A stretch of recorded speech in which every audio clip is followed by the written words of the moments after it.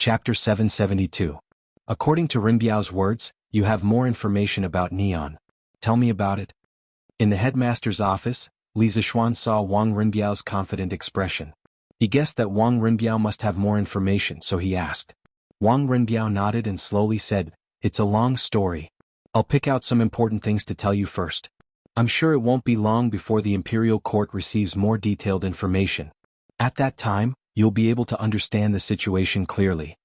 Seeing that Li Zishuan had no objection, Wang Rinbiao began to tell. After the imperial court's army was ambushed that day, Commander Prince Hejian failed to find the pirates. The next day he led the army to Neon. Although there were defenders in Neon, they were weak compared with our Tang army. Commander Prince Hejian left 8,000 soldiers to guard the ships. He led 12,000 soldiers and arrived at the capital of Neon at dusk that day. It was said that the imperial court of Neon was divided into two groups at that time. One was in favor of war while the other was in favor of peace. The Queen of Neon finally decided to make peace with Commander Prince Hejian.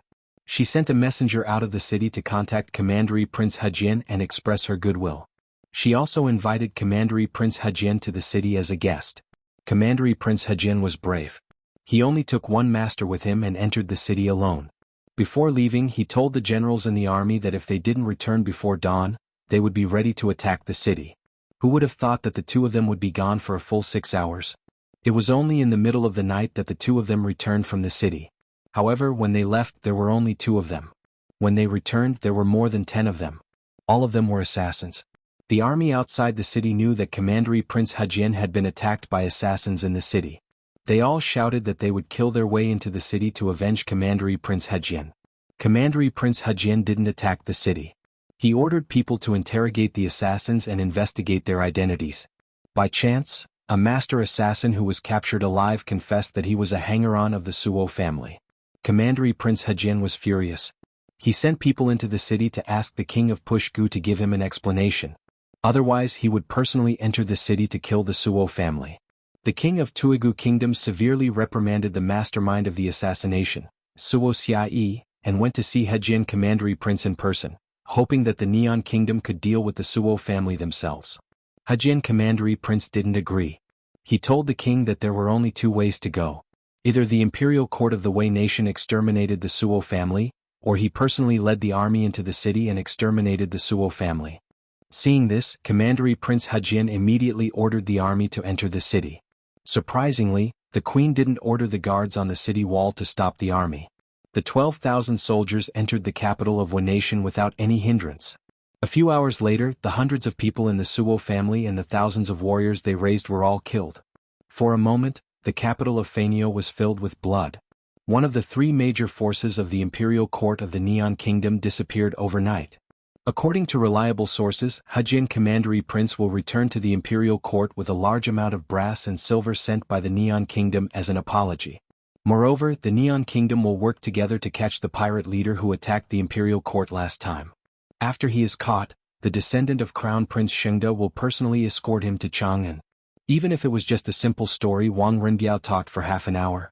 It was really because Li Shaogong and the others had experienced too much at sea. After hearing this, Li Zishuan opened his eyes wide and was stunned speechless. He really didn't expect that Li Shaogong would have such an experience in Wei nation.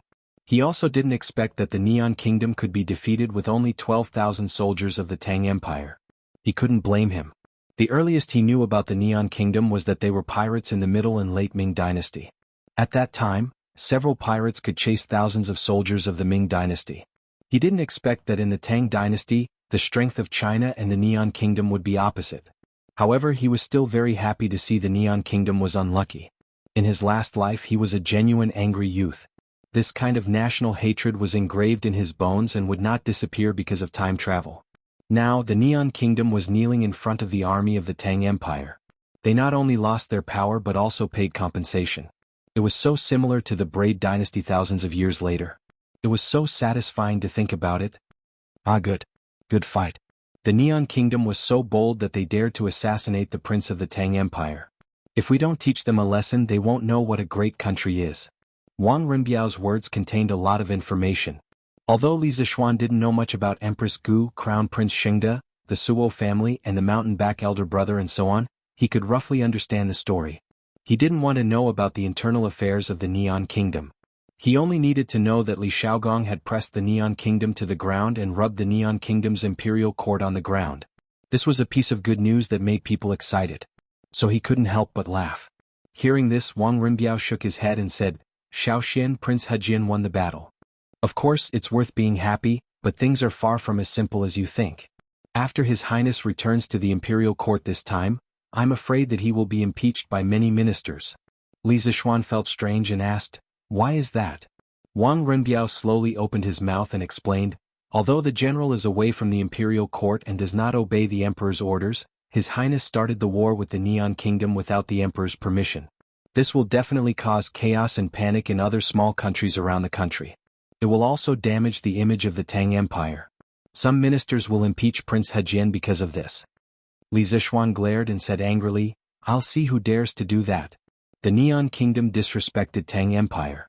If we don't punish them, how will Tang Empire's reputation be? Prince Hejian showed our country's prestige in the Neon Kingdom, which is absolutely meritorious. When the time comes, I, Li Zishuan, will be the first to disagree with anyone who uses this fallacious argument to attack Prince Hejian. Wang Rinbiao sighed and said, although this is the truth, there is no shortage of pedantic people everywhere. Shaoxian, you better take it easy. Don't rashly make too many enemies. In fact, as long as His Majesty doesn't pursue this matter, His Highness will definitely be fine.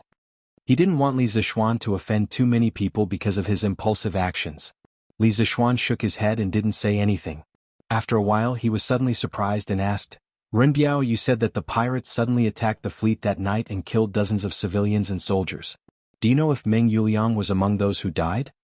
He was so focused on listening to Li Shaogong's killing that he almost forgot that his original intention of asking Wang Rinbiao to help him investigate the fleet was to find out if Meng Yuliang's life was in danger under Meng Wenhao's request. Chapter 773. Wang Rinbiao was greatly surprised to hear Li Zishuan specifically ask about the situation of a nobody. He thought for a moment and shook his head. I don't know about that. Li Zishuan made an O sound. Although he was somewhat disappointed, he also expressed his understanding. After all, there were over 1,000 ships accompanying the imperial army on their journey south, and over 10,000 commoners. It was truly difficult for Wang Rinbiao to pay attention to an ordinary commoner whose name was unknown. Young master, I heard from the people sent by Third Master that there was a merchant named Feng Jihua in the pirate attack on the imperial fleet. Almost all the crew members on his ship were killed, but one of the people was lucky enough to be saved by a master at the critical moment of life and death. This person seemed to be called Meng Yuliang, and that master was the one who accompanied Commandery Prince Hejian into the capital of Neon. At this moment, Leng Yuyao, who was standing behind Wang Rinbiao, suddenly said. Li Zishuan's eyes lit up. He suddenly stood up and said excitedly, Miss Leng, is what you said true? Leng Yuyao rolled her eyes and said angrily, why would I lie to you for no reason? Li Zishuan just asked subconsciously. In fact, he didn't have any doubts. Seeing Leng Yuyao's expression, he touched his nose embarrassedly and didn't know what to say. Wang Rinbiao hurriedly reprimanded in a low voice, Yao, don't be rude. Leng Yuyao looked gloomy and didn't say anything. Li Zishuan waved his hand and said, it's okay as long as Meng Yuliang's life is not in danger. Li Zishuan had long been used to Leng Yuyao's indifferent temperament. Moreover, compared to before, Leng Yuyao's attitude towards him was much better. Wang Rinbiao couldn't help but ask, Shaoxian, why are you so concerned about Meng Yuliang? Li Zishuan said with a smile, Meng Yuliang is the father of one of my students. My student is worried about his father's safety, so he specially asked me to help him inquire about the news. Oh, I see. Wang Rinbiao came to a sudden realization. Leng Yuyao, who was at the side, also looked at Li Zishuan. She probably didn't expect that a busy person like Li Zishuan would go through so much trouble for an ordinary student. Wenhao, come with me for a moment. After sending Wang Rinbiao off, Li Zishuan came to the field and found Meng Wenhao, who was training. Meng Wenhao was shocked and had a bad premonition in his heart. Yes, Yamacho. The two of them came to the shade of a tree beside the field. Li Zishuan looked at Meng Wenhao and went straight to the point. Wenhao, I've already heard news about your father. When Meng Wenhao heard this, his heart was in his throat. He took a few deep breaths and said, Yamacho, how is my father? Please tell me. The student is very grateful. Li Zishuan paused and said, I've received news that not long ago the Imperial Court's fleet was attacked by pirates in the Southeast Sea area. Almost all the crew members on Feng Jihua's merchant ship were killed. When Meng Wenhao heard this, his small face suddenly turned pale. He staggered back 2 steps and murmured, "What? Sir, are you saying that my father was killed by pirates?" The reason why he said this was because he knew that his father's boss was Feng Jihua. When Li Zishuan saw this, he said, "I haven't finished yet. Why are you in such a hurry? Although almost all of Feng Jihua's crew members were killed, your father was saved by an expert at the critical moment. Together with Feng Jihua they both survived. Although he was injured, his life is not in danger. Wenhao, you don't have to worry." Hearing this, Meng Wenhao's pale face gradually regained a trace of color. He was stunned for a long time before he solemnly bowed to Li Zishuan and said, "Thank you, Yamacho, for taking care of this student's affairs. This student is very grateful." Li Zishuan waved his hand with a smile and said carelessly, "Ha! Now that you know the news of your father's safety, you must not continue to let your imagination run wild and affect your mentality. You don't have to thank me. Studying in the academy is the best way to repay me. Go quickly and adjust your mentality as soon as possible." Meng Wenhao quickly responded, "Yes, Yamacho." Wang Rinbiao's guess was right. The next day, the imperial court had already received the news of Li Xiaogong's massacre in Neon. After receiving the report, Li Er raised his eyebrows and was shocked. "Neon? One Piece? Assassination? This little Neon is really daring. It's getting more and more outrageous. I remember that in the previous dynasty, the Neon envoy actually called himself the Emperor in the letter of credence that he submitted to Emperor Yang. Now it seems that the Neon people are indeed beginning to be arrogant. They actually dare to provoke the tiger's whiskers of the Tang Empire. However, Xiaogong's actions will inevitably be criticized. Forget it, let's wait for him to come back." As the Emperor, Li Er, of course, knew that if this report was made public in the imperial court, it would definitely cause a great uproar. Therefore he chose to keep the report and temporarily suppress the matter. When Li Xiaogong returned to the imperial court, he would solve it together. In fact, according to the original history of Neon, after the death of Emperor Kogo in 628, the second year of Jingguan, there was a struggle for the succession of the throne in the Neon imperial court. The emperor's last words were that the son of Prince Shengde, the grandson of Suamatsi, would succeed the throne.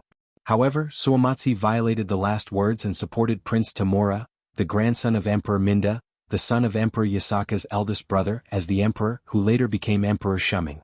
After Emperor Shuming ascended the throne, he sent the first envoy to the Tang Empire the next year. During his 12 years on the throne, the Suamatsi family's strength had developed greatly, and the Suamatsi family had reached its peak. But now Li Xiaogong led troops to kill the entire Suamatsi family. The Suamatsi family, which controlled the political situation of the 6 emperors, suddenly disappeared. Therefore the heir to the Neon imperial throne became undisputed. It was the son of Prince Shengde, the eldest brother of Brother Shengde. This man, who was originally this spare tire of the emperor in history, was really going to be the emperor now. Who should he thank the most? Li Xiaogong? That's not it. The person he should thank the most was Li Zishuan. If it weren't for Li Zishuan, the transmigrator, the Tang Empire wouldn't have sent such a large fleet to the south to trade in the first year of Jingguan, and it would be even more impossible for the Tang army to enter the Neon territory. The Suamatsi family, which was powerful in Neon, naturally wouldn't have been accidentally destroyed, and the eldest brother of Brother Shingde could only continue to be the spare tire. Li Zishuan never dreamed that he, an otaku who had transmigrated from the modern world, would actually change the Neon court in this way. He also never thought that the butterfly wings of his transmigrator had been flapped and gradually affected the world situation from here. This was the so-called butterfly effect. Chapter 774. 3 days later, the first batch of funds raised by the Yanhuang Chamber of Commerce, 335,000 strings of cash, was all in the account. Looking at the room full of copper coins, Li Zishuan sighed in his heart. The times are too backward. A mere 300,000 strings of cash is not enough to fit a room, and the servants in the house have to count the money for half a day. How is it like the modern era where a finger lightly taps on the phone, whether it is 300,000 or 30 million, it is all in an instant? At the very least, the cash of the modern era is much easier to count than the copper coins of this era. 10,000 for a stack, 30 million for a box. Unlike now, 300,000 strings of cash is enough to fill an entire room. Li Zishuan had actually ridiculed the currency of this era many times in his heart. Think about it, if you want to buy a horse in Shi City, you have to count at least 10 strings of cash, right? In the ancient era, coins were usually around 3 to 4 kilograms, and 10 strings of cash was around 40 to 50 kilograms.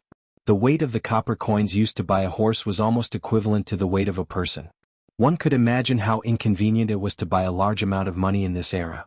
Paper money, we have to develop paper money in the future. Li Zishuan sighed.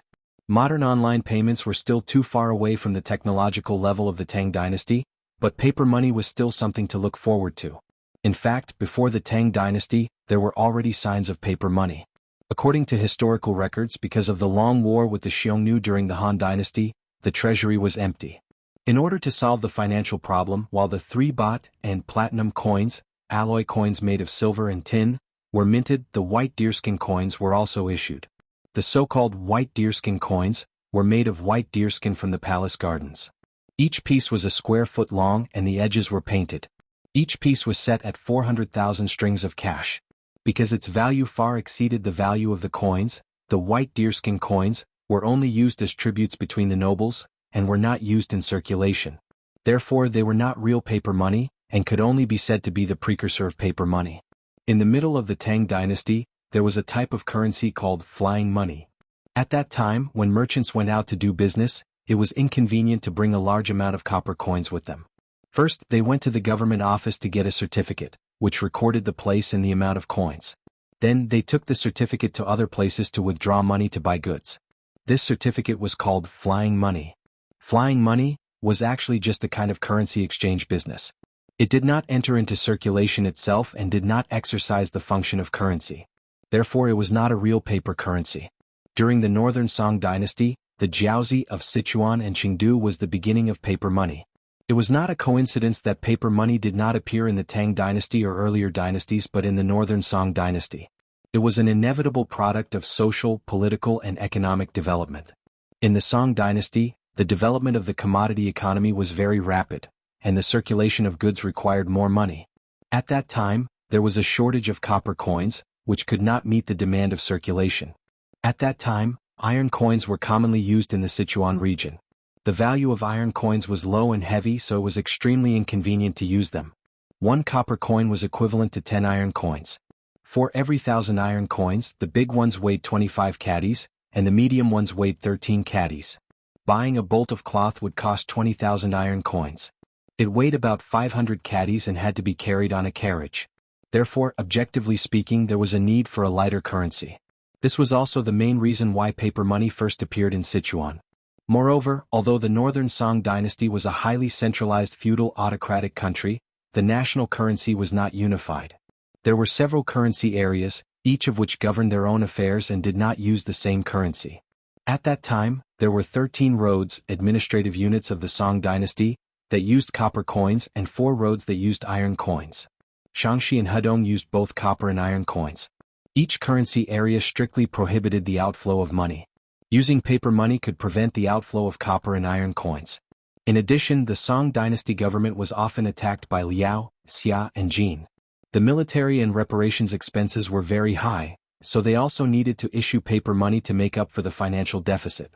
Under all these reasons, the paper money, jiaozi, was created. According to the original history, it was impossible for paper money to appear in the Tang dynasty. But now, as a modern person, he had transmigrated and became a rich second generation. Therefore, it was necessary for him to do something. After letting his imagination run wild for a while, Li Zishuan went to look for Yan Xiaoning directly. As for paper money, he would do it in the future, but definitely not now. It required time and talents in the related field. After arriving at the academy, Li Zishuan went directly to Yan Xiaoning's office. Xiaoning, the money for the road construction is all here. Quickly arrange for people to start work. Li Zishuan pushed the door open and saw that Yan Xiaoning was still alone. He went straight to the point. Yan Xiaoning stood up and said in surprise, "The money is here so quickly? Okay, I've already arranged everything. Since it's like this, let's start work today. How's the preparation of the cement at the factory?" Li Zishuan replied, "There's no problem at the workshop. The production of cement will definitely be enough." Ever since the workshop of the Strange Taste Pavilion moved the main production to Plum Village, the production of carriages, scooters, glass, cement and books had gradually increased. Now, the supply of goods at the Strange Taste Pavilion had been greatly improved. It was rare for people to fight for goods like before, but the goods were sold out in an instant. This was also the purpose of Li Zishuan's expansion of the workshop. Although hunger marketing could motivate people to buy goods in a short period of time, it would only make people hate it after a long time. After all, he had experienced the torture of hunger marketing in his previous life. Yan Xiaoning nodded and said, "That's good." Li Zishuan looked around and asked with a smile, "Where's your family's ink girl?" "She's been at the workshop recently. She asked the workshop's master to help her make lenses." Yan Xiaoning subconsciously replied, but he immediately realized that Li Zishuan's words were wrong. He hurriedly scolded, "F***ck, what do you mean by our family's ink girl? Brat, don't talk nonsense and ruin Miss Wei's reputation. When the time comes, Mr. Imo will definitely find you to settle accounts." Li Zishuan laughed and turned around to leave. He left a sentence in the air, "I'm afraid Mr. Imo will come after you, not me. Who asked you to steal his daughter's heart?" Yan Xiaoning's ears turned red. He chased after Li Zishuan and wanted to argue with Li Zishuan, but there was no trace of him outside. He could only spit and curse under his breath. Why is this brat always thinking about that kind of stuff all day long? He's a Yamacho from Yanhuang College. He doesn't have any Yamacho manners at all. He's a teacher in vain. Marriage? What marriage? It's so good to be alone and free. Chapter 775. Oh, isn't this 7th Master Han? Where are you going, old man? At noon, Li Zishuan arrived at the Han village. At the entrance of the village, he met 7th Master Han, who was carrying a hoe and walking into the village. 7th Master Han was considered a native of the Han village. During the last years of the Sui dynasty and the Wuda era, 7th Master Han was the village chief of the Han village. However, due to his old age, he retired from the position. Even so, he still had a high reputation in the Han village. "Hey, it's young master. I just came back from the fields. Young master, you have to come to my house for a meal today. To tell you the truth, I have also brewed some wine. Young master, quickly go and have a taste." 7th Master Han heard the voice and quickly stopped in his tracks. He turned around and smiled at Li Zishuan. Li Zishuan quickly waved his hand and said, No, I'm here to look for my father-in-law. I'll visit your hometown another day." "Alright, 7th Master. This year's harvest wasn't good. Is your family or the other farmers facing any difficulties? If so, I'll tell Butler Wang that the Han village won't collect rent this year." Hey. You can't, young master." Grandfather Han the 7th hurriedly tried to dissuade him. "Young master, although the farm's harvest this year isn't good, the farmers in the farm have made a lot of money by selling the mountain fruits. Moreover, you also set up a chicken farm to reduce the burden. Most people actually only need to pay less than 20% of the rent. Everyone can afford it. Moreover, the chickens in the chicken farm have started to lay eggs. The money the farmers earn from selling eggs every month is equivalent to their annual income. Young master, you don't have to worry. If you reduce all the rent, everyone will feel bad." Li Zishuan was slightly relieved. He smiled and said, "That's good. If the farmers have any difficulties, just let me know. I'll go to my father-in-law's house first." Okay. Young master, go ahead." 7th Grandfather Han stroked his beard and chuckled. Li Zishuan cupped his hands and left. "Father-in-law, I plan to build a road to connect Plum Village, Han Village and Chang'an's official road." In the small courtyard of the Han family, Han Tianhu and Li Zishuan had prepared some dishes and wine. During the meal, Li Zishuan briefly mentioned the road construction plan. Han Tianhu put down his wine cup and said in surprise, "Repair the road? Little Xin, why did you suddenly think of repairing the road?"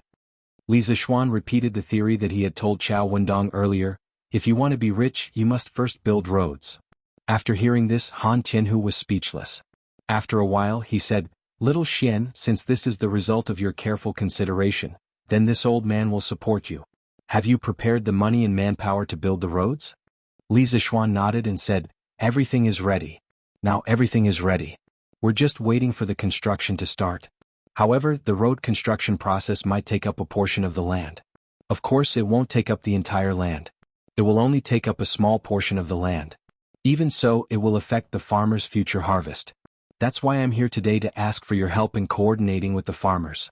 We'll see if we can reduce the rent or compensate the farmers who have their land occupied." In the past, the road between Han Village and Plum Village was too narrow. Now that the road was going to be repaired, the road had to be widened. If it was widened, it might take up the land by the roadside. Regarding the land occupied by the road construction, if this was the modern era, it would be called land expropriation compensation. However, the land in Han Village originally belonged to the Li family, so there was no need to talk about land expropriation compensation. At most, the land would be reduced according to the size of the land occupied by the farmers. Alternatively, it would be converted into copper coins and paid to the farmers in one lump sum. Han Tianhu thought seriously for a while before saying, "Yes, this is indeed a problem. After we finish eating, I'll gather the farmers to discuss this matter. I don't think there will be any problems. After all, repairing the road is a good thing for the farmers in the village."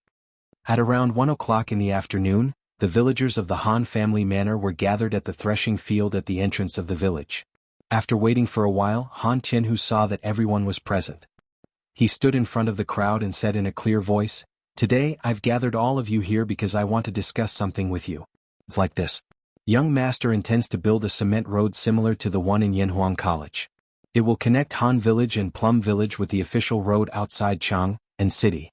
Because the cement road that Young Master wants to build is very wide, it will take up a small portion of everyone's land in the middle. In the future, the harvest will definitely be reduced.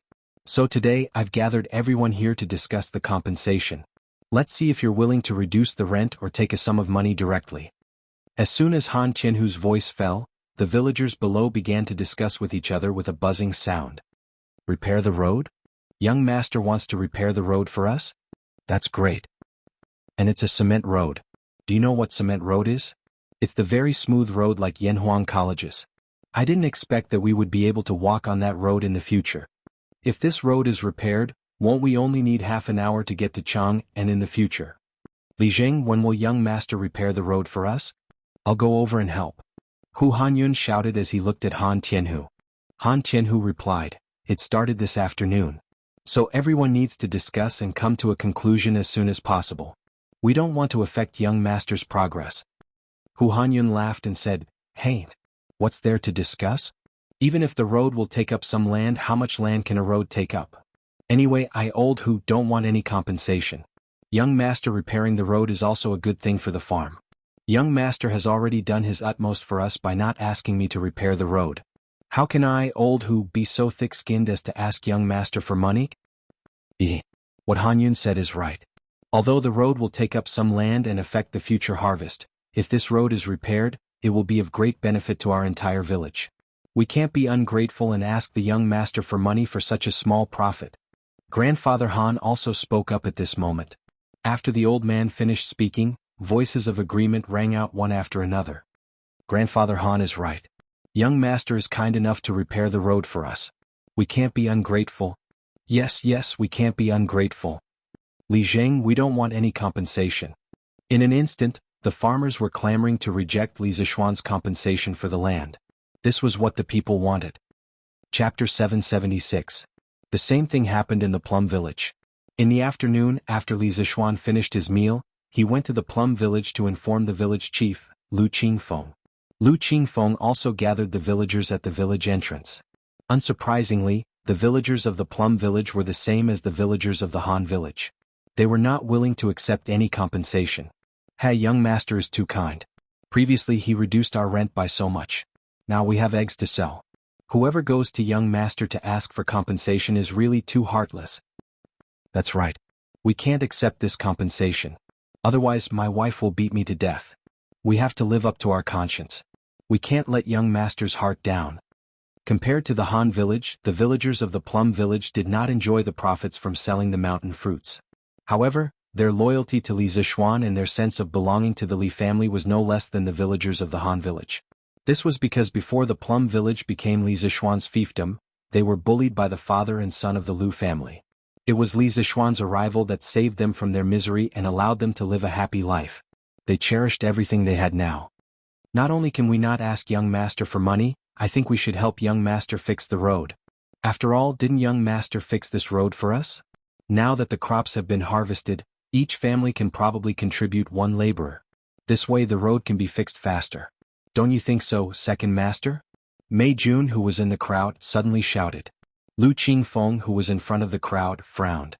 Second Master Lu, who was in the crowd, pinched his chin and said, "Ha, Mei Jun, you brat, you're right.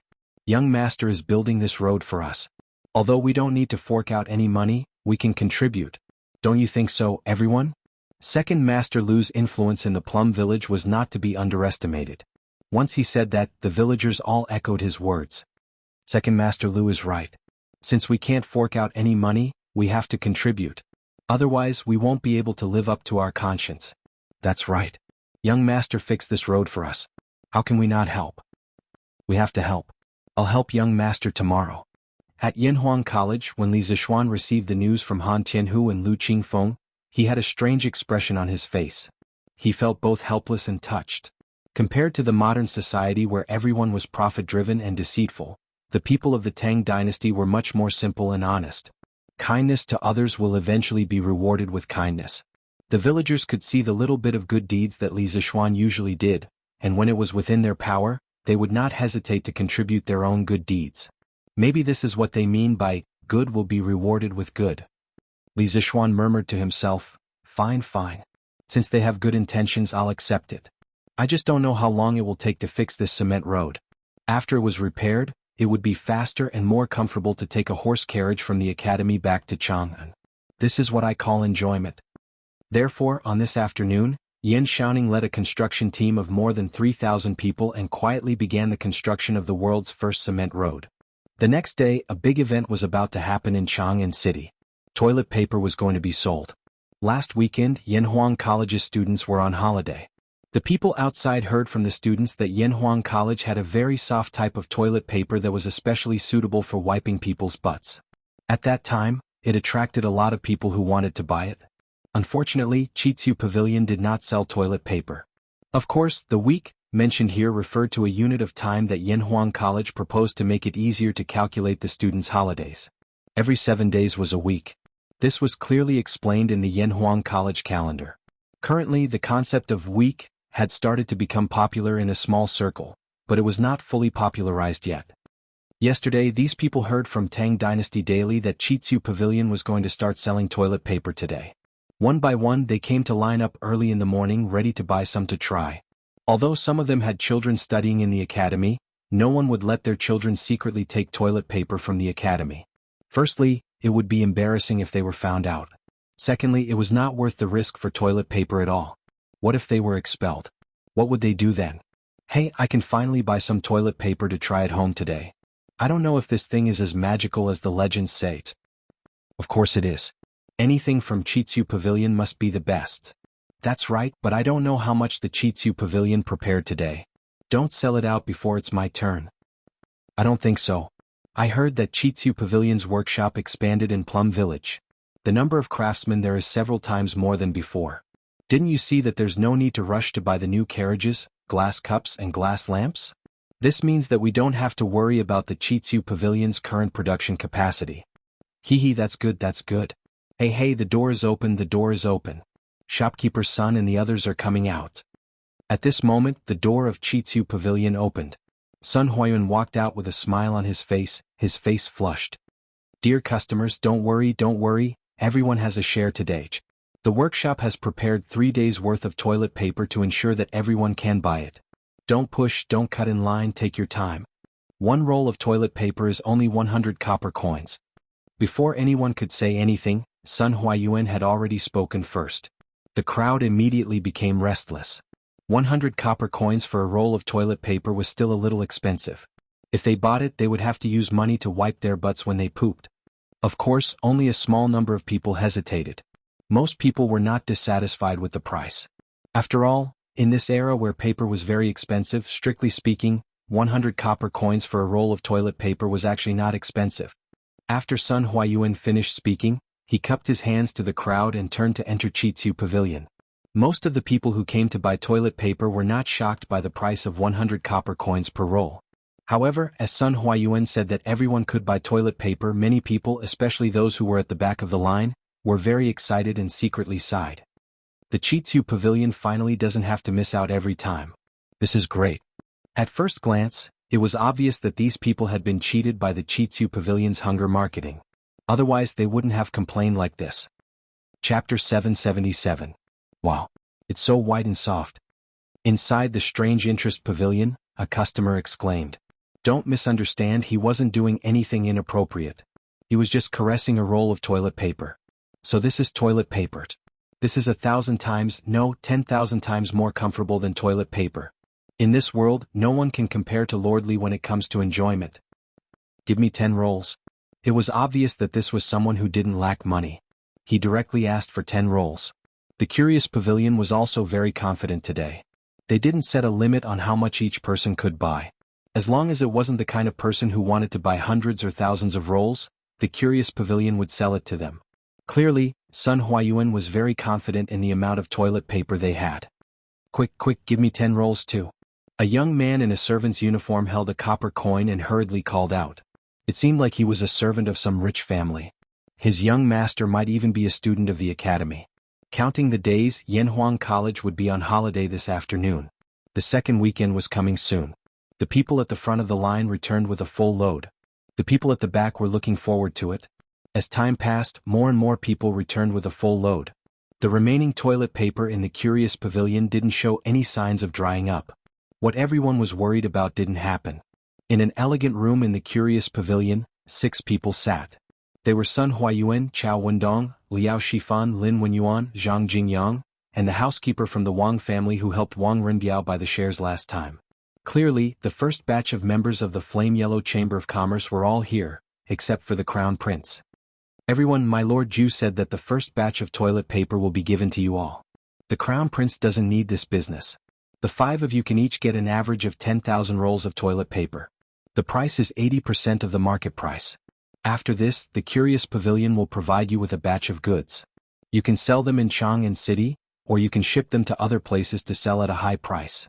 My Lord Ju won't interfere. Sun Huayuan asked the servant to pour a cup of tea for each of the 4 people present and then said faintly. Actually, according to Li Zishuan's intentions, the Curious Pavilion would sell fewer and fewer goods in the future. He would distribute most of the goods to the members of the Yanhuang Chamber of Commerce for them to sell. After all, these members had paid a high price to join the Curious Pavilion. How could he not give them some benefits? Moreover, by selling a large number of goods to them at once, they could quickly recoup their funds. With these funds, they could quickly expand their production, thus forming a virtuous cycle. Although the price of selling to the members would be much cheaper, Li Zishuan would not suffer any losses. Sun Huayuan's words caused the eyes of Chao Wendong and the others to light up. Clearly, the current productivity of the Curious Pavilion had surprised them. Thank you, Shopkeeper Sunday. I'll ship the toilet paper to other states and counties to sell. The Curious House in Chang'an is enough. Chao Wendong and the others looked at each other, then stood up and cupped their hands towards Sun Huayuan. It was clear that this was an extremely discerning person. He did not want to compete with the Curious Pavilion in Chang'an. Sun Huayuan chuckled and waved his hand. Shopkeeper Chao, you worry too much. My Lord Ju said that you can sell wherever you want. You don't have to worry too much.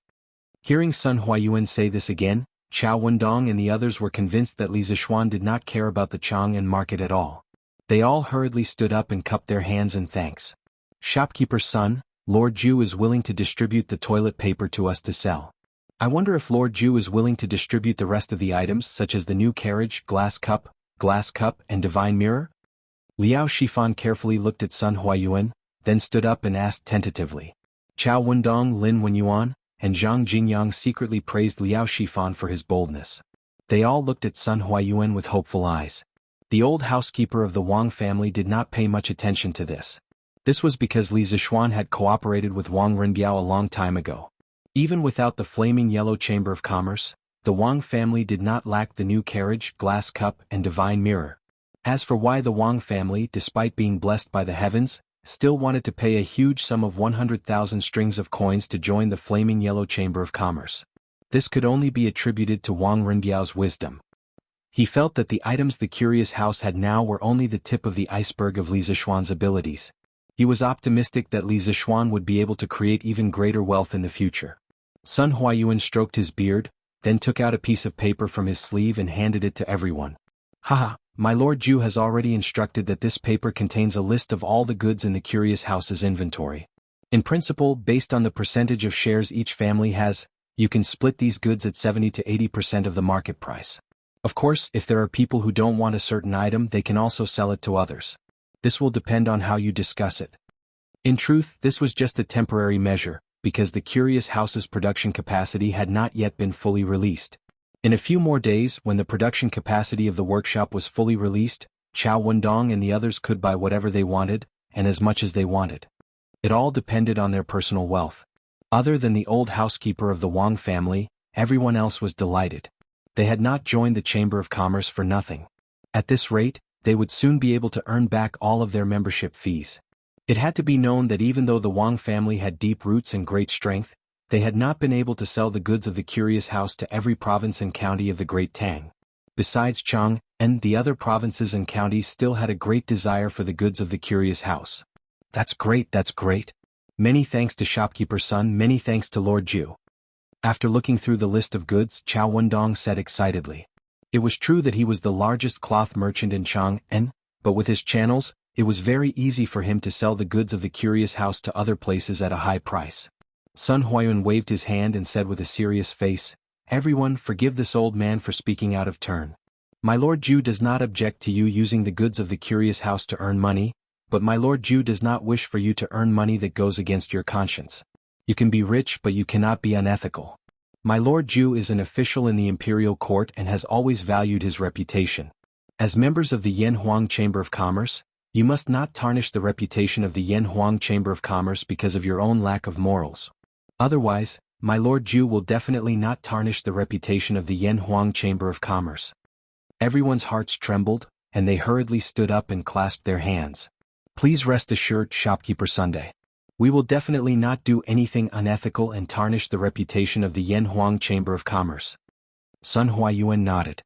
This warning was the first warning that Li Zishuan had given to the members of the Yanhuang Chamber of Commerce. Chapter 778. Your Highness, this servant doesn't understand. Why are you still eating when His Majesty already said that this thing isn't beneficial to your qi illness? These locusts aren't anything good. In Changle Palace, a purple-clothed palace maid stood by Changle's side and whispered carefully. It seemed that this palace maid should be Changle's intimate person. Otherwise, she wouldn't know that this meteoric success was made with locusts. As she spoke, she glanced at the plate of golden meteoric success in front of Changle. When she thought that it was actually locusts inside, she couldn't help but feel nauseous. If it weren't for the wrong occasion, she probably would have vomited. Changle's face didn't show any discomfort. The little girl very quietly used her chopsticks to put the meteoric success into her mouth one by one. Her movements were neither hurried nor slow, and her movements were very elegant. When she heard the palace maid's question, Changle lightly opened her red lips and smiled faintly. Imperial Father also heard from the imperial physicians that locusts can't treat illnesses, but I believe in Brother Xiaoxian. Brother Xiaoxian can treat General Qin's illness, so his medical skills are naturally the best. If he says that this thing is good for my body, then it's definitely good. As soon as she finished speaking, Changle's eyes lit up abruptly, and she picked up a piece of meteoric prosperity before looking at the palace maid and saying, "Moreover, this meteoric prosperity that Big Brother Xiaoxian made is really delicious. Quickly come over and try it." Oh. The palace maid named Lier was shocked, and then her face was full of bitterness. She secretly blamed herself for talking too much just now. Now it seemed that she was really asking for trouble. "Your Highness, this is from Li Xiannan to treat your illness. This servant can't eat it." Lier waved her hand and quickly said. Changle's beautiful eyes immediately curved into two small crescent moons. She smiled and said, "It's fine. Brother Xiaoxian sent a lot of meteoric success. I can't finish it alone. You can help me eat some." This was really asking for Qingqing's life. Lier knew that she couldn't refuse anymore. She could only walk in front of Changle with a bitter face. She cupped her hands and went to receive the piece of meteoric success from Changle's chopsticks. Changle pursed her lips and smiled. "Why go through so much trouble? Come, quickly open your mouth." Lier's delicate figure trembled, and she was truly overwhelmed by the unexpected favor. She had the intention to refuse, but Changle was looking at her with a burning gaze, so she could only obediently open her small mouth. Not long after, a piece of charred and tender meat was sent into her mouth. Alright Lier, hurry up and eat. It's really delicious." Changle made a victorious expression, put away her chopsticks and giggled. Lier was helpless. She could only forcefully endure the nausea in her stomach and started to use her teeth to bite that piece of meat in her mouth. It's rare for His Highness to be so happy. If it's a locust, then so be it. After all, it won't kill anyone. At most, I'll just rinse my mouth a few more times after eating. Lier thought in her heart. To her surprise, when she bit into the meat, there was no disgusting smell. Instead, there was a strong aroma of eggs and meat. She couldn't help but widen her eyes. Was this the meat of a locust? Why is it so delicious? How is it? Is it delicious? Jianghu looked at Li expectantly and asked. Oh, delicious. Your Highness, this meteoric is really delicious. Li County's men are really amazing. Even the meat of a locust can be so delicious. Li was a little embarrassed as she licked the minced meat at the corner of her mouth with the tip of her tongue and smiled excitedly at Jianghu. Hee, since you think it's delicious, then you can eat with me in the future. Anyway, I can't finish this amount by myself. Jianghu looked extremely happy. Of course, she also had a reason to be happy because there wouldn't be someone watching strangely from the side when she ate locusts in the future. Your Highness, this isn't too good, right? Li was a little hesitant. To be honest, the meteoric she ate just now was indeed very delicious. She liked to eat it very much, but if she ate it with Jianghu every day, it seemed a little out of line. What's wrong with this? I let you eat with me, so just eat. While Jianghu was recruiting friends to eat locusts outside the palace, there was another scene. After De Nyo and Er Nyo of the Han family manor found a way to make a fortune by selling locusts, they really couldn't be stopped. Every morning they woke up earlier than the chickens. The farmlands in the manor became their main battlefield. They could be seen wandering around the farmlands all day long. As the news spread, more and more children found out that the locusts could be sold for money. This group grew stronger day by day. Naturally, the parents of the children also noticed the abnormality of their children. On one hand, they were afraid of the locust god. On the other hand, they were worried about the huge profit brought by something as insignificant as the locusts. These parents suddenly hesitated. There were those who agreed and those who disagreed. Those who agreed naturally encouraged all the children in their family to join the locust-catching army.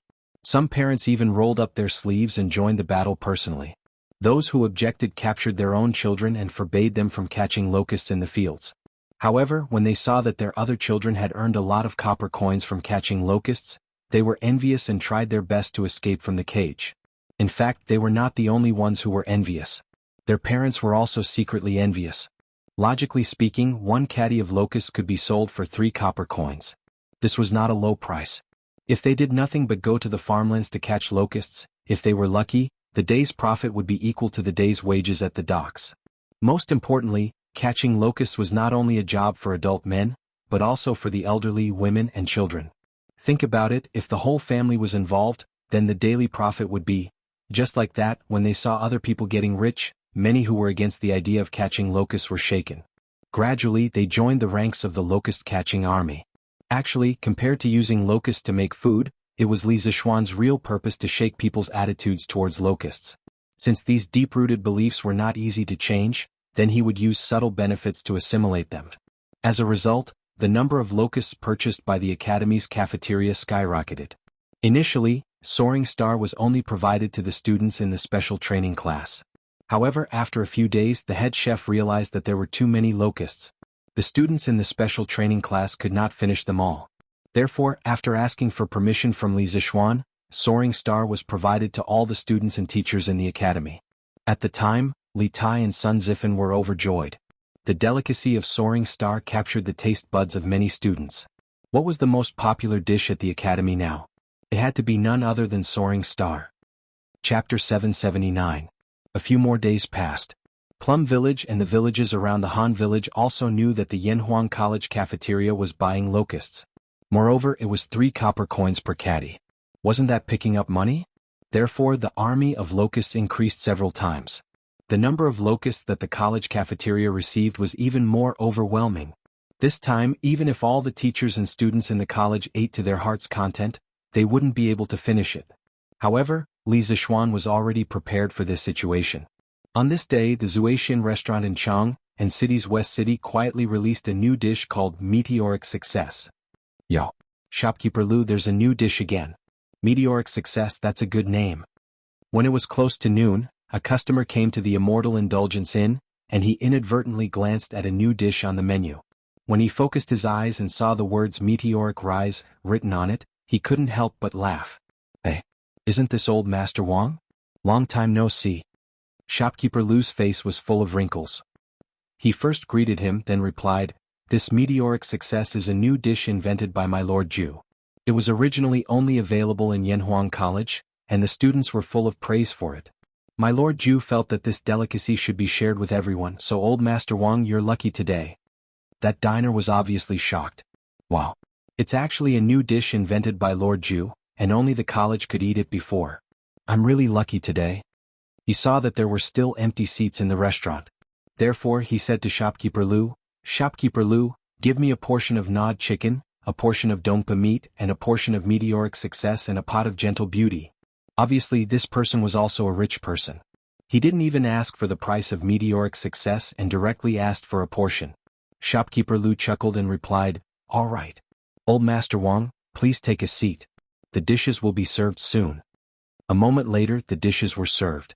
The golden and tender meteoric success looked very appetizing just from its appearance. The moment it was served, it immediately attracted the attention of many people.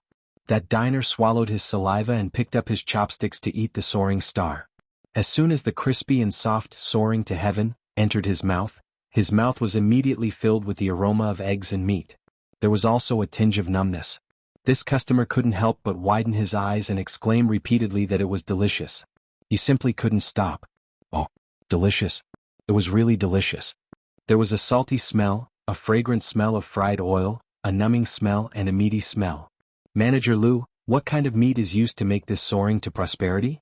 Why is it so fragrant? After wolfing down a few pieces, the customer smacked his lips and yelled at Manager Lu. Hey Manager Lu, you're so kind. This is our drunken immortal in secret recipe. Lord Ju has instructed us not to spread it out. Old Master Wang, please don't blame us. Shopkeeper Lu chuckled and replied. Although those who had eaten soaring to prosperity would inevitably know that it was made from locust meat, Li Zishuan wanted to hide it for as long as possible. When the day came when he couldn't hide it anymore, they would already be addicted to the delicacy of soaring to prosperity. They wouldn't be able to give up even if they wanted to. That was the result that Li Zishuan wanted. Manager Lu's words are too serious. Since it's a secret, it's only right that you don't say it. This old man was just asking casually. The most important thing is that this soaring to prosperity is delicious. That's enough. The customer said with a face full of smiles. Manager Lu, give us 2 plates of soaring to prosperity tooch. Give us 2 plates here tooch. When the surrounding people heard this customer praising the delicacy of soaring to prosperity, they all began to order as well. Yo, soaring to prosperity? That's a good name. Manager Lu, give us 2 plates. While they were talking, Liao Shifan walked in with Zhang Jingyang. Liao Shifan smiled and said, don't worry. The 2 of them were old acquaintances of the drunken immortal restaurant, so there was no need for formalities. Manager Lu responded and asked the waiter to bring them to their seats. Brother Liao, now that we're on Lord Ju's boat, we're really soaring to prosperity with a bright future. Your dishes are really good, it suits the occasion. After taking their seats, Zhang Jingyang said with a flushed face. It was obvious that he had been very happy recently. This is just the beginning. I believe that Lord Ju's future achievements will definitely be more than this. The money that we invested will definitely be several times or even tens of times the returns. Liao Shifan said with a smile. At the same time he felt that it was a pity that Feng Zhihua, who went out to sea with the imperial court's fleet, hadn't returned yet.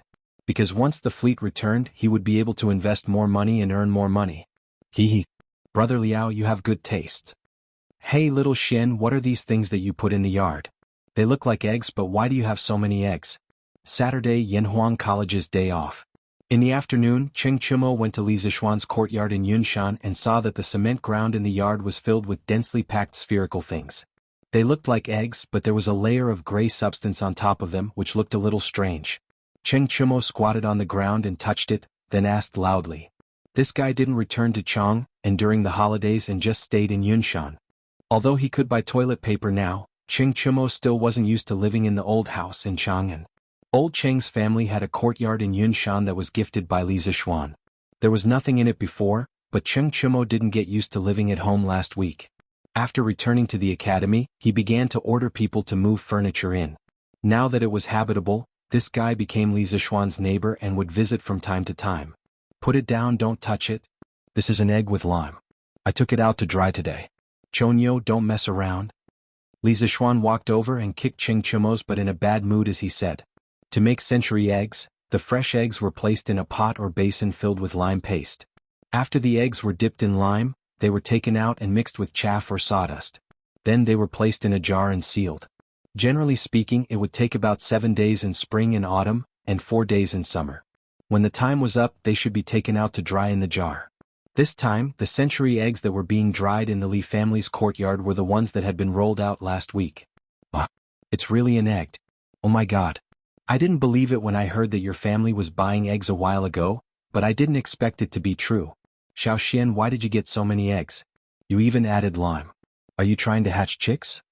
Cheng Chimo stood up, looked at Li Zixuan and said stupidly. Li Zixuan's face was full of black lines. Hatch chicks? I'll hatch NMLGB, where have you seen chicks hatched like this? Chapter 780. Hatching your sister's chickens. I say, can't your brain work a little better? What are you thinking about all day long? Li Zixuan slapped Cheng Chimo's head and said angrily. Cheng Chimo screamed in pain, then retreated far away and said, F***CK. A gentleman uses his mouth, not his fists. Xiao Xian, why are you so violent now? Besides, there are so many eggs. If you're not going to use them to hatch chickens, what are you going to use them for? Are you going to eat them? Li Zixuan said lightly, yes, you're right. These eggs are for eating. F***CK, who are you trying to fool? There are so many eggs. They'll spoil after a few days. How can you finish them with so few people in your family? Cheng Chimo said with a face of disbelief. This idiot.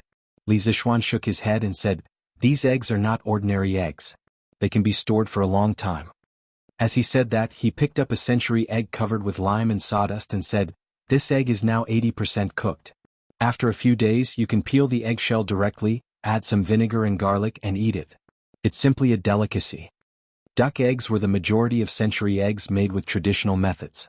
However, if you used duck eggs to make century eggs because the eggshell of duck eggs was thicker, it generally took 30 to 40 days. The eggshell of duck eggs was thinner and the pores on the surface were thicker. Generally, it would completely turn into century eggs in about 10 days. Of course, if you wanted it to taste good, it would need to be stored for a few more days. Therefore, it wouldn't be long before Li Zixuan's century eggs in the courtyard could be eaten. After listening to Li Zixuan's description, Cheng Chimo couldn't help but lick his lips, but he still didn't believe it. Cook? Did you cook the eggs? Even so, the eggs can't be stored for long. What a country bumpkin, Li Zixuan thought unhappily in his heart. I didn't say that the eggs were cooked. You're the one who misunderstood. Forget it, I'm too lazy to argue with you. You should be able to taste this delicacy next week. Hee, that's great. Next time I'll definitely come on time. Hearing this, Cheng Chimo didn't care about how these eggs were cooked. Obviously, the food was more important. Xiao Xian, the villagers from Plum Village and Han Village have been clamoring to help with the road repairs these few days. We can't even stop them. I don't know what to do either. If we give them a salary, I'm afraid that the other members of the construction team won't agree because these farmers are definitely not as professional as them. If we don't give them a salary, we'll be letting down the villagers' good intentions. When the time comes, people will definitely say that we're stingy. When evening approached, Yan Xiaoning came over. He found Li Zixuan and said with a conflicted expression. Oh, there's such a thing? Li Zixuan raised his eyebrows in surprise. After thinking for a while, he said, Xiaoning, your concerns are very reasonable. How about this? The farmers' daily wages will be half of the workers' wages in the construction team. What do you think? Li Zixuan had just established the Yanhuang Chamber of Commerce and raised more than 300,000 strings of coins. Therefore, logically speaking, Li Zixuan wasn't lacking in money. Since his farmers were so supportive, he couldn't let them work for nothing, right? Yan Xiaoning rolled his eyes and said, What do I think? What can I think? This money is yours. You can spend it however you want. Suddenly, he seemed to have thought of something. He glanced at Li Zixuan and said in a strange tone, Oh, right, Xiao Xian. I say you're really bad. You actually bought so many locusts from Plum Village and Han Village and made them into meteoric success for the students and the diners in Chang, and to eat. You're too mean. Li Zixuan was stunned and asked curiously, Xiaoning, how did you know that meteoric success was made from locusts? Yan Xiaoning curled his lips and said in disdain, I'm not stupid. Today I saw a lot of children catching locusts in the fields by the roadside. I randomly grabbed one of them and asked. Only then did I know that the locusts they caught were all sent to Yanhuang College's cafeteria. Then I thought about the meteoric success that you introduced before. I roughly guessed that it was locust meat. I really didn't expect that you would do such a wicked thing. Damn it, I was still eating meteoric success a few days ago. At the end of his speech, Yan Xiaoning gnashed his teeth in hatred. If he could beat Li Zishuan, he would probably beat him up right now. After all, no one would be in a good mood if they found out that the delicacy they had been eating was made of locust meat. Li Zishuan touched his nose awkwardly. However, after a moment he realized why he was embarrassed. Wasn't it just locust meat? The living conditions of people in the 21st century were so good. Didn't many people like to eat it? I spent so much effort to promote locust just so that fewer people would starve to death next year. Hee. Then shouting, tell me honestly, is meteoric success delicious? Will you still eat it in the future? Li Zishuan came back to his senses and looked at Yan Xiaoning with a smirk. Yan Xiaoning heard him and was in a dilemma. He wanted to harden his heart and say that he wouldn't eat it. However, he felt like he was slapping himself in the face if he said that he would eat it. After all, he was just belittling the meteoric success. Ugh. This meteoric success's taste is just SOSO. I definitely won't eat it in the future. I still have things to do, so I'll leave first. After struggling for a long time, Yan Xiaoning still couldn't swallow his pride. He could only say that and run away. Hee. Even Yan Xiaoning is like this. When other people know the truth in the future, they will definitely put on a delicious shows. Li Zishuan looked at Yan Xiaoning's back and thought with some bad intentions. What? This meteoric success is actually made with locust meat? I won't eat it in the future. Yes. Even if I starve to death, I won't eat meteoric success again. This drunken immortal restaurant is too immoral. They actually gave us locust meat. I won't eat here in the future. Yes. If I eat meteoric success again, I'll be a dog. This conversation should be the first reaction of most people when they found out that meteoric success was made with locust meat. However, it wouldn't be long before they would be like this. Shopkeeper Lu, give me a plate of red braised pork, again, another plate of meteoric success. Hey. Brother Zhang, didn't you say a few days ago that you won't eat meteoric success anymore? Oh, who said that? Did I say that? I definitely didn't say that. You must have heard wrongly. It's delicious. I miss it. The truth was just as Li Zishuan expected. At night, in a corner of the academy's cafeteria, Yan Xiaoning was eating the meteoric success on the table with relish. He sighed softly and said, it's so delicious. Chapter 781. Sure enough, where are you going? The next morning, Lu Yuer saw her son holding a small bamboo basket and was about to go out. She quickly stopped him and asked, Mom, I'm going to catch locusts with Iron Egg and the others. Hu Gui'er turned around and smiled at his mother. He was on vacation this time. Seeing that his friends in the village were catching locusts all over the place, and hearing that the locusts could be sold for money at the Yanhuang Academy, he could not sit still after finishing his homework at home. Sure enough, stop. Lu Yuer heard that her son was going to catch locusts and quickly stopped him. She walked over and said, Sure enough, you're a student of Yanhuang College now. How can you go to the fields to catch locusts? Aren't you embarrassing your husband by doing this? Besides, we don't lack money now. You better not go. Rest well at home or prepare for your future homework. The silly child from before had now become the envy of the entire Han village. It was all because Hu Gui'er was admitted to Yanhuang College. Lu Yuer treasured her son very much. Hu Gui'er opened his mouth and said, Mom, Iron Egg is also in Yanhuang College. Why can he catch locusts but I can't? Lu Yuer was speechless. Sure enough, are you done? We should go. At this moment, Iron Egg's voice came from outside. Hu Gui'er quickly stretched his neck and said loudly, Coming, Iron Egg bro, I'm coming. He then looked at Lu Yuer and said, Mom, I'm leaving with Iron Egg bro now. I'll be back by noon. He didn't wait for Lu Yuer's permission and ran out like a wisp of smoke. Lu Yuer could only stare at her son's back. Hey, you silly woman, your son didn't dare to go out and hid at home every day. You secretly cried every day. Now that your son is willing to go out and play with others, you don't want to. You're really... Hu Hanyun, who was fetching water from the well in the east corner of the courtyard, said to his wife angrily. Lu Yuer glared and retorted, How can it be the same? Our son is a student of Yanhuang College now, a scholar. How can it be the same as before? He has to maintain the dignity of a scholar.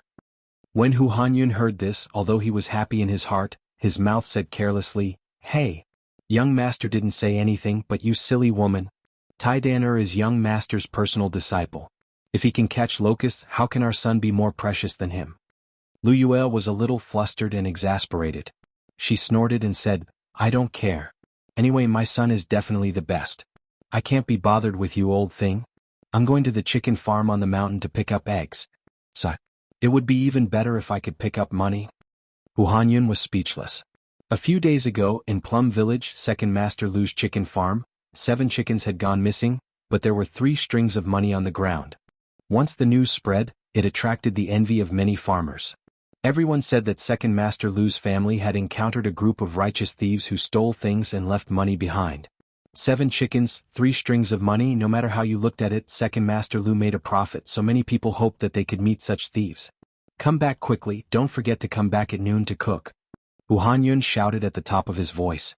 Hey, got it? Lu Yu were promised without turning her head. Sigh, I don't know when this child will come back.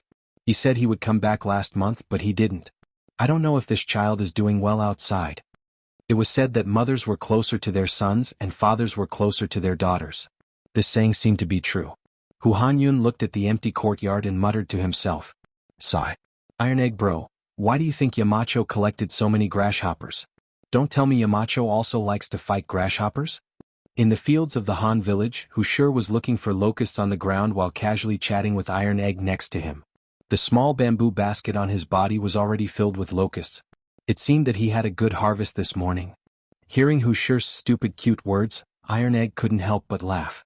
Sure enough, you are thinking too much. How could Master like to fight grasshoppers? Lon, or might like it? Hu Sure asked again. Then Iron Egg Bro, why do you think Yamacho collected so many grasshoppers? Iron Egg lowered his head and thought for a while. Suddenly, his body shook and he looked up and said meaningfully, maybe it's to cook. What? Cook? Grasshoppers can be cooked?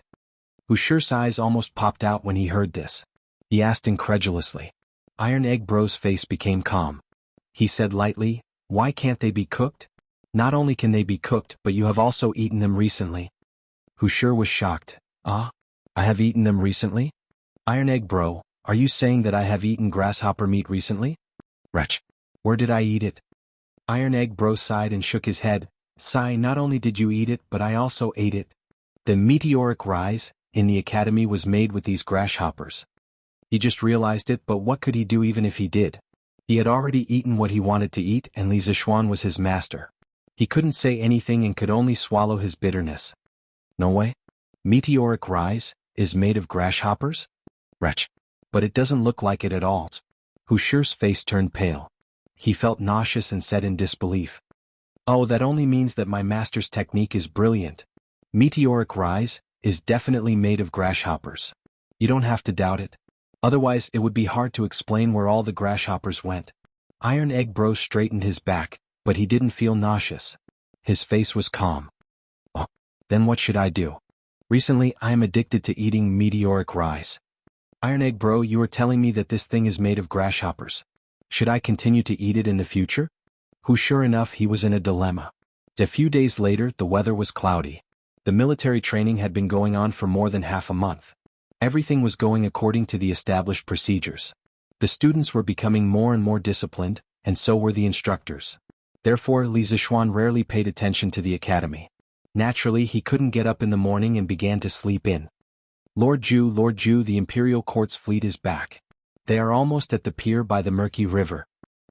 Chapter 782. What? The fleet is back? Li Zishuan woke up late in the morning. He was washing his face in the yard when he heard Pang Feiji's shout from the front of the yard. He was stunned at first, but then he was overjoyed. Quick, prepare a horse for me. Let's go to the dock now. Li Zishuan excitedly wiped his face and roared at Pang Feiji who was outside. Yes, Lord Ju. Brother, isn't there a show to watch? Lan wants to go too. Lan who was playing in the backyard, shouted happily at this moment. The little girl was at the age where she was playing around and didn't sleep much. She woke up much earlier than Li Zishuan. When she heard that there was a big ship to watch, she immediately became interested. Okay, Lan, since you want to see it, I'll take you to see it. Li Zishuan's laughter came from the backyard. After a while, the two of them rode out of the Yunshan courtyard. Lan naturally rode with Li Zishuan. The little girl giggled along the way. Ever since Yanhuang College started, Li Zishuan, as her brother, hadn't accompanied her to play for a long time. Today was a rare opportunity for them to go out and watch the show together. Ba River was one of the 8 rivers of Chang'an. It originated in Lantian County and was located to the east of Chang'an City. On both sides of the Ba Bridge, 5 miles of embankments were built. thousands of willows were planted, and tourists walked shoulder to shoulder. It was a spectacular sight in Chang'an. Every time spring was in full swing and the spring wind blew, the willow catkins would dance in the air and fog would become a major sight on Ba Bridge in Chang'an. Ba River had a dock and a relay station. It was called Ba Pavilion. Many people would come here to welcome guests and bid them farewell. They would also break off willow branches as gifts. Ba River flowed through May Village. There was a relatively large dock in the southeast of May Village. Many merchant ships came here to load and unload their goods. The previous expedition ceremony of the Imperial Court Fleet was held at this dock. After about half an hour, Li Zishuan and the rest arrived at the Ba River dock. At this time the dock was already crowded. Why are there so many people? Li Zishuan couldn't help but ask when he saw the huge crowd surrounding the pier. Pang Feiji wiped the sweat off his forehead and hesitated for a moment before saying, "This? I don't know who leaked the news, but these commoners most likely have relatives in the fleet. They should be here to welcome their family." Maybe. Li Zishuan shook his head. He didn't want to delve deeper into it. He urged his horse to gallop into the crowd. "Mother, why haven't I seen father yet? Didn't you say that daddy is coming back today?" At the edge of the pier, a little girl raised her head to look at the middle-aged woman who was holding her little hand and asked in a crisp voice. The middle-aged woman gently stroked the little girl's ponytail and said softly, "Come back soon, come back soon." Although her voice was calm, her trembling hands showed that her heart was surging with emotions. She was not calm at all. She was just forcefully controlling her emotions to avoid losing her composure in front of her daughter. "Oh, Mother, do you think father has lost weight or gained weight? I haven't seen father for a long time. Yaya misses father so much." That's right, this mother and daughter were Meng Wenhao's biological mother and sister. If not for the military training at Yanhuang College today, Meng Wenhao would definitely have come personally. "Your father should have lost weight, right?" Meng Wenhao's mother said hesitantly. Meng Wenhao had already heard about Meng Youyang's recent situation from Li Zishuan. However, in order to prevent his family from worrying, he didn't tell them the truth. Therefore, Meng Wenhao's mother didn't know anything about her husband's experience at sea. "Yaya, be good. Your father must have missed you a lot too." Hearing the latter half of her daughter's sentence, Meng Wenhao's mother's eyes stung and she almost cried. Everyone in the world liked to be reunited, but the sadness and joy of separation were the helplessness of the poor. If they wanted to survive, their family had to accept separation. If they were unlucky, this separation would become eternal. But what could they do? Yes. Mother, after father comes back this time, let's not let father leave us again, okay? Yaya can also help the family earn money. Recently, Yaya has made a lot of money from catching locusts so we can buy a lot of buns. However, Yaya was still young and couldn't understand the sadness behind this family. The little girl blinked her clear eyes and innocently begged. Meng Wenhao's mother felt bad when she heard her daughter's naive words. She hugged her daughter's head to her waist and said softly, "Okay, mother promises Yaya. After your father comes back this time, he will never leave us again." In fact, Yaya's wish was also Meng Wenhao's mother's wish. In the past few months when the fleet went out to sea, she didn't have a good night's sleep. She had never believed in gods and Buddhas, but she even went to Chang and city's Daxing Shan temple to pray to Bodhisattva several times and donated dozens of copper coins for incense and oil. Dozens of copper coins were nothing to a rich family, but for the current Meng family, dozens of copper coins were not a small amount. They could buy hundreds of pounds of rice. However, in order to pray to the gods and Buddhas to protect her husband's safety, Meng Wenhao's mother felt that it was worth it. "How long will it take for the fleet to come back?" Li Zishuan held Lan Er's small hand and squeezed forward as he asked. Now that he was a Wu Dao master, he could naturally release his inner strength. Although the dock was crowded with people and it was very crowded, with his strong inner strength, no matter where he went, the people around him would quietly bounce back a little. Therefore, he didn't have to worry about Lan Er being squeezed. "Sir, it should be soon. When I reported to you this morning, the fleet was only about 10 miles away. Now, it should be about 6 or 7 miles away." Opening the way in front should have been Pang Feiji's job as a guard. However, Li Zishuan, who spoiled his sister, was afraid that the crowd would squeeze and hurt Lan Er, so he personally opened the way. Therefore, Pang Feiji, the guard, actually hid behind Li Zishuan and enjoyed the treatment of a superior. 6 or 7 miles, based on the speed of the ship on the water, would only take about half an hour. Li Zishuan nodded and continued to pull Lan Er to the front of the crowd. The people of Chang and city all knew that the fleet was coming back today. As the emperor, Li Er couldn't not know. However, he certainly couldn't be like the people and wait there for a long time. Halfway through the morning court, a small eunuch quietly walked to Li Er's side and whispered a few words. Then Li Er directly stood up and said to the officials in the court with a smile on his face, "The morning court will end today. Everyone, follow me to Murky Island to welcome the triumphant return of the fleet to the south." Chapter 783. Hey Rinbiao, you're here too? With their powerful internal force, Li Zishuan and the other two finally came to the front of the crowd. However, they met an old acquaintance. Who else could it be but Wang Rinbiao? Hehe, it's Xiaoxian. I just received the news this morning. Fortunately, I had nothing to do, so I came to take a look. Wang Rinbiao chuckled and looked at Li Zishuan. Oh right, Rinbiao, I forgot to ask you before. Did the fleet find the rubber I told you about in Nanyang? A few days ago he asked Wang Rinbiao to help him inquire about the news. He only cared about Meng Youyang's situation and forgot about his own business. When Wang Rinbiao heard this, he was stunned. He then shook his head and said, I don't know about this yet. I only asked people to help inquire about the fleet.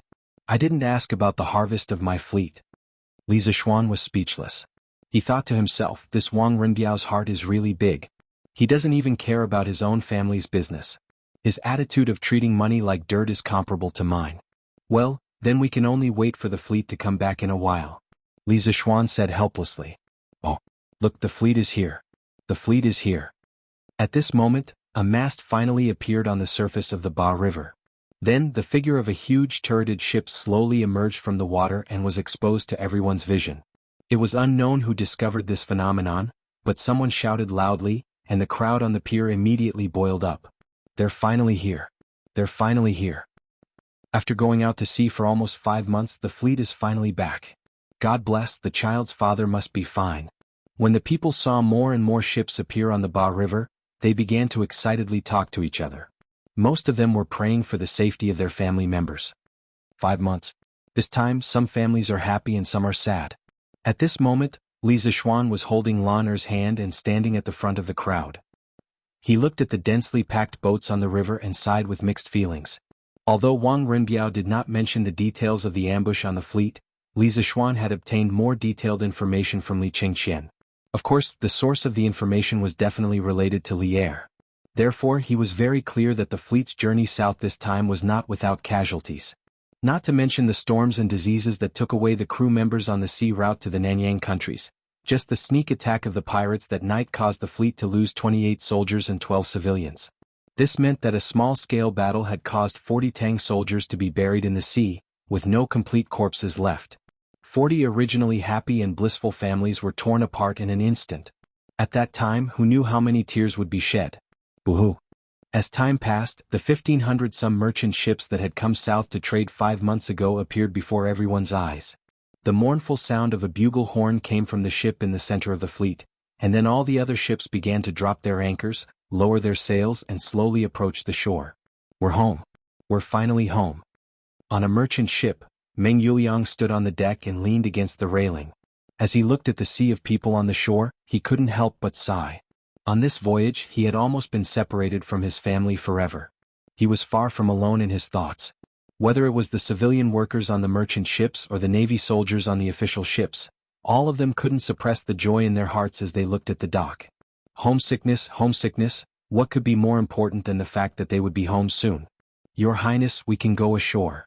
The main ship had already reached the dock, and people had already laid down the planks. Wu Di walked up to Li Xiaogong and clasped his fist. This prince will come right away. A few moments later, Li Xiaogong disembarked from the main ship with his guards. Li Zishuan walked up and cupped his hands in greeting. Congratulations on your Highness's triumphant return. Long time no see. Your Highness, how have you been? Li Xiaogong gave a hearty laugh and patted Li Zishuan on the shoulder. This prince is in good health. Looking at the days, the Imperial College should have started school by now. How come you still have time to come here? Before leaving, he had entrusted his son to Li Zishuan. At the time, Li Zishuan was still an official at the Imperial College and had yet to fall out with Kong Yingda. Thus, Li Xiaogong's memories were still stuck at the time when Li Zishuan was still teaching at the Imperial College. He had no idea what was going on at Yanhuang College. Your Highness, this child is no longer at the Imperial College. 3 months ago, I resigned from my position at the Directorate and opened my own academy. Today Huairen is also in my academy. Li Zishuan knew that Li Xiaogong was asking this because he wanted to know more about his son, Li Huiran, so he gave him a simple explanation. What? Xiaoxin, you're no longer at the Imperial College? Did something happen in between? Li Xiaogong had indeed asked this question to find out more about his son, but he hadn't expected to ask such a shocking question. It's a long story. I'll tell your highness in detail in the future. Li Zishuan knew that this wasn't the place to talk, so he said this to Li Xiaogong. His Majesty has arrived. As they were speaking, another group of people arrived on the road to the west of the docks. When they heard the words His Majesty has arrived, they all hastily turned around. When they saw the person in bright yellow at the front of the group, they all bowed and said, "Paying respects to your Majesty." At the same place with the same loud voice, one couldn't help but think of the departure ceremony that Li Er had held when the fleet went out to sea 5 months ago. Li Er followed the path that the crowd made and came to the edge of the docks, not far from Li Xiaogong. He stopped and turned around to look at the densely packed crowd, saying, "Rise." Only then did the commoners and the soldiers on the ship straighten up. Li Er looked at Li Xiaogong and said, "Xiaogong, it's been hard on you." Li Xiaogong hurriedly clasped his hands and said, "Your Majesty is too kind. It's my duty to share your Majesty's worries and worries. It's not hard at all." Li Er nodded. Then he looked at the endless number of ships on the river and asked slowly, "Have all the ships of our great Tang returned?" Li Xiaogong said solemnly, "Your Majesty, of the 1,587 ships that I brought, except for one that was burned at sea, the rest returned safely. Furthermore, the 32 small countries in Nanyang have all sent a fleet of ambassadors to follow me back to pay respects to the Tang Empire and your Majesty." Chapter 784. The envoy of Jinla greets the Emperor of Tang. The envoy of Funan greets the Emperor of Tang. The envoy of Piao greets the Emperor of Tang. Following Li Xiaogong's words, a group of people with different skin colors and clothes came down from the ship. They greeted Li Er respectfully with all kinds of etiquette. Some of them spoke in their native language while others spoke in broken Chinese. When Li Xiaogong saw this, he quickly assigned a middle-aged scholar beside him to translate for them. Li Er was very happy after hearing this. As an emperor, there was no one who did not like to achieve great things. It was just that every emperor had different priorities. Ah, good. Where's Cui Er? Cui Shanfu stepped out from the crowd of civil and military officials and cupped his hands. I'm here. Bring the envoys of the various countries to Honglu Temple and treat them well. 3 days later, I will summon the envoys of the various countries at the imperial court meeting. In the Tang dynasty, Honglu Temple was one of the 9 temples. It was in charge of the 4 barbarians' tributes, banquets, gifts, and welcoming. It was also in charge of the inauspicious ceremonies of the country, the ancestral temples of Jianghu, and the Taoist scriptures and tents. Whenever the emperor of the 4 barbarians or envoys had an audience, they would be treated as guests. They would be given a place to stay and they would be given invitations, gifts, and banquets. The Department of Precepts would prepare in advance. There were 20 translators who specialized in translation, and each of them knew different languages. Generally speaking, Honglu Temple was equivalent to the modern Ministry of Foreign Affairs with an additional translation function. Cui Shanfu was the minister of Honglu Temple at this time. There was an organization corresponding to Honglu Temple called the Warden's Office. However, there was a substantial difference in the functions of the two. Honglu Temple was in charge of foreign guests, while the Warden's Office mainly dealt with ethnic affairs. Yes, Your Majesty. Cui Shanfu didn't show it on his face, but he was complaining in his heart. This was because there were envoys from 32 countries. It was a rare sight to see such a large number of envoys in 100 years. Just communicating with so many envoys from different countries was difficult, not to mention other things. The pressure on Cui Shanfu's body was suddenly increased. After the envoys of various countries left the dock with Cui Shanfu and headed for Chang, Li Er looked at the endless boats on the river and turned around to give an order. Beloved official Xiao, beloved official Yen, the 2 of you will be in charge of the transportation of goods. The grain and goods on the imperial court's ships will be directly transported to Taicang. As for the goods on the civilian merchant ships, you will order people to calculate the income of each family. After they pay the merchant tax, have them start unloading the goods. Be careful to prevent some people from secretly embezzling. When the fleet was heading south, the imperial court had said that all merchant ships heading south with the army had to pay a 5% tax on their trade. This could be understood as a protection fee, but compared to the 20,000 elite navy that the imperial court had mobilized, this protection fee was very cheap. Yes, Your Majesty. When the Minister of Civil Affairs, Xiao Yu, and the Minister of Works, Yen Lide, heard Li Er call out their names, they quickly stepped forward and bowed. Li Er nodded. Seeing that everything was done here, he immediately said to the ministers, "Return to the imperial court." A messenger eunuch spread Li Er's order one by one. The civil and military ministers who came with him all agreed. Li Er was about to return to the imperial court with Li Xiaogong and the officials of the imperial court. Suddenly he turned his head and looked at Li Zishuan, who was secretly watching from the side. He said, "You also come back to the imperial court with me." Li Zishuan was confused. He didn't know why the goddess of luck suddenly fell on his head and made him unable to resist. "Yes, your majesty." Since he couldn't resist, he might as well enjoy it. He also wanted to hear about the harvest of the whole country, which had mobilized so many people to go south to trade. "Commandery Prince Hajin, can you tell us about the harvest of this trip for our beloved officials?" After Li Er led the ministers back to Taiji Palace, he sat up straight and looked at Li Xiaogong with a smile. "Yes, your majesty." Li Xiaogong was already prepared. He responded, then took out a booklet and began to read slowly. For this voyage, the imperial court has raised a total of 500 official ships. This subject has used more than 3,000 strings of silk and porcelain to exchange for a total of 880,000 dan of grain. There are 170,000 caddies of various spices such as Lycopodium officinalis, Lycopodium officinalis, Lycopodium officinalis, Lycopodium officinalis, Lycopodium officinalis, Lycopodium officinalis, Lycopodium officinalis, Lycopodium officinalis, Lycopodium officinalis, Lycopodium officinalis, Lycopodium officinalis, Lycopodium officinalis, Lycopodium officinalis, and various other spices. In addition, there are also 50,000 caddies of brass and 300,000 taels of silver. Silence. As Li Xiaogong read them out one by one, the court suddenly fell into a strange silence. 880,000 dawn of grain. Although this amount was a bit large and exceeded everyone's expectations, it could be attributed to the fact that Nanyang was rich in grain and had never seen the beautiful silk and porcelain of the Central Plains. But what the hell was 170,000 dawn of spices? Did you think that spices were weeds or radishes? Oh, at this time radishes were still not called radishes. They were called fishes. See the Book of Songs, picking fishes and picking fishes, there is no lower body. Cabbages were also not called cabbages. But spices had always been a precious existence in the Great Tang. Most of them were sold in pairs. Depending on the type of spices, the price could range from a few dozen copper coins to a few strings of one tael. When had anyone ever heard of someone possessing more than 10,000 dawn of spices? The 170,000 dawn of spices that Li Xiaogong mentioned was too frightening. However, Li Xiaogong wasn't lying. Some spices were really rampant in some of the island countries in the South China Sea. They grew everywhere like weeds. The 20,000 Navy soldiers he brought were farmers who cut the weeds many times. As for the 50,000 caddies of brass and 300,000 taels of silver, this was even more frightening. The total amount of silver that had been mined in the Great Tang was probably only around 200,000 to 300,000 taels.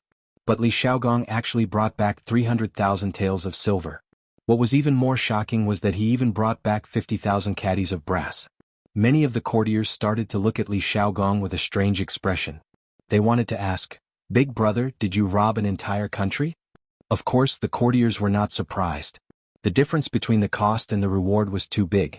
According to Li Xiaogong, he only used 3,000 strings of silk and porcelain to trade. But what about the things that he brought back? Just the 880,000 dawn of grain, according to the current grain price, would be worth more than 30,000 strings of coins.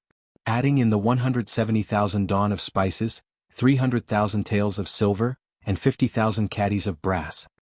Oh my God. Many of the courtiers calculated in their hearts, and in the end, they found it difficult to even breathe. Huge profits.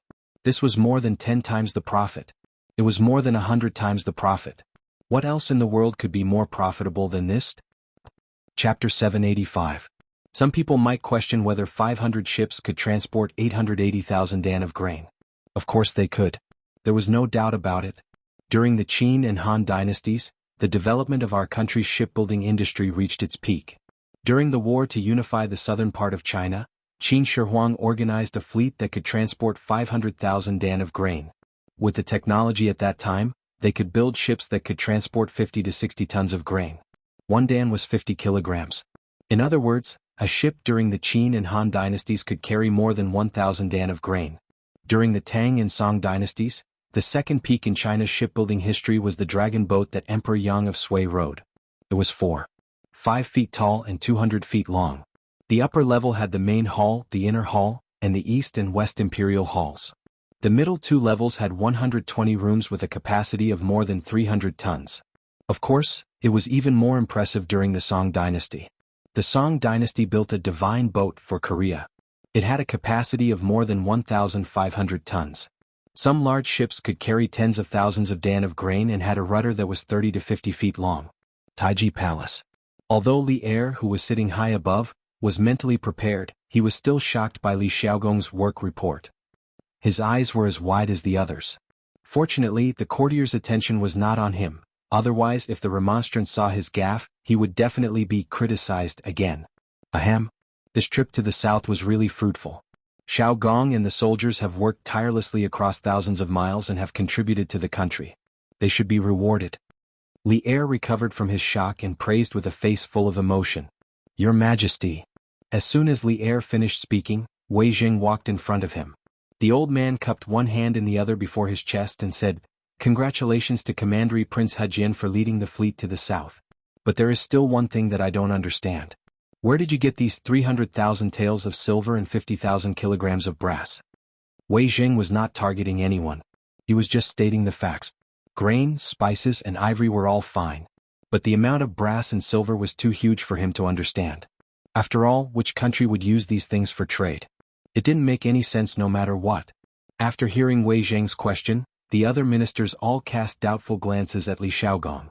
However, Li Zishuan's heart skipped a beat.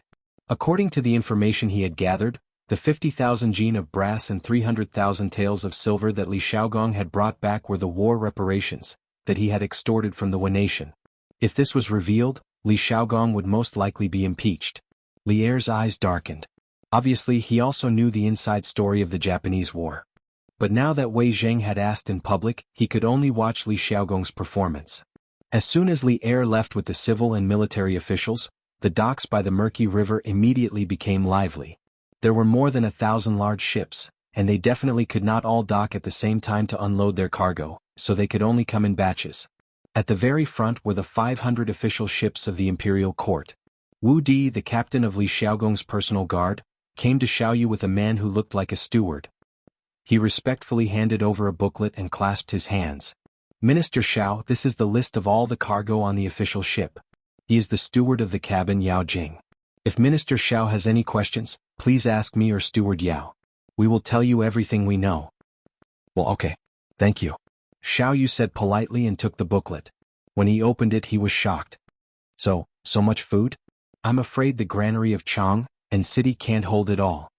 Hearing this, Yen Lide was very curious. He thought that the official ship of the imperial court had only brought a little silk and porcelain. At most, it could be exchanged for more than 100,000 jin of food. How could the granary of Chang and city not be able to hold it all? Sherwin, Xiaoyu's courtesy name, let me see how much food you have. Then Yen Lide eagerly came over and wanted to see what was on the booklet. When he saw the number on the booklet, his eyes widened and he exclaimed, This 880,000 jin? So many jin of food, Taitsong can't hold it all. It has to be transported to Hanjiatsong in Luoyang. The Taitsong he was talking about was the largest granary in Chang'an City. It was also the granary of the imperial family. Its main function was to provide for the imperial family's consumption, rewards, salaries of officials, military supplies and government accounts. Although Taitsong's main function was to serve the central government, it also had some positive functions.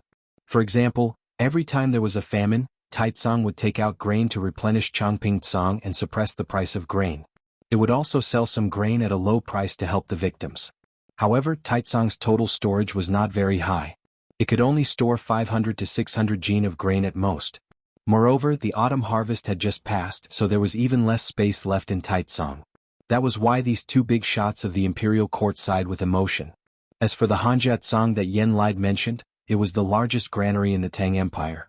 At the start of the Sui dynasty, Chang'an was built, but the Guangzhou region was unable to satisfy the needs of the imperial family, officials, and the central army.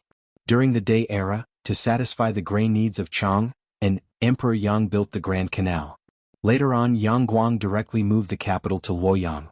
After establishing Luoyang, Yang Guang first built Huiluo Tsang as the national granary in Luoyang. The entire Huiluo Tsang city was 1,000 meters from east to west, 335 meters from north to south, and around 700 warehouses with a diameter of 10 meters. Each warehouse could store 4,000 jin of grain, and the entire city could store 3 million jin of grain. As Huiluo Tsang was built outside of Suitang Luoyang City, at the end of the Sui dynasty the world was in chaos. Li Mi took Huiluo Tsang, and Luoyang City fell into a situation where there was no grain. Later on, Huiluo Tsang became the focus of the war between Li Shimin and Wang Shichong. The warehouses outside the city were occupied, and Wang Shichong lost due to a severe lack of grain. Later on, Li Shimin saw the disadvantages of having a granary outside the city, and he decided to build one within Luoyang City to prevent the same thing from happening. This granary that was carefully designed by Li Shimin was Hanjiatsang. Not only did Hanjiatsang provide grain for Luoyang City, but it also acted as a transportation station between Guangdong and Guangzhou. Later on, it slowly replaced the largest granary at that time, Luokou-tsang, and became the largest granary in the world, with a total storage of close to 6 million jin. Indeed, first move 150,000 jin of grain to Taitsang, and the rest can only be transported to Luoyang along the Grand Canal. Lad, you take care of things here. I'll go to the palace to ask for a decree to send a portion of the official ships to Luoyang. Xiao Yu thought about it and decided to ask for Li Er's opinion. Otherwise, with so much grain, there would be no place to store it and it would only benefit the rats. Chapter 786. In Taiji Palace, the morning court was still going on. Everyone's eyes were focused on Li Xiaogong. Due to the special nature of the previous battle, Li Xiaogong had only passed on the specific details to Li Er in the form of a secret report instead of a battle report. In this way, the ministers in the court naturally had no way of knowing the details. Of course, it couldn't be ruled out that some well-informed people obtained the news through abnormal channels, but even if they knew, they had to pretend that they didn't know at this moment. Otherwise, if they exposed their so-called abnormal channels in front of Li Er, wouldn't that be looking for trouble? As a minister, if he attracted the suspicion of the emperor, his good days would be numbered. That's a good question, Minister Wei. Li Xiaogong looked back at Wei Zheng and then bowed to Li Er. He said in a deep voice, "Your Majesty, I am guilty." Seeing that Li Xiaogong didn't answer Wei Zheng's question directly and instead apologized to Li Er, the ministers in the hall were confused. They didn't know what Li Xiaogong was doing. This time the imperial court had sent a fleet to the south. The harvest from this trip was almost equivalent to the imperial court's annual revenue. It had greatly alleviated the empty state of the national treasury since the Wei River Alliance. Li Xiaogong was definitely considered a great contribution. How could he be guilty? Li Er's heart sank. How could he start to apologize without saying anything? He was very worried that Li Xiaogong would make a mistake and worsen the situation. Xiaogong led the army across the sea and brought back so much food and money for the imperial court. What is his crime? Although many thoughts were running through his mind, Li Er remained calm on the surface. He slowly opened his mouth and asked the common question in the hearts of the ministers. Li Xiaogong seemed to have been prepared.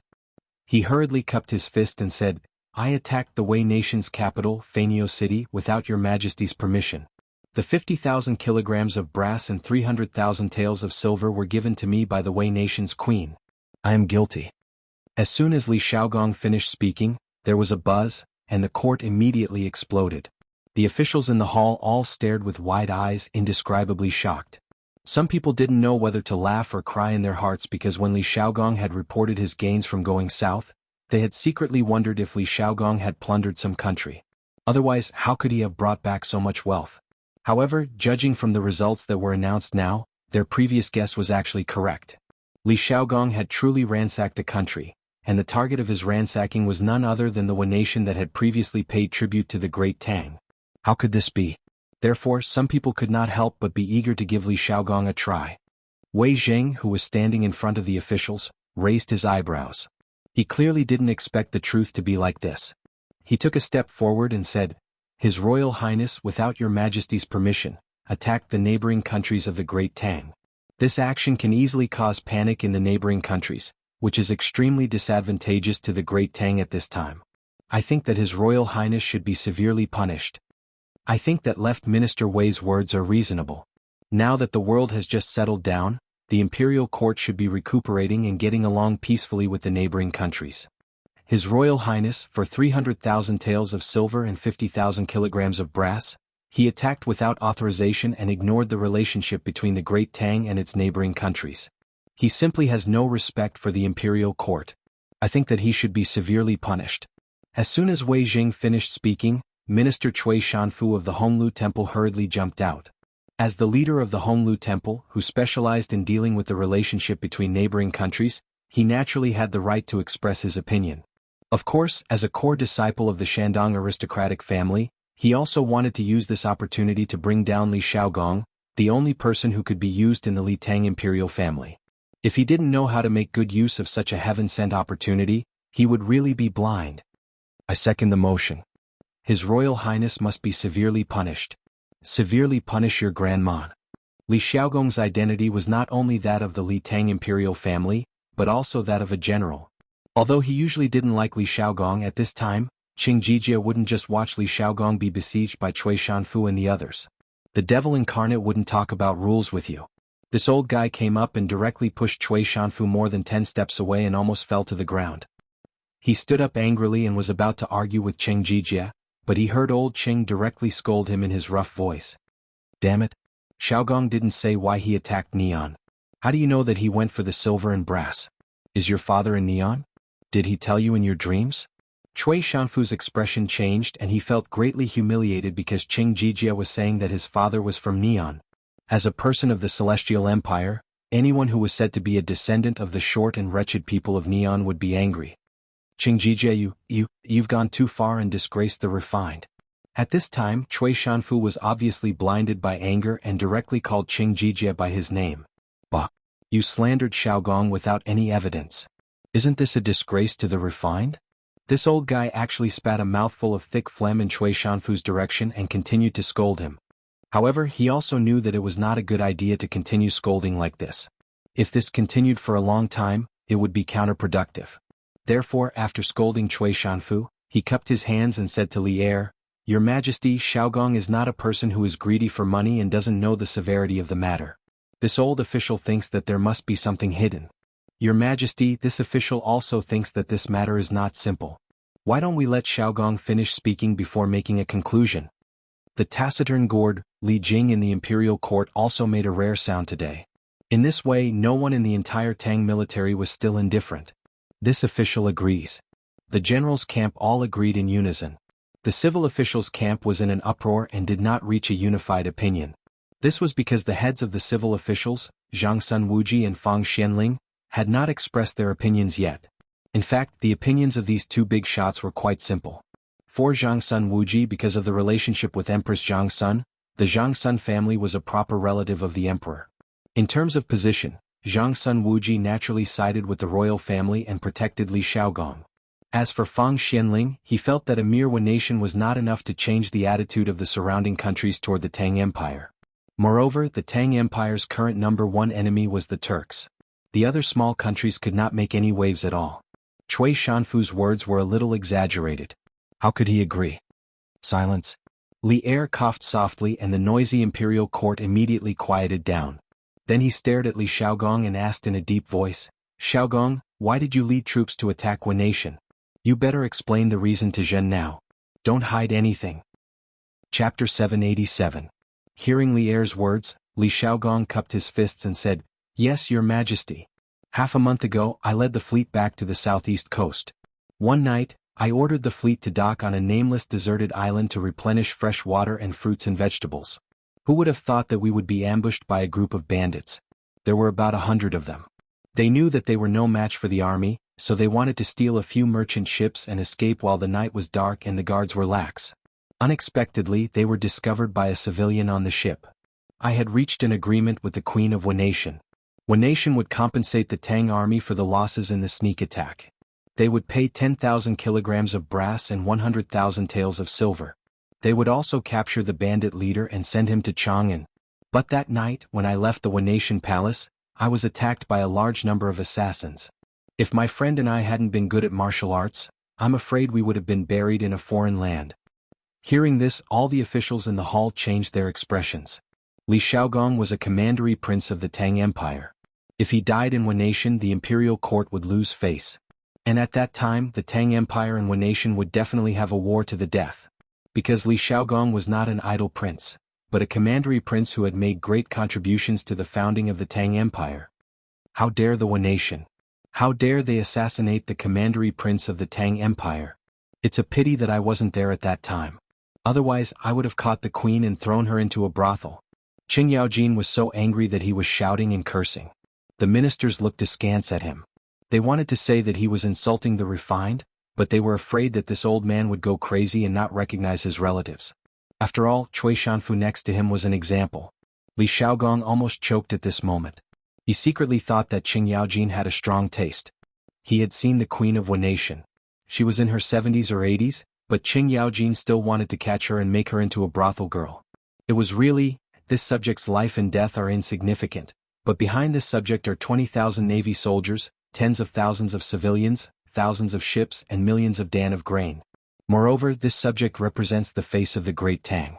If this subject were to die in the Wa, the consequences would be unthinkable. Later, after a detailed investigation, I found out that the assassin that night was the Suo family, the #1 family in Japan. The patriarch of this clan intends to seize the fleet of my Great Tang and its countless goods, so he wants to kill this subject. After I found out the whole story, I told the Queen of Wanation about the result. However, the Queen of Wanation wanted to protect the Suo family, so I led the army into the city and wiped out the Suo family. This subject could die, but the dignity of the Great Tang could not be trampled on.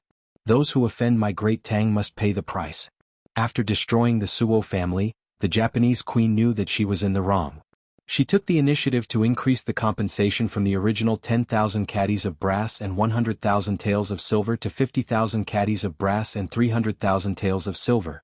This was the whole story of the whole thing. I hope your majesty can judge clearly. After Li Shaogong finished speaking, the imperial court fell silent as the officials digested this matter. After a few seconds, Wei Jing turned to Li Shaogong and said, "The Wanation dared to assassinate the commandery prince. Of course they deserved it. No punishment is too much. However, at the very beginning, your majesty brazenly led the army to attack the Wanation because of a few bandits. Wasn't that inappropriate? After all, there should be a more reliable solution." Li Shaogong proudly raised his head and said, "Left Prime Minister Wei's words are wrong. That was not a matter of a few bandits. It was a matter of the people of the Great Tang dying at sea because of the Wanation. Before the fleet left, His Majesty entrusted me with the task of protecting the people of the Great Tang. If there were any enemies, I had to do my best to destroy them. That night, the Wanation ambushed the fleet and killed 28 soldiers and 12 civilians. As the commander-in-chief of the army, I had to give them an explanation. Otherwise, how could I, Li Shaogong, continue to lead this army? How could I have the face to come back and see His Majesty again?" Li Shaogong's words were very good. He directly brought out Li Er. What he meant was that although he was a little impulsive when he attacked our country, everything was still done according to Li Er's instructions before he left. What else do you have to say? The facts proved that if a person wanted to criticize you, he could find a way to criticize you. At this moment, Cui Shanfu seemed to come back to his senses and said, "Your Highness has your reasons, but I don't know if your Highness has thought about how the other small countries around the Great Tang will view your actions? Will they think that the Great Tang is bloodthirsty and insecure? Will they unite and fight against the Great Tang together? This old thing was doing it for the sake of doing it. Now he didn't even care about his face anymore. Bah! Alarmist words to scare people. Who do you think you are? Can you represent the small countries around the Great Tang?" Qing Yaojin looked at Cui Shanfu with disgust and said, "The Wanation has gone too far. If Shaogong doesn't teach them a lesson, won't the Great Tang lose its prestige? This battle was well fought. If it were me, old Qing, I would have fought even more ruthlessly and killed all the Wanation people. They were the ones who were unrighteous first. Why should we talk about morality with them? Jijir is right. Who do the Wanation think they are? How dare they ride on the head of the Great Tang? Shaogong, this battle was well fought." Yuqigong also stood up at this moment and supported him. "The two Grand Dukes are wrong. Harmony is the most important thing between countries. How can you use weapons just because of a disagreement? This will only push the Great Tang into a state of militarism." Seeing this, Kong Yingda couldn't help but speak up. As an old Confucian scholar, how could he hope for his country to become a bloodthirsty dynasty that only knew how to kill? "Your Majesty, this subject has something to say." Seeing that the court was about to turn into a market, Li Zishuan stood up and cupped his hands to Li Er. He didn't have much to do today, but he couldn't stand the attitude of some people in the court towards the diplomacy of the Great Tang. Li Er's eyes lit up. He was looking forward to Li Zishuan helping him out of this situation. Thank you, Your Majesty. This subject wants to say that the question now is not whether we should attack the Wu nation or not, but what can we do even if we attack them? The Wu nation started it first. If we don't fight back, the surrounding countries will think that the Great Tang is easy to bully. It's just a trifling Wu nation, so what if we attack them? Are we going to punish the generals of the Great Tang for a trifling Wu nation? As for Minister Cui Sijing's worry that the other countries will panic because of this subject believes that there is nothing to worry about. The peace and stability of the Great Tang is not obtained by blindly making concessions, but through the blood and fists of soldiers. The Tang must have pride, and the Tang are not afraid of war. Even if the entire world attacks the Great Tang will be able to break through. What is there to fear from a trifling Wu nation? Chapter 788. Good. Well said. In Taiji Palace, Li Zishuan's passionate words caused the eyes of all the generals to light up. Li Er, who was sitting at the head of the table, didn't show any change on his face, but if one was close enough, one would be able to hear that his breathing had quickened. Qing Yaojin had never liked to hide his emotions. Old Qing shouted, "Okay." Then the old man still felt uncomfortable. He laughed loudly and walked over. He patted Li Zishuan's shoulder hard and said, "Li Zishuan, I'm not going anywhere. Brat, you've said exactly what we old generals are thinking. The peace of our Great Tang isn't begged for but fought for. If the Japanese aren't convinced, then we'll beat them until they are. If the other small countries aren't convinced, then we'll continue to King beat them. What's there to be afraid of? In the imperial court, your mouth is full of filth." How rude. Many civil officials frowned in the face of old Cheng's foul language, but no one reprimanded him. They all knew what kind of character this devil incarnate had. However, there were also those who weren't afraid of death, and that was Cui Shanfu. This old man had completely forgotten the pain after his wounds healed. He couldn't help but reprimand him. Rude. I, old Qing, am clearly courageous. Unlike some people who, after 2 years of peace, shrink back and be afraid of this and that. They're really a disgrace to our Great Tang. Qing Yaojin immediately snorted disdainfully at Cui Shanfu. Li Zishuan, on the other hand, secretly applauded. Qing Yaojin's words were precisely the reason why he had changed his usual style and forcefully stood out today. Now that the world had settled down, some people couldn't wait to put away their weapons and live a peaceful and comfortable life. How could that be? The current Great Tang was still quite a distance away from the prosperous dynasty in Li Zishuan's mind that could dominate the world. Who's shrinking back? This old man is just speaking the truth. Li Zishuan is just a brat who only knows how to talk big. When the time comes for the world to attack the Great Tang, what will we use to fight against the other countries? At that time there would be wars every year and the treasury would be empty. The common people would be plunged into misery and suffering. The slightest carelessness could lead to the downfall of the country. How can such an important matter of the country be decided by a little boy in his teens? When Cui Shanfu saw that Qing Yaojin was just talking and not doing anything, he couldn't help but become bolder. The more he talked, the more excited he became. In the end, he was moved by his feelings for the country and the people. Chief Cui, your words are too much. Before Qing Yaojin could say anything, Li Shaogong spoke up. To be honest, Qing Yaojin, Yu Qigong, Li Zishuan, and the others stood up for him and supported him, which was within his expectations. However, Li Zishuan also stood up for him, which surprised him a little. This was because in his impression, Li Zishuan had always been unwilling to participate in these court battles. Otherwise, this child would not be a third-rank official now. However, in reality, his daily authority was limited to the Yanhuang College's Yamacho. Regardless of where a hero comes from, Li Zhanshe is full of abilities. So what if he's young? A curved plow, a paper machine, a compass, a celestial lamp, and a glass mirror. These are all things that benefit the country and the people. Even if it was a 30 or 40-year-old scholar, would he be able to do better than Li Zhanshe? This time, if the fleet didn't have the help of Li Zhanshe's compass and sea chart, the casualties of the army and the people going south would definitely be more than 20 to 30%. How can such a young hero not even have the right to speak in the court in your mouth? Even if Li Zishuan didn't come out to help today, Li Shaogong would still speak up for him. This was because if it wasn't for Li Zishuan's help, this southern trade trip definitely wouldn't have gone so smoothly. Shaogong, well said. So what if he's young? Cui Shanfu, when you were Xiao Xian's age, who knows what you were doing? You still have the nerve to talk about Xiao Xian's age? Qing Yaojin looked at Cui Shanfu and said with contempt. Yo, yo, yo.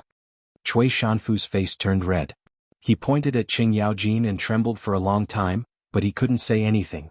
Li Zixuan knew that at this time he also had to go on stage. Otherwise, how could he always let others stand in front of him? Thus, he stepped forward and clasped his hands at Cui Shanfu. Minister Cui just said that this kid was just talking big. When the time comes to attack the Tang Empire, I can't do anything. How ridiculous. This kid here swears to the heavens that when the time comes, this kid is not only willing to use all of his family's wealth as military supplies, but this kid's 7 feet tall body is also willing to jump on the battlefield, lay down his head and shed his blood. The yellow sand wears golden armor after 100 battles, and Lu Lan won't return until it's broken. This kid dares to say, dares to do and dares to take responsibility for his actions. As for the empty national treasury and the suffering of the people, it's not like there's no solution. Not to mention that this southern trade trip brought a huge amount of income to the imperial court that was comparable to the annual tax revenue of the national treasury. There's also Yanhuang College. There are hundreds of engineering students there, and what I'm teaching them is all knowledge that can make the country prosperous and the people strong. Once they complete their studies and leave the mountain, there will be hundreds of Li Zixuan, who are good at creating wealth, and the number will only increase in the future. The lives of the people will also get better and better. In comparison, this kid can't stand some people who are afraid before the battle. Things haven't even happened yet, but they're already afraid of this and that, cowering in fear. You must know that nothing in this world is difficult for those who set their mind to it. As long as you set your mind to it, there's nothing in this world that can't be done. The Tang Empire was founded on martial arts. If there's a day when all the important officials in the court are afraid to fight, then the country won't be far from being destroyed. If you want to be everlasting, then you must always maintain the will to forge ahead and do things that ordinary people think are impossible. You shouldn't be afraid of everything like you are now, until you achieve nothing in the end. Li Zixuan's words could be said to be frequent golden sentences, such as gold wears golden armor in 100 battles, and Lulan will not be returned until it is broken. From Wang Changling's 7 military lessons. 4th, nothing in this world is difficult for those who set their mind to it. Song Qin Yuanjing's Lin Guangji, Volume 9. These sentences had never appeared before and every one of them sounded so classic. Perhaps Li Zixuan himself didn't pay attention to this, and he just said it casually. However, Zhang Sun Wuji, Fang Xianling, and the other civil officials couldn't help but look at Li Zixuan in a new light. They secretly thought that this kid had never shown his talent in writing before, but today he suddenly said so many good sentences. Could it be that he improvised? However, there was a problem. For someone like Li Zixuan who kept saying words like, destroy the country, he couldn't be said to be a coward. If it was a narrow-minded emperor, he might have been killed because of this. Good. It's rare for Li Zhanshi to have such insight at such a young age. Although this old man doesn't dare to agree with all of your previous views, this old man definitely agrees with the latter part of your words. To everyone's surprise, the old troll actually supported Li Zixuan. Chapter 789. Yellow sand wears golden armor after 100 battles, Lu Lan won't return until it is broken. Wei Jing suddenly spoke up for Li Zixuan in the imperial court, which was indeed unexpected. However, Li Er, who was sitting at the head of the table, did not pay attention to this. He muttered Li Zixuan's poem twice, and if one looked closely, they would find that his eyes were actually shining. After a while, just as the officials in the imperial court were still discussing and whispering to each other, Li Er finally spoke. There is no need to discuss this matter anymore. The Battle of Faenio capital was started by the Wu nation. First, they attacked the Tang Empire's merchant ships, then they assassinated the Tang Emperor. They should be punished. Xiao Gong's actions were all for the sake of the Tang Empire's people. Even if he had overstepped the bounds, a general is outside and does not obey military orders. We cannot punish a meritorious official because of this. The journey to the south was full of dangers. Xiao Gong alone shouldered the heavy responsibility and brought back a large amount of food, spices, and money for the imperial court at a very low cost. He really deserves great credit for his hard work. I have decided to reward Xiao Gong with 200 households, 10 pairs of elephant tusks, 50 tiger skins, 100 rolls of silk, 5,000 taels of silver, and 2 million taels of money. After such a long discussion, Li Er finally made the final decision. The noisy crowd in the imperial court suddenly quieted down. Thank you, Your Majesty. Li Xiaogong hurriedly bowed to express his thanks. Qing Yaojin and the others said happily, Your Majesty is wise. Cui Shanfu was so angry that he frowned, but at this time he did not dare to say anything. He did not want to anger Li Er again. He heard Li Er continue. The compensation for the soldiers who died in the battle will be increased by 1 level. The Ministry of Civil Affairs will send a special person to compensate the civilian who died in the battle. Among them, the civilian who survived, Meng Yuliang, loudly warned at the critical moment and prevented the merchant ship from falling into the hands of the bandits. Moreover, this person is extremely loyal and brave. At the moment of life and death, he forcefully changed the direction of the burning ship and saved the main fleet. I have decided to confer him the title of Grade 8 Xuanjie Commandant. He will be rewarded 100,000 taels of silver and 100 rolls of silk. Feng Jihua, a merchant on the same ship, is a man who values friendship and righteousness. In the face of danger he is not flustered. The title of Righteous Merchant shall be bestowed upon him. When Li Zishuan heard this, he was secretly happy for Meng Wenhao's father. This man who was like a pillar of the family had finally used his own life to support his family. It was really not easy. Although the rank of an 8th grade official was small, it was still an official position. In the future their family would not be easily bullied by others. This was just a reward for 2 nameless soldiers, and the rewards were insignificant. Naturally, the ministers in the court would not object. Some of them even felt that Li Er should not have brought this kind of small matter to the court. It seemed like he was making a mountain out of a molehill. Lantian County's Li Zishuan, who created the compass, presented the sea map, and helped the fleet return safely. Although he didn't personally participate in the voyage, his contributions in the rear cannot be erased. Moreover, it was you who suggested that the fleet go south to trade. Now that the fleet has brought back such a large amount of goods and money for my Great Tang, your contributions cannot go unnoticed. In addition, you invented the paper machine, leveled the price of paper, presided over the compilation of the Great Tang Dictionary, and enlightened tens of thousands of people. Your contributions to the present generation will benefit the future generations. We have decided to reward you with these contributions. You will be conferred the title of Marquis of Yong'an, with a fief of Lantian and 600 households. Regarding Li Zishuan's official position, Li Er had been deliberately suppressing it. Previously, Li Zishuan had made many contributions, but Li Er did not reward Li Zishuan. He felt that Li Zishuan was still too young, and if he were to reward him too much, it would be overpraising him. But later on, Li Er felt that Li Zishuan's abilities and views were becoming less and less like those of a teenage brat. Thus, Li Er decided to stop suppressing it and directly promote Li Zishuan from county's marquis to Li Zishuan. Of course, this one step was truly one step. At least within the next 10 years, Li Zishuan's noble rank would not be able to rise any further. Otherwise, he would quickly reach a point where he could not rise any further. Li Er wanted to leave this talent to Li Qingqian. This subject thanks your majesty for the great favor. When the ministers heard Li Er's reward, they were all stunned. Li Zishuan took advantage of the moment when others were stunned to go forward and thank him. Logically speaking, he did not care if his marquis title could be promoted in the next few years. His original dream was to become a marquis in the Great Tang. Now that his dream had come true, he naturally had to cherish this opportunity. As for the title of Duke above Marquis, he did not even think about it. To him, one Marquis was enough. Your Majesty, this. Almost at the same time, Wei Jing also opened his mouth. It seemed that he wanted to object, but seeing Li Zishuan accept the reward so quickly, he could only swallow the words that were on the tip of his tongue. His expression was very ugly. Li Er indifferently glanced at Wei Jing but did not ask for details. He waved his hand and said, "The matter of the reward ends here. Officials, if there is anything, please submit a memorial.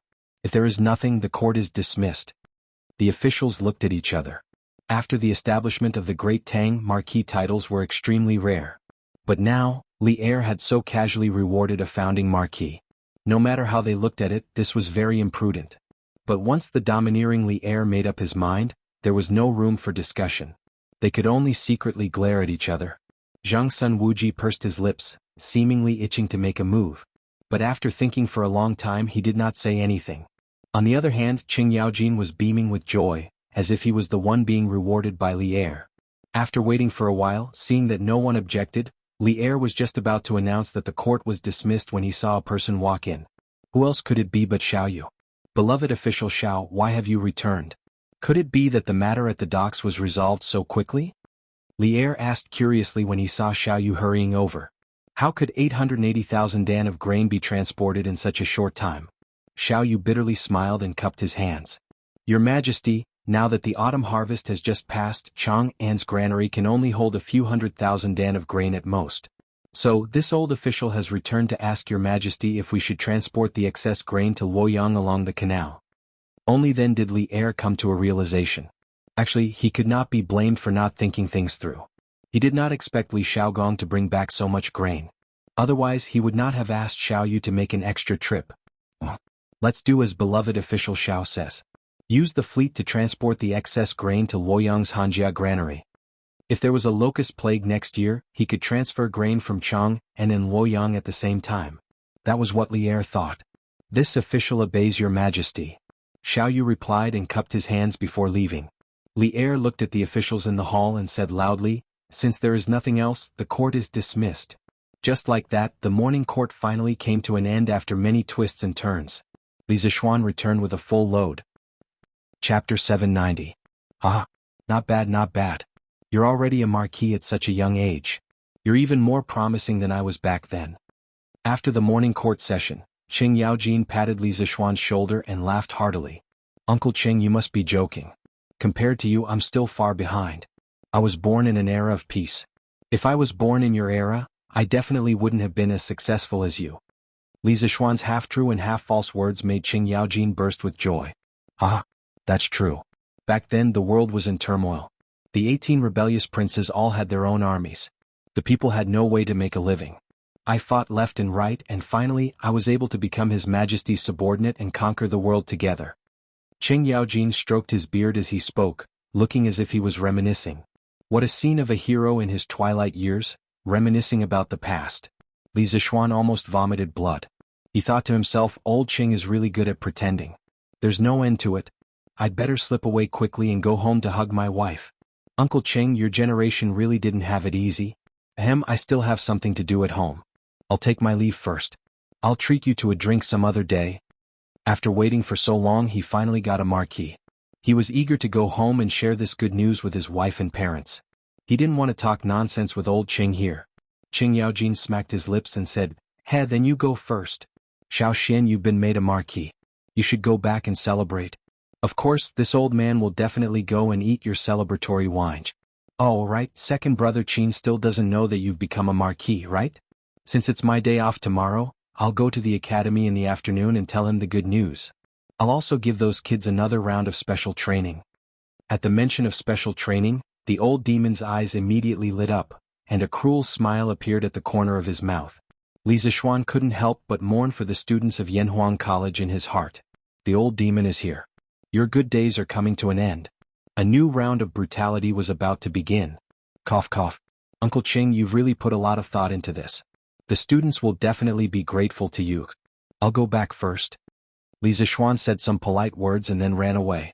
As for whether the students would be grateful to old Qing, even if he used his butt to think, he knew that they definitely wouldn't.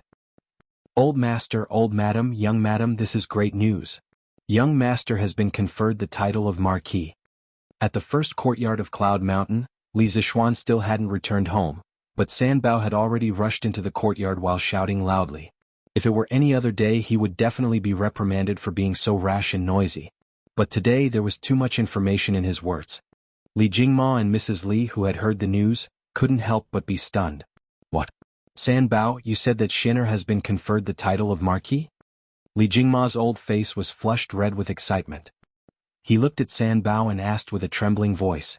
Of course he hoped that Sanbao was telling the truth, but he was afraid that he had misheard and rejoiced for nothing. Madame Li and Han Yushi also looked at Sanbao with hopeful expressions. Yes, it's true. Old master. Young master has really been conferred the title of Marquis Yong, and, personally conferred by His Majesty, with 600 households. It's all over Chang'an now. Everyone is saying that young master is the youngest marquis since the establishment of the Tang Empire. Sanbao wasn't nervous at all as this was the first time he had become the center of attention. Or perhaps his excitement had diluted the nervousness in his heart, and he spoke loudly with excitement. It's true, it's actually true. Madame Xin'er has become a marquis. Xin'er is promising. Li Jingma was stunned for a long time before he finally reacted. He held his wife's hands and said excitedly. He used to be a businessman. Although he didn't lack in food and drink, the status of businessmen was low since ancient times. Even his descendants couldn't enter the imperial court as officials. He had only hoped that his son would be able to live a safe and healthy life. He had never thought that his son would one day become an official. However, ever since Li Zishuan returned from Longhu Mountain, he had given him too many surprises. First, he was conferred the title of Marquis, then he was promoted to third-grade Crown Prince Zhan Shi, and now he had become a Marquis. All of this sounded like a dream, but reality told him that it was all real. How could Li Jingma not be excited? That's great, my Shen'er is promising, he has become a Marquis. The excitement in Madame Li's heart was no less than Li Jingma's. She was old and a little sentimental. At this moment, tears welled up in her eyes. Han Yushi stood at the side and looked at her parents-in-law silently. Her eyes were filled with joy. She was happy for her husband and for the whole family. Sister Yushi, what is a Marquis? Is it delicious? Why are father and mother so happy? Lan, the little cutie came out of nowhere. She tugged at Han Yushi's sleeve, looked up, and blinked her bright eyes as she asked. Although Han Yushi had been married to Li Zishuan for a long time, Lan, still called Han Yushi Sister Yushi and not sister-in-law. It wasn't that no one corrected her, but the little girl didn't listen to them. Lan, don't talk nonsense. A Marquis isn't for eating, it's a very very big official. In the future Lan, you will be the Marquis' younger sister. No one will dare to bully you. Hearing this little cutie's innocent words, Han Yushi didn't know whether to laugh or cry. She saw Li Jingma glaring at her as if he wanted to scold her. She quickly squatted down, stroked Lan's little head and explained gently. Oh, so it's brother who got promoted. When brother comes back, I'll ask him for the wedding money. Lan, suddenly understood. She shook her little head and said excitedly. Oh, why is it so lively today? Father, mother, wife, why are all of you here? And little sister, who are you looking for to ask for the wedding money? At this moment, Li Zishuan had already stepped through the door. When he saw the whole family in the backyard, he said with a smile. Of course it's for you, brother. When Lan saw that Li Zishuan had returned, she quickly ran to his side and shook his arm. She said with a smile, Brother, you've been promoted. Hurry up and give me the wedding money. Li Zishuan lowered his head and looked at his little sister's bright smiling face. He couldn't help but feel a little absent-minded. Why was this the same as the children in the modern world who shouted, Congratulations, get rich, give me the red packet? He didn't know where the little girl learned this from. Chapter 791. The whole family had a happy and harmonious lunch. Li Zishuan's laziness relapsed and he didn't even want to go to the academy. He just lay down at home and waited for the imperial edict to officially confer him the title of Marquis from the palace. Around 1 in the afternoon, Li Zishuan did not receive an imperial edict from the imperial palace, but a person did. Oh, your highness, you're here. That's right, the person who came was Li Shaogong, the commandery prince of Hejian. When Li Zishuan received the servant's report and went downstairs to the living room, Li Shaogong was already sitting on the tiger skin sofa and looking at the furnishings in the room curiously. Ah, little Xian, this courtyard of yours is rather interesting. Seeing Li Zishuan come, Li Shaogong nodded and said with a smile. Li Zishuan ordered the servant to serve tea and sat down next to him. He said casually, Your Highness, this is just my unintentional work. It's not presentable. Li Shaogong shook his head and didn't say anything. He looked at the other places in the room and said, Ha, you're being modest in front of me now? This is not like you. Although the style of this courtyard is novel, it has its own rules and regulations. It's not something that can be built casually. Obviously, you've spent a lot of effort on it. And the furniture in the room is unique and comfortable. You still know how to enjoy life. Li Zishuan wasn't angry at all after being criticized by Li Shaogong. Instead, he said with a smile, Haha, if your highness likes it, why don't I give you a courtyard like this? Li Shaogong was very tempted, but he still shook his head after thinking about it. He said, I won't accept a reward for nothing. I won't take your house for nothing. Speaking of this, he picked up the teacup brought by the servant girl and took 2 sips of tea. He continued, When I just came here, I passed by Yanhuang College and saw the buildings in the distance. The style is quite similar to your courtyard. This queen entered the academy and saw that the students were all wearing the same clothes and were training. Although he couldn't tell what these training items were, this group of weak scholars was actually able to do such neat movements. It was really beyond this king's expectations. Handing Huairen to you before I set out to sea was the right choice. Li Zishuan thought to himself. Although Li Shaogong usually yelled at Li Huairen, his concern for his son was not vague at all. He had just returned from the sea and couldn't wait to come to Yanhuang College to see Li Huairan's situation. Perhaps this was deep fatherly love. Your Highness is too kind, Li Zishuan said politely. Li Xiaogong waved his hand and said, there's no need to say any more. This prince should indeed thank you for this matter. Compared to before, Huairan is much more sensible. In the future he will continue to stay at Yanhuang College. Li Zishuan naturally had no reason to refuse. The two chatted for a while and the topic turned to the sneak attack at sea. Speaking of that sea battle, this prince is somewhat sorry. You entrusted Meng Yuliang to this prince, but who would have thought that he would almost die at sea that night? This prince was thoughtless. Li Xiaogong said apologetically. Your Highness, what are you saying? The weather is unpredictable and people are uncertain. Some things, no matter how prepared you are, will always be unexpected. Fortunately, Meng Yuliang is fine. This is the best outcome. Otherwise, I really wouldn't know how to face that child Meng Wenhao. Li Zishuan couldn't help but sigh. All right. Dare I ask your Highness, just what was the identity of the mysterious expert who saved Meng Yuliang that night? According to previous intelligence, Li Zishuan only knew that Meng Yuliang had been saved by a mysterious expert at the critical moment, but he had no idea who that expert was, which was why he asked this question.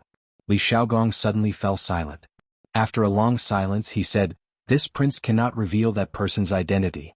If fate wills it, you should be able to meet him in a few days. What this prince can tell you is that this person is extremely skilled in martial arts and is one of the top experts in the world. When this prince entered Fanio capital alone, he was by my side. The identity of the dragon-bearded guest was hard to say. After all, he was the man who had fought for the world with Lier. Although he had taken the initiative to withdraw in the end, he had still violated some taboos, which was why Li Xiaogong was being so vague. Hearing him say this, Li Zishuan became even more curious. At the same time he pondered in his heart. In the world today, how many people could be called top experts? After thinking for a long time, he still couldn't think of a reason, so he simply stopped thinking about it. Since your Highness does not wish to reveal it, this child will quietly wait at home for that person to come as a guest. Li Xiaogong chuckled. After chatting a little longer with Li Zishuan, he got up and bid farewell. But not long after he left, the villa welcomed another guest. It was Wang Rinbiao. Hey, today's guests really come in waves. Li Zishuan quietly said to himself. Little Xian, congratulations. Congratulations on being made a marquis. The moment Wang Rinbiao entered the room, he cupped his hands in congratulations. To tell the truth, Li Zishuan's meteoric rise had surprised both him and his father. Half a year ago this young man had just returned to Chang'an from the mountains, but half a year later, he had become the Marquis of the Great Tang. The fickleness of the world truly made one sigh with emotion. Ah, thank you very much. Rinbiao, come in and have a seat. Seeing Wang Rinbiao, Li Zishuan suddenly remembered that he was looking for him for something. It was about rubber, so he hurriedly went forward to greet him. Little Xian, I came to find you because you asked me to send someone to help you find rubber. Sure enough, Wang Rinbiao sat down and went straight to the point. Li Zishuan hurriedly got up and asked excitedly, how is it? Did you find it? Wang Rinbiao smiled and said, this thing is really difficult to find. The steward of the Wang family's fleet led people to search for at least a dozen island countries.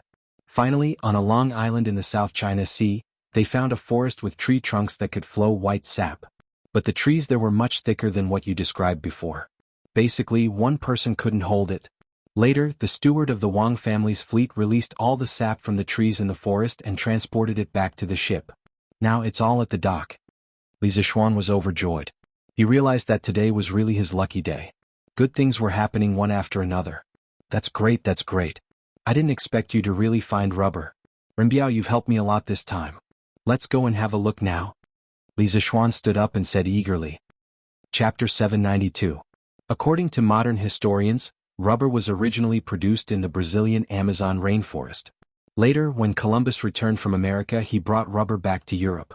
Later, with the beginning of the British colonial era, they introduced rubber trees to Southeast Asia and opened plantations there to produce rubber. Therefore, according to modern history books, it was impossible for rubber trees to appear in Southeast Asia during the Tang dynasty. However, the reason why Li Zishuan asked the Wang family's fleet to help him find rubber trees was because he was betting. He was betting that there were wild rubber trees in Southeast Asia a long time ago. Southeast Asia's unique climate conditions were too suitable for rubber trees to grow. This could be seen from a set of data. Although rubber trees originated from Brazil, In modern times, Southeast Asia accounted for more than 90% of the world's natural rubber production, while Brazil accounted for less than 1%.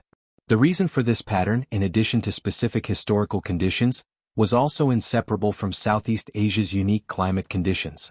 Therefore, Li Zixuan guessed that there were wild rubber trees in Southeast Asia before the Tang dynasty or even longer. Later they went extinct for some reason. When the British colonists introduced rubber from Brazil to Southeast Asia, the world thought that rubber originated from Brazil. He had to admit that the reason why he had this kind of wishful thinking was because he was desperate. After all, the Tang dynasty did not have a fleet that could cross the Pacific Ocean and reach America. But fortunately, his wishful thinking turned out to be true. The Wang family's fleet really found wild rubber in Southeast Asia. How could this not make him ecstatic? At this time he did not care about waiting at home for the imperial edict. He directly urged Wang Renbiao to follow him to the dock. Therefore, the tragic Wang Renbiao, who had just entered the house, did not even warm up on the stool. No, he did not even warm up on the sofa before he was called out again. Here the rubber is still in the wooden bucket. It's still on the ship. Xiaoxian, wait a moment. I'll get someone to find a small boat and bring you to the big ship to take a look. When they arrived at the dock, Wang Renbiao pointed to a few large ships on the river with the Wang family's flag and said, Thank you for your trouble." Li Zixuan clasped his hands and thanked him. Wang Renbiao smiled and turned to leave. Li Zixuan observed the scene at the docks. Compared to the morning, there were a lot fewer people and ships. The 500 search ships of the imperial court were all gone. It seemed like Xiao Yu and Yen Lide had already made arrangements. Most of the official ships were probably already on their way to Luoyang. Although the official ships had been arranged, the task of the two big shots of the imperial court was not over yet. They still needed to arrange for officials on the spot to levy taxes on the merchant ships that had participated in the southern sea trade. This job was not easy. The two old fellows were setting up tables on the pier to serve as a temporary office. There wasn't even a canopy above their heads. Compared to some people in the future, these two old fellows' outfits were really shabby. However, they were the real public servants of the people and deserved everyone's respect. "Uncle Yen, Elder Xiao. The two of you are still busy." Li Zixuan walked over and greeted the two out of respect for the revolutionaries of the older generation who were really doing practical things. "Yo, little Xian, you're here? I heard that you were conferred the title of Marquis by His Majesty in the morning court. Congratulations." Hearing this, Yen Lide raised his head and said with a smile. He knew that his son Yen Xiaoning seemed to have a girlfriend in the academy. Although the other party wasn't a daughter of a prestigious family, she was the daughter of the current generation's Mo family. This identity was nothing to other families, but to the Yen family, which was a family of engineers, it was a big deal. In general, Yen Lide approved of this marriage. He knew that his son was obsessed with construction machinery all day long and was like a blockhead. He didn't expect that his son would actually find a partner now. This made Yen Lide happy and grateful to Li Zixuan. Xiao Yu nodded and smiled at Li Zixuan as a greeting. "Thank you, Uncle Yen. The title of Marquis is just His Majesty's favor." Li Zixuan replied with a smile. Then he used his hand to fan his face and said to Yen Lide and Xiao Yu, "It's such a hot day. Why don't the two of you get someone to set up a shed? If something bad happens to the sun, it will be a great loss to the Tang Empire." "Sai, we don't have the time." Yen Lide sighed. He pointed to the endless boats on the river and said, "That's not the case. The official boats of the imperial court are fine. Most of them have turned around and headed to Luoyang. However, there are more than 1,000 civilian boats. It's very troublesome to calculate the value of the goods on their boats. Almost all the officials of the Ministry of Civil Affairs are here today. Even so, it's unlikely that all the boats will be able to unload before dark." When Li Zixuan heard this, he also felt that the amount of work Yen Lide and Xiao Yu were facing was too large. The old officials of the Ministry of Civil Affairs were using more traditional calculation methods, and the speed of their calculations was simply too slow. Although Li Er had issued a decree a few months ago to promote the new type of mathematics throughout the country, in the face of a new knowledge, it would always take some time to accept and digest it. Some people were older, and their ability to accept new knowledge was worse, so the speed at which they absorbed it was slower. "We can't go on like this. Uncle Yen, Elder Xiao, I'll get someone to set up a few sheds for you. I'll also send some ice and cold water over. Otherwise, it'll be bad if you get a heat stroke," Li Zixuan said as he wiped his sweat. Yen Lide and Xiao Yu didn't have the time to do this, but he did. Seeing two old men over 50 silently contributing to the country under the scorching sun, he couldn't help but feel a little uncomfortable. But it was precisely because of people like them that the Great Tang would gradually grow stronger until it was invincible. The two old men smiled and didn't refuse Li Zixuan's good intentions. The officials of the Ministry of Civil Affairs who were busy calculating the accounts seemed to have heard this conversation. At this moment they couldn't help but write even more cheerfully. Marquis Yong, and this old man heard that you have a group of students who are rather proficient in calculation. Why don't you call them over to help you? Xiao Yu raised his head and smiled at Li Zixuan. Ever since the imperial court had introduced the new type of mathematics, he had privately studied the mathematics textbook that Li Zixuan had compiled. Even someone as picky as him had to admit that the new type of mathematics had an incomparable advantage in calculating speed. That was why he had said this now. Li Zixuan froze for a moment, then bitterly smiled and said, Elder Xiao, it's not that this little one isn't willing to cooperate, but that group of students of mine is still undergoing military training at the academy. They can't leave. Chapter 793. If it was in the past, Li Zixuan wouldn't have minded his students coming over to help Xiao Yu settle the score. On the contrary, he would have been more than happy to do so because it could give his students some social experience. After all, Yanhuang Academy cultivated practical talents. But now, Qing Yaojin was probably brutally training the students, but he went to call the students away. How could this be? It's an emergency, so it won't take up too much of their time. Presumably, missing half a day of training won't have much of an impact on the students, right? Regarding the military training at Yanhuang College, the ministers in the imperial court more or less knew a little about it. Some of them even went to watch it live. Xiao Yu had also been there. It was undeniable that when they saw a group of weak scholars marching in an orderly formation on the field and shouting loud slogans, they couldn't help but feel shocked. Starting from the Western Zhou dynasty, the official courses were divided into national studies and local studies. There were also primary school and university levels. The university level used the 6 arts as the standard curriculum.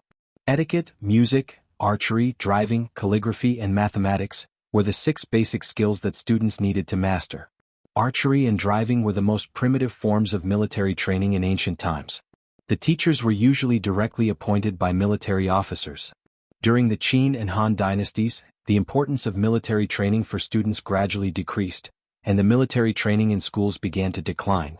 As Confucianism was regarded as orthodox, the 6 arts became the 6 classics of Confucianism. The content of military education disappeared, and the function of military training weakened into a ritual program.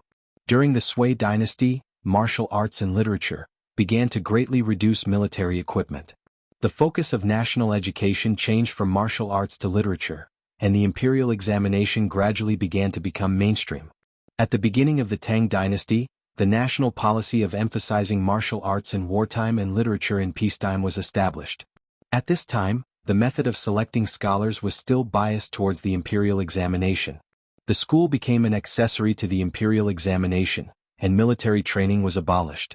In addition, Confucianism began to germinate, and gradually the educational concept of emphasizing reading over practice and meditation over activities gradually formed. During the Empress Wu Zetian, the civil and military examinations were separated. The civil and military examinations were not tested on martial arts. In order to obtain fame, the students had no time to study military courses, and military training was gradually abandoned. Therefore, even though he was shocked, Xiao Yu still disapproved of Yanhuang College's military training. However, the college was run by Li Zixuan. As an outsider, he couldn't do anything about it. Therefore, he didn't raise any objections from beginning to end. Li Zixuan pursed his lips and didn't say anything. Of course, missing half a day of military training wouldn't affect the students much. However, today's timing was a little special. Old Cheng had just gone to the academy in the afternoon. He could imagine that the group of brats in Class 1 of the academy were probably in so much pain under Old Cheng's evil claws that they wished they were dead. If he went to pull the students over, Old Cheng would definitely go crazy. Elder Xiao, missing half a day of military training is of course not a big deal. However, today is a little special. Lu Guogong is conducting special training for the students. If I were to disturb them at this time, I'm afraid it would be very inconvenient. When Xiao Yu heard this, he immediately blew his beard and glared. Outrageous. Is Cheng Jijia's special training more important than collecting business taxes for the imperial court? Go and get the students to come over. If Cheng Jijia isn't convinced, he can come and reason with me. Li Zixuan suddenly felt helpless. Since he had already said this, he had to be a living bodhisattva today and rescue the students who were in deep trouble. Ahem, Elder Shao, please wait a moment. I'll send someone to the courtyard to inform the students to come over. Yanhuang College. As Li Zixuan expected, ever since Qing Yaojin, the big devil, came to the academy in the afternoon, the students' training suddenly increased by more than 50%. Today's weather was so hot, but the students of each class could still be seen running tirelessly on the field. Large beads of sweat rolled down their foreheads. The camouflage uniforms on their bodies looked as if they had just been fished out of the water. A gentle twist could probably wring out water. Qing Yaojin held a bamboo stick and followed behind the students of Class 1 as if he was herding sheep. Huff huff. I'm so tired. You say, hi Duke Lu, don't you know how to rest at home if you have nothing better to do? Why did you come to the academy to join in the fun? Sigh, if only father could cancel the rest period. Yes, just temporarily. Let us endure this period of military training first. The little fatty was sweating profusely on the field. As he ran, the fat on his body jiggled. Therefore, according to the theory of physics, if he ran the same distance he would need to do more work and consume more energy. In addition, his foundation was weak to begin with. Naturally, he would be more tired than others. At this time, Li Tai wiped the sweat on his forehead and muttered in his heart. It couldn't be helped. Old Devil Qing was really too abnormal.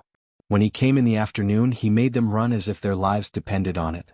Those who couldn't run were directly thrown into the small dark room to fend for themselves. He was simply too cruel. General Cheng, General Cheng. At this time there was a shout from the back of the team. Turn right. Enter the field. Qing Yaojin looked back and saw Mo Zhong running in his direction. He led the students from the track into the field and then shouted again, stop. The students of Class 1 immediately stopped in their tracks. What's the matter? Can't you see that I'm in the middle of military training? Qing Yaojin turned around and glanced at Mo Zhong as he said with some dissatisfaction. General Cheng Yamacho asked someone to send a message. He wants a class of students who are proficient in arithmetic to temporarily stop their military training and go to the pier outside Plum Village to wait for orders. Mo Zhong felt a little guilty when old Devil Cheng looked at him like this. However, he still relayed Li Zixuan's order. When Qing Yaojin heard this, he began to look at Mo Zhong strangely. If he didn't know him well, he would have suspected that Mo Zhong was a spy sent by a student to deliberately spread false information. Why does Shaoxian want students who are proficient in arithmetic? Mo Zhong cupped his fists and said, I don't know. I only heard that it was the order of the Minister of Civil Affairs, Elder Shao. That old fox Xiaoyu? Qing Yaojin frowned and didn't say anything. The eyes of the students on the field suddenly lit up. Their chance had come. As long as it wasn't military training, they were willing to do anything. Moreover, they had to know arithmetic and he was the Minister of Civil Affairs. This meant that this job must be related to accounting. In this case they had to go. Quickly agree, quickly agree. Accounting makes me happy. This king wants to go and settle accounts. Li Tai stood upright and looked at Qing Yaojin's back from the corner of his eyes as he madly muttered in his heart.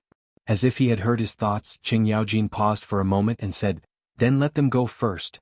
I'll go and train the students of Class 2 in the afternoon. The students of Class 1 were ecstatic when they heard this. However, they were afraid that extreme joy would lead to sorrow, so they didn't shout out loud.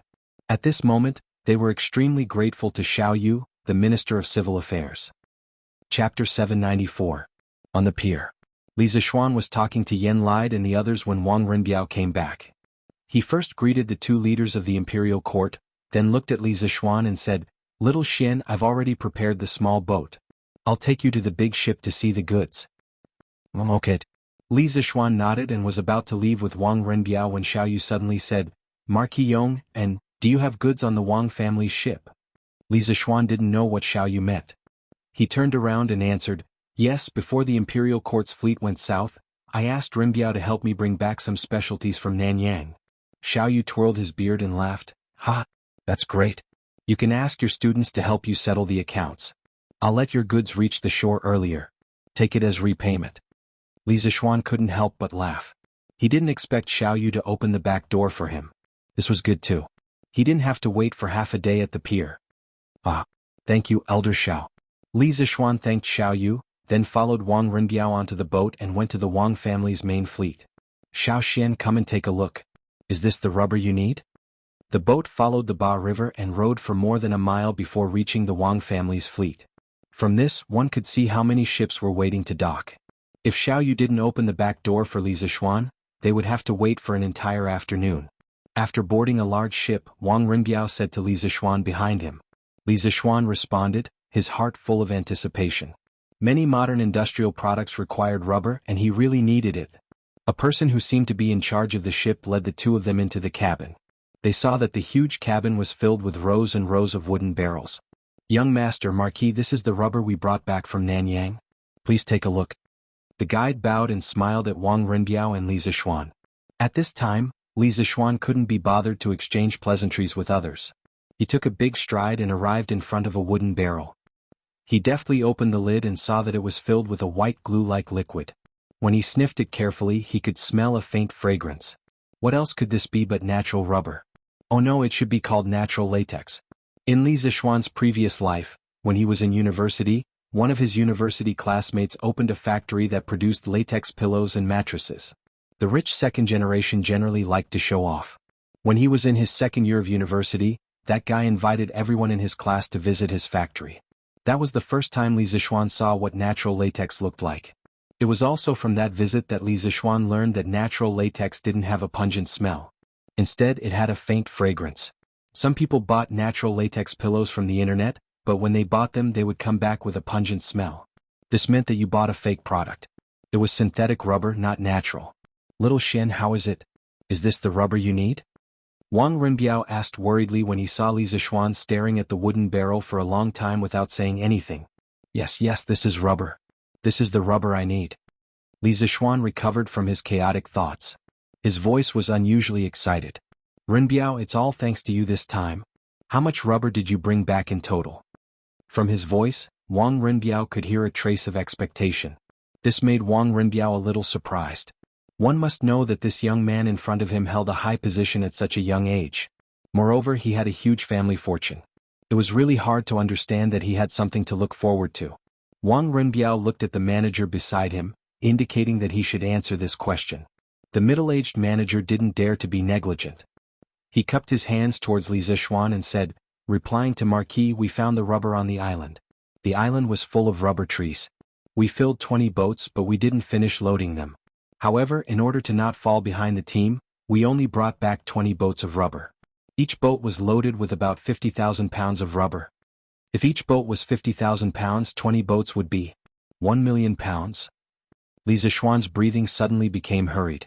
1 million pounds, that was more than 500 tons. I'm rich. I'm rich. There were only 3 words in Li Zixuan's mind right now, and that was to strike it rich. Such a huge amount of rubber was enough for him to do a lot of things. That's great. Rinbiao, I won't beat around the bush, but I'll remember this kindness. I'll have someone send the money to your house now. Get someone to row these boats upstream for another 3 li. That's the new workshop of Strange Taste Pavilion. Just move the rubber there. According to the original agreement, if the Wang family's fleet found rubber in Nanyang, Li Zixuan would have to pay 400 strings of cash for each boat of rubber. Of course, the 400 strings of cash was a price of friendship. Because a boat of spices from Nanyang would definitely cost more than 400 strings of cash. The main reason was that Wang Rinbiao was looking for Li Zixuan to buy a large number of compasses to ensure the safety of the Wang family's fleet. It could also be said that it was an exchange of interest. Haha, Xiaoxian, you're too kind. Wang Rinbiao replied with a smile. At the same time, he couldn't help but breathe a sigh of relief. After this incident, the relationship between the Wang family and Li Zixuan was even stronger. This was more valuable than anything else. After all, this young man in front of him had become a founding marquis before the age of 15. His future achievements were simply immeasurable. After exiting the cabin, Wang Rinbiao ordered the steward on the boat to start sailing. They bypassed the boats in front of them and headed straight for the dock. Such a blatant act of cutting in line would, of course, anger some people. However, after seeing that it was the merchant ship of the Wang family of Taiyuan, most people shut their mouths. The reputation of the Wang family of Taiyuan was not just for show. There were also people who weren't afraid of the Wang family of Taiyuan. However, after seeing Li Zixuan at the bow of the boat, they all hesitated. After a while, 20 fleets full of rubber arrived at the front and began to dock. Xiao Yu was a man of his word. He had already sent officials from the Ministry of Civil Affairs to wait at the dock to calculate the total value of the goods on board. Perhaps it was because Li Zixuan had now been promoted to a marquis, Or perhaps it was because Li Zixuan had sent people to set up sheds for the officials of the Ministry of Civil Affairs at the dock and even sent ice cubes and iced water. The officials of the Ministry of Civil Affairs who came to receive the goods were so enthusiastic that Li Zixuan was a little uncomfortable. However, facing the buckets of white gelatinous liquid on board, the officials of the Ministry of Civil Affairs who came to receive the goods couldn't help but feel troubled. How should they value this stuff? How much should they charge? Chapter 795. Marquis, what is this thing? How much should we tax it according to the market price? The middle-aged official from the Ministry of Civil Affairs looked at the white latex in the wooden bucket in the cabin. He reached in and touched it, then put his hand next to his nose and sniffed it. In the end, he still couldn't recognize what it was, so he walked behind Li Zixuan and asked with an awkward expression. Oh, I call this thing rubber. As for the market price, I really don't know. After all, this thing has never appeared in Chang'an City. Li Zixuan didn't make things difficult for the official and answered truthfully. According to the rules, we have to collect tax based on 10% of the total value of the goods. What should we do now? The middle-aged official suddenly frowned and said. Li Zixuan glanced in the direction of Yan Lide and Xiao Yu, then smiled and said, if you can't make up your mind, go and ask Elder Xiao. However, I can give you a reference price. I bought this rubber from the Wang family's fleet. It's 400 strings of coins per ship. Alright, you can go and ask. He didn't mind paying more or less tax, but it was obvious that he was following the rules. If he paid more or less, what would the people behind him do? Yes, this official understands. Thank you, Marquis, for your advice. The middle-aged official cupped his hands to Li Zixuan, then turned and left. Not long after he turned back. Marquis, Elder Xiao said that the tax will be based on the price you bought the rubber from the Wang family. In fact, Xiao Yu knew very well that since Li Zixuan valued rubber so much, it meant that its value was definitely extraordinary. At least, it was definitely worth more than 400 strings of coins per ship. But so what if he understood? Only Li Zixuan could make use of this thing's value. The others didn't even know how to use it, so it was difficult to appraise its actual value. It was better to be straightforward and do Li Zixuan a favor at the same time. Alright, send someone up to take a look. There are a total of 20 ships worth 8,000 strings of coins, which is the tax of 800 strings of coins. If there's no problem, I'll write you a note later. You can take this note directly to Yunshan to get the money. Li Zixuan smiled without batting an eyelid, then said to the middle-aged official. In his heart he was thinking that Elder Xiao was quite considerate. At least he didn't help just now. Yes, Marquis. Please wait here for a moment. This official sent someone to check the ships. The middle-aged official responded and went to arrange it. It didn't take long for the inspection to be completed. Li Zixuan wrote him a note for 800 strings of coins and asked him to go to Yunshan Villa to get the money. He wouldn't carry so much money with him. He wasn't crazy. The fleet full of rubber left the dock and sailed upstream along the Ba River. As soon as Li Zixuan got off the ship, he saw a group of students in camouflage uniforms coming from the north. Who else could it be other than Li Tai and Cheng Chumo? Yamacho. Yamacho, what orders do you have for us to come here? The group of students also saw Li Zixuan. They immediately rushed over and asked. Li Tai didn't say anything. The little fatty was so hot that he was panting. Besides, he also knew why Li Zixuan called them over. Didn't they see so many officials at the dock burying their heads in writing? Anyway, for him, escaping from Qing Yaojin's evil clutches was the best thing to do. Meng Wenhao looked at the densely packed ships on the river. His face was full of excitement, but there was also a trace of uncertainty in his eyes. At this time, Li Zixuan looked at the students and smiled. The fleet that was previously organized by the imperial court to go south has returned today. His Majesty ordered the Ministry of Civil Affairs to collect tax from all the ships. Because the amount of money involved is huge, it's more troublesome to calculate. Elder Xiao wants you to come over and help collect the tax as soon as possible so that these ships can dock and unload as soon as possible. As soon as Li Zixuan's voice fell, the students suddenly became excited. Many of them were familiar with accounting because a few months ago when Yanhuang Academy was being built, they also went to help for a while. Most of them were at the construction site to help Yan Xiaoning calculate the materials, consumption, and so on. When Meng Wenhao heard Li Zixuan say that these ships were the fleet that went south, his body finally couldn't help but tremble. This was because he knew that his father was in one of the ships on the river.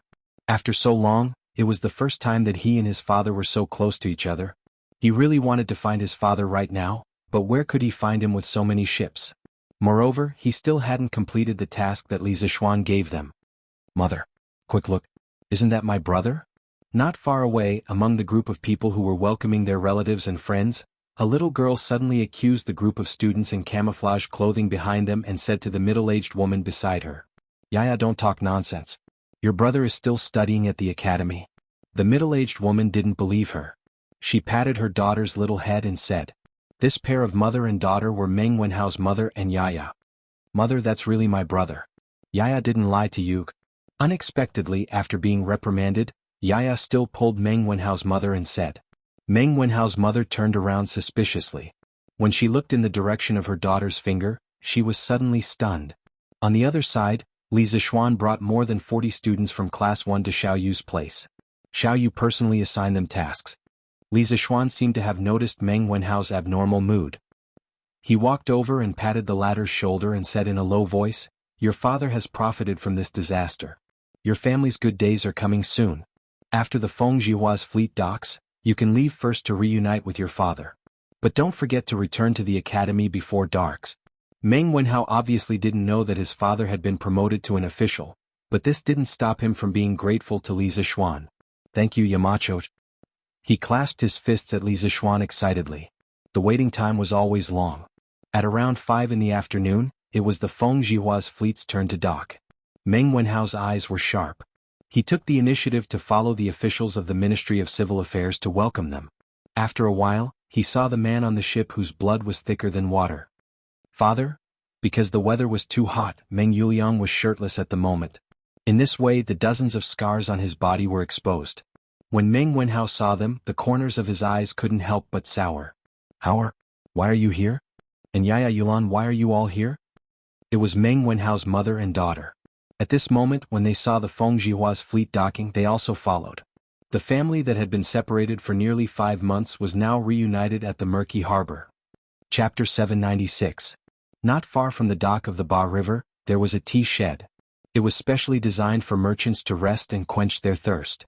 A few hundred steps to the east, one could see some restaurants, shops, grocery stores and so on. It was like a small market dedicated to the dock of the Ba River. "Husband, the injuries on your body." In the shabby tea shed, Meng Wenhao's family of 4 was sitting around a tea table. When Meng Wenhao's mother saw her husband gulping down 2 bowls of herbal tea, a trace of heartache flashed through her eyes. She paused for a moment before asking. In fact, according to Feng Jihua's original intention, Meng Yuliang could take his wife and children directly home for a reunion, but Meng Yuliang refused because the goods on Feng Jihua's ship had not been unloaded. He felt that he could not leave yet. However, he did not want his family to suffer with him, so he led his wife and children to the tea shed next to him to rest for a while. After that, he planned to go back alone and continue to work. At this time, hearing his wife's words of deep concern, Meng Yuliang hurriedly interrupted, "Those are just some minor injuries. It doesn't get in the way. When going out, how could there not be any bumps and bruises? Don't make a fuss and scare the children." He did not intend to tell his family about the encounter with the pirates at sea. Even if it was dangerous at the time, now that he had returned safely, what was the point of mentioning it? Mentioning it would only make his family worry. There was no benefit at all.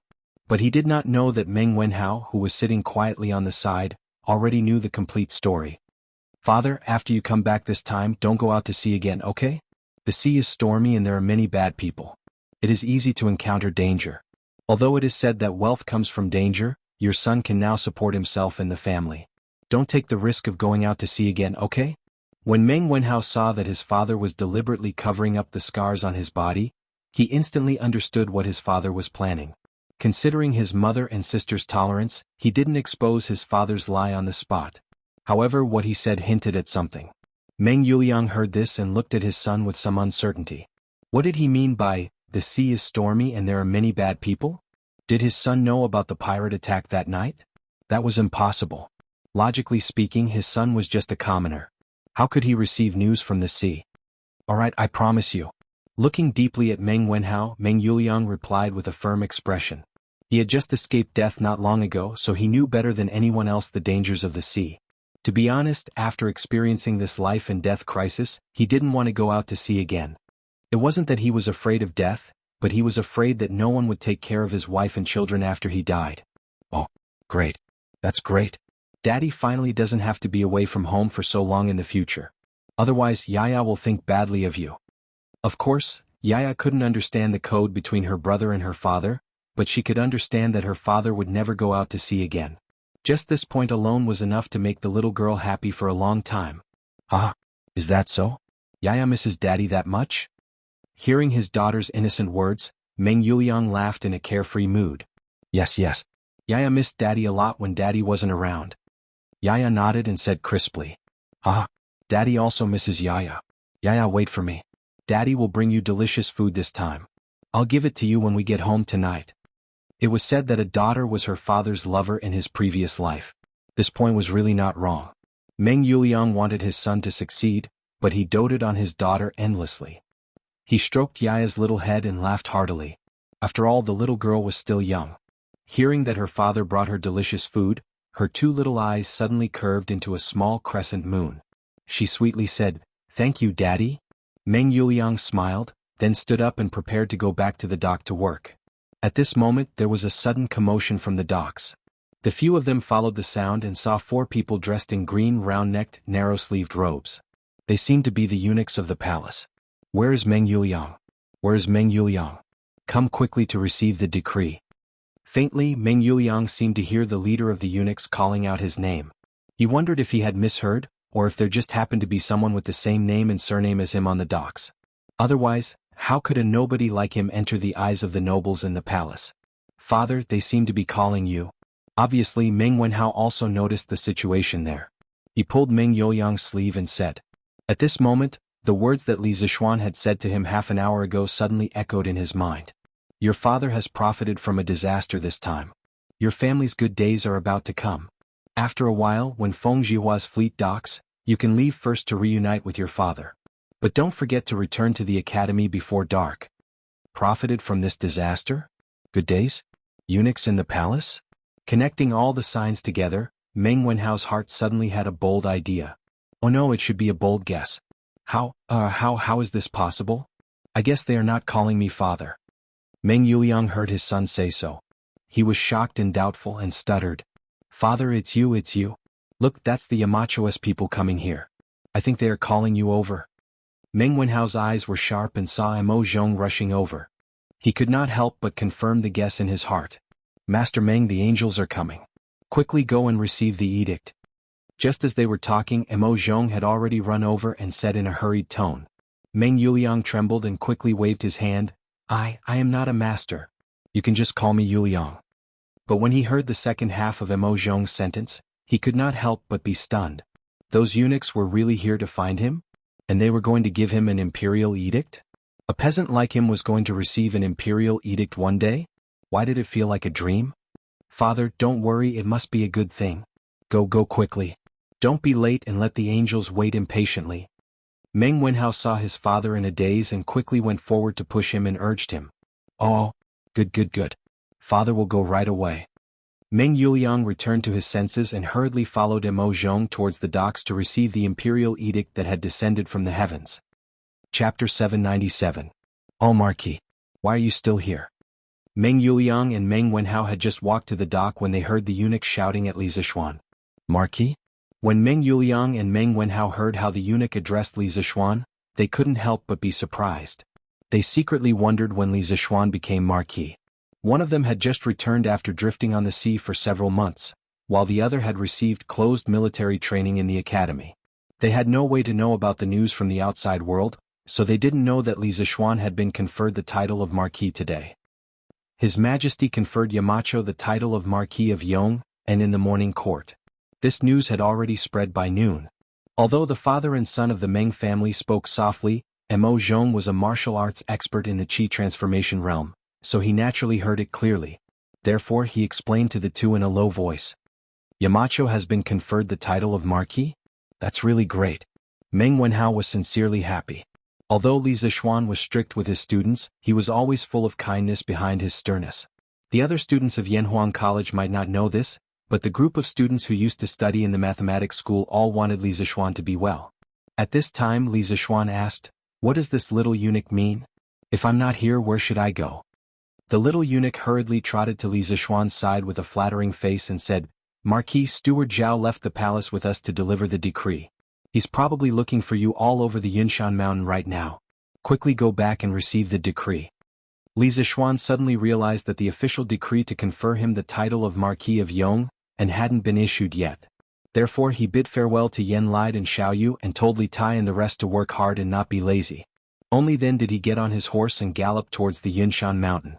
The crowd at the dock all knew that Li Zishuan had been conferred the title of Marquis after hearing the explanations of some insiders. Heartfelt congratulations immediately filled the air. Li Xianan has been conferred the title of Marquis. This is really great. Yes, Li Xianan. Oh no, it should be Marquis.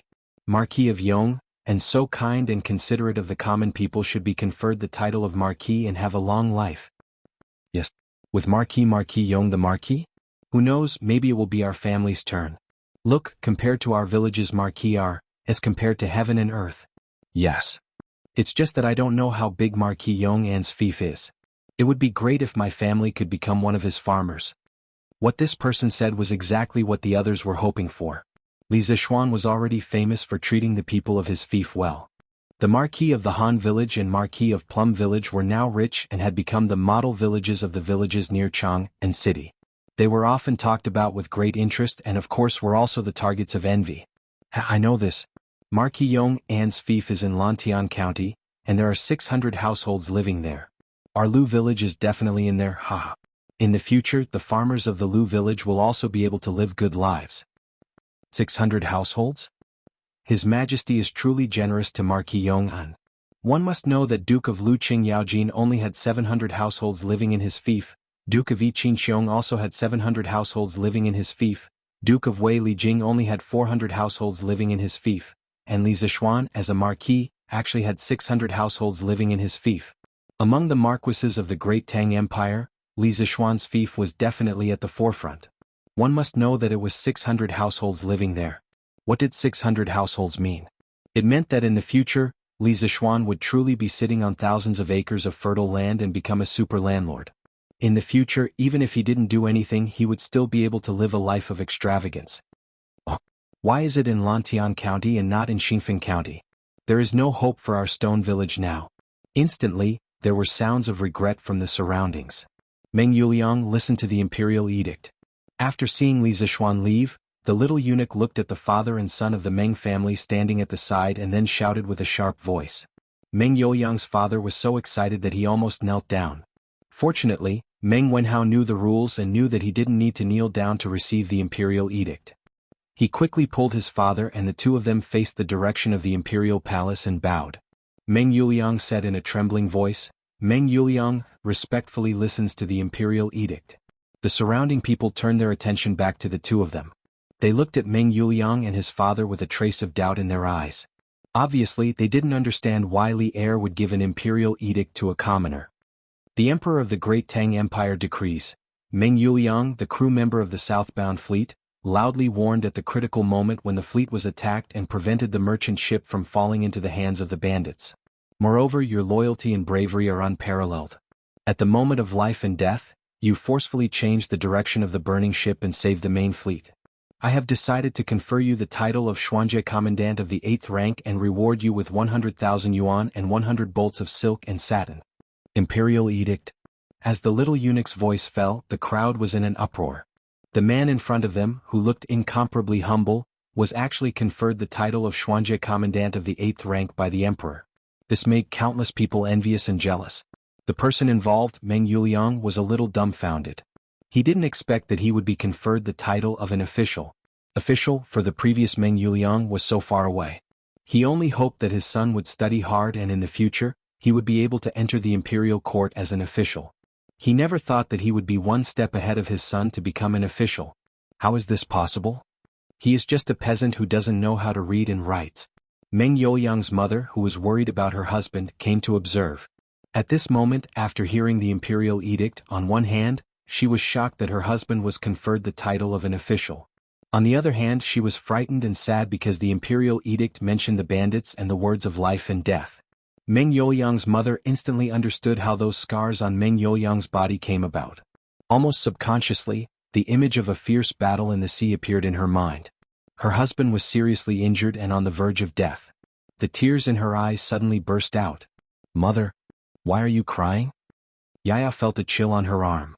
She raised her head and saw that her mother was actually crying silently. The little girl immediately felt grief from the bottom of her heart and asked in a hoarse voice, "Mother is fine, mother is fine?"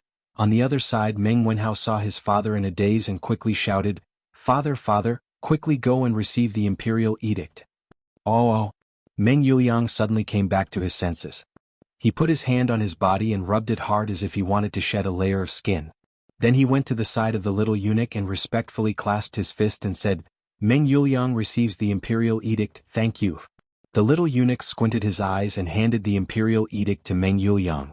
According to reason at this time he should offer the wedding money, but Meng Yuliang's mind was full of confusion at this moment. How could he think of this? Fortunately, Feng Zhihua heard the news and rushed over. Happy event, very happy event. This little eunuch has worked hard all the way. Just take it as the tea money. I hope little eunuch will accept it. Chapter 798.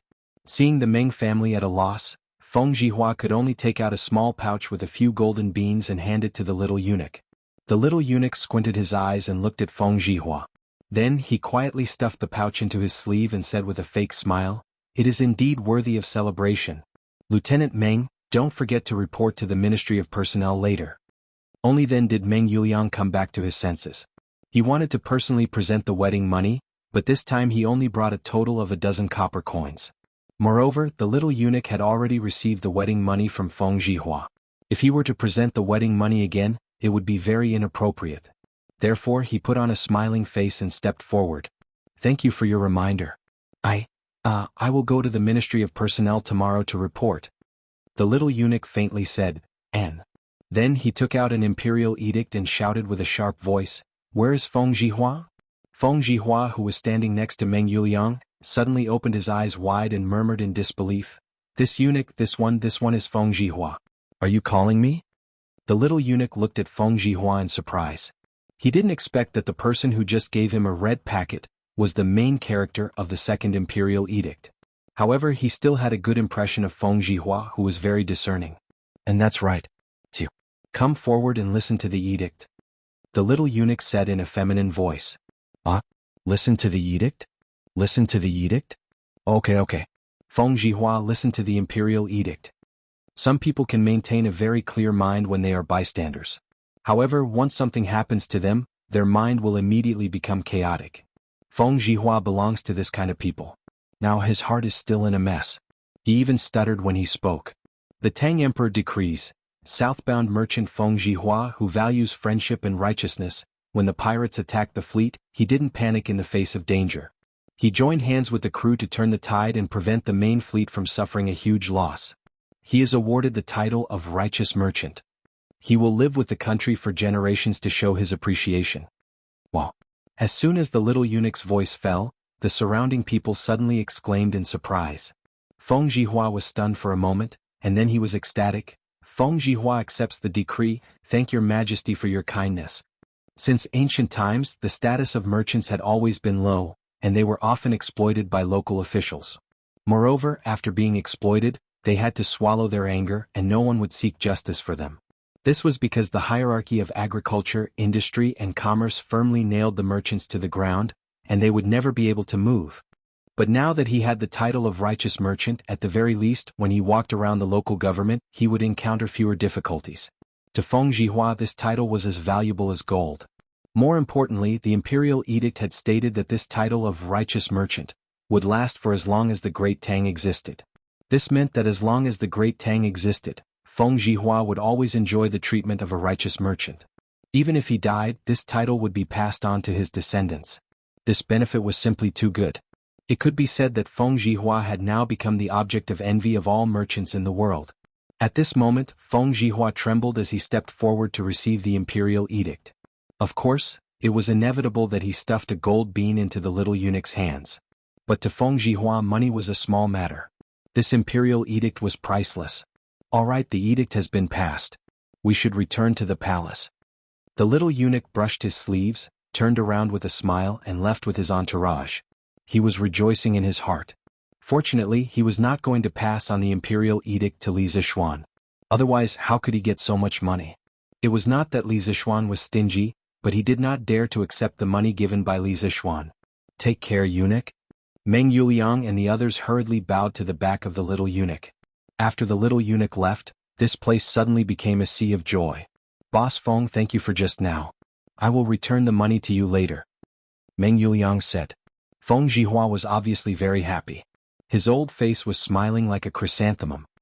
He waved his hands and said, "Haha, you don't need to return it? How much money can it be? It's not a problem. Yuliang, now that you have an official position, this is the most joyous thing.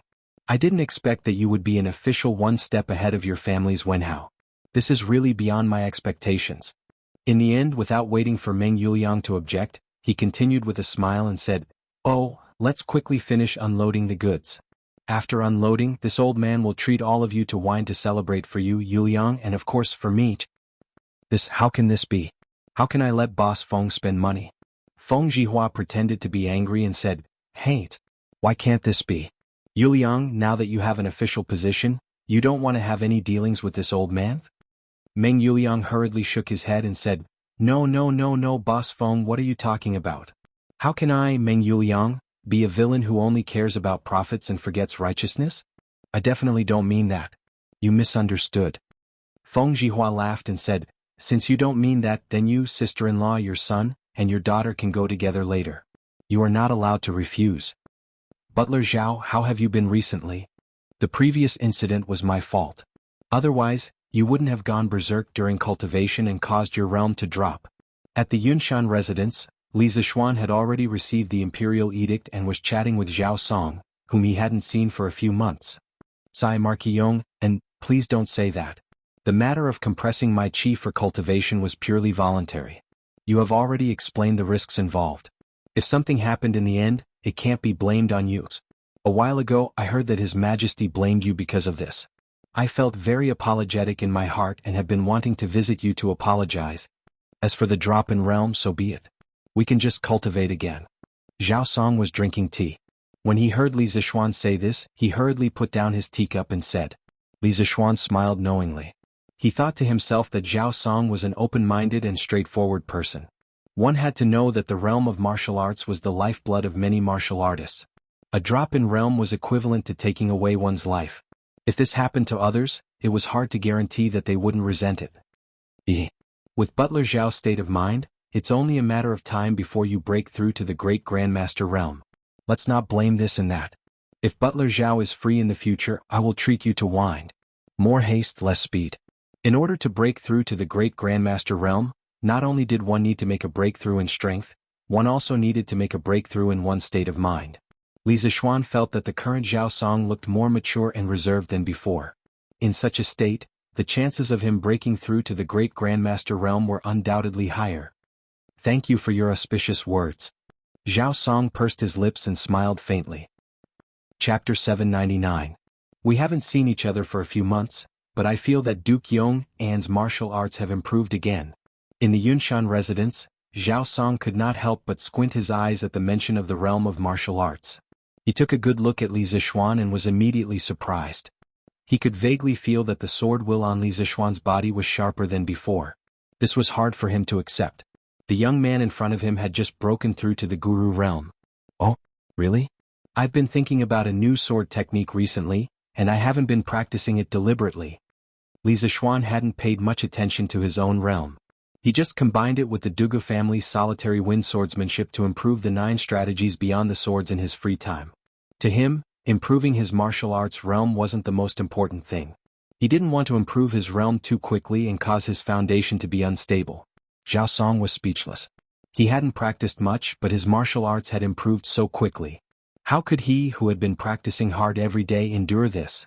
He wanted to ask what kind of sword technique it was that it had such magical power, but he thought that it was taboo to inquire about other people's martial arts, so he didn't say anything. Duke Yong An is really talented. No wonder he was valued by spiritual master Lingshu and accepted into the sect. Zhao Song sighed and then got up to leave. "It's getting late. We have to go back to the palace.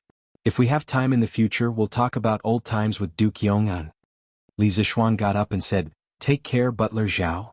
Hey Wenhao, I heard that your father was promoted to an official. Congratulations." With the help of Class 1 of Yanhuang College's students, the ships at the dock were finally unloaded before dark. Meng Wenhao didn't go to the banquet with his family because he had to rush back to the academy before dark. In the Yanhuang College's cafeteria, Li Tai, Sun Zifan, Qing Chumo, and the others all congratulated Meng Wenhao. Although they were busy with the accounts in the afternoon, they had also noticed the movement over there. It was just that they didn't have time to care about it at that time. Thank you. In the face of these congratulatory words from his classmates, Meng Wenhao politely responded with a forced smile. However, in his heart he was bitterly laughing. Was this really worth congratulating? Meng Wenhao felt that this was not worth congratulating. He even felt that if he could, he would rather not have this Shenjie chaplain as long as his father was safe and sound. Tomorrow is Friday, it's finally the holidays again. Wenhao, you've become a rich man now. You have to treat us to a meal when the time comes. Qing Chumo laughed heartily. This time, Li Er not only rewarded the Meng family with a Shenjie commandant, but also a lot of money.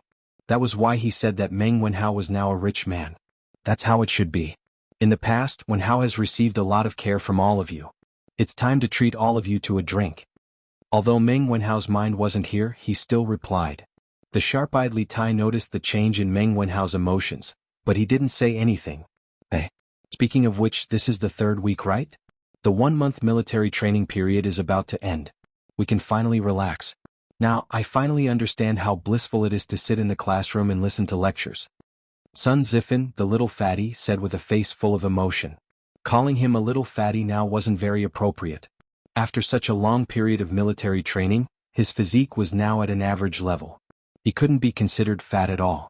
At most, he was a little sturdy. As for Li Tai, he had also lost a lot of fat. However, Li Tai was much fatter than Sun Zifan before, so he still looked a little fat now. However, it was much better than his previous round appearance. Sigh, Sun Zifan, I say, let's think about how we're going to spend tomorrow. This afternoon, because we helped the Ministry of Civil Affairs settle the score, we escaped a calamity. However, we can't escape the calamity forever. I heard that this afternoon, the people of Class 2 were badly scolded by Lu Guogong. Now they're all lying on the sports field. Wang Meng, who was sitting at the next table, glanced at Sun Zifan, who was in a happy mood, and said mercilessly, that's true. When Sun Zifan heard this, he immediately lost his spirit like a frosted eggplant. He muttered in a melancholy mood, when we left in the afternoon, I felt that Lu Guogong was not in a good mood. We are bound to be unlucky tomorrow. I say, Chonyo, can you ask your father not to come tomorrow? It's not so bad for the academy. We can have a break every 5 days, but the ministers only have 1 break every 10 days. It's not easy. Your father should be resting at home while the imperial court is on holiday. Yes, Zifan is right.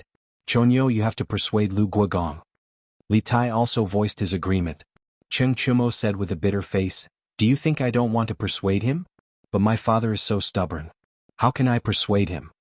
In fact, Cheng Chumo knew that the reason why his father came to the academy as a military training instructor, other than helping Li Zishuan train the students, was to help him improve his state through military training. But now that more than half of the military training was over, his martial arts state was like Mount Tai, not moving at all. So compared to Li Tai and the rest, he was the one who was under a lot of pressure. That's right. This prince can still take leave. Today Lu Guogong wanted to scold us, but because of the fleet from the imperial court, it was all for naught.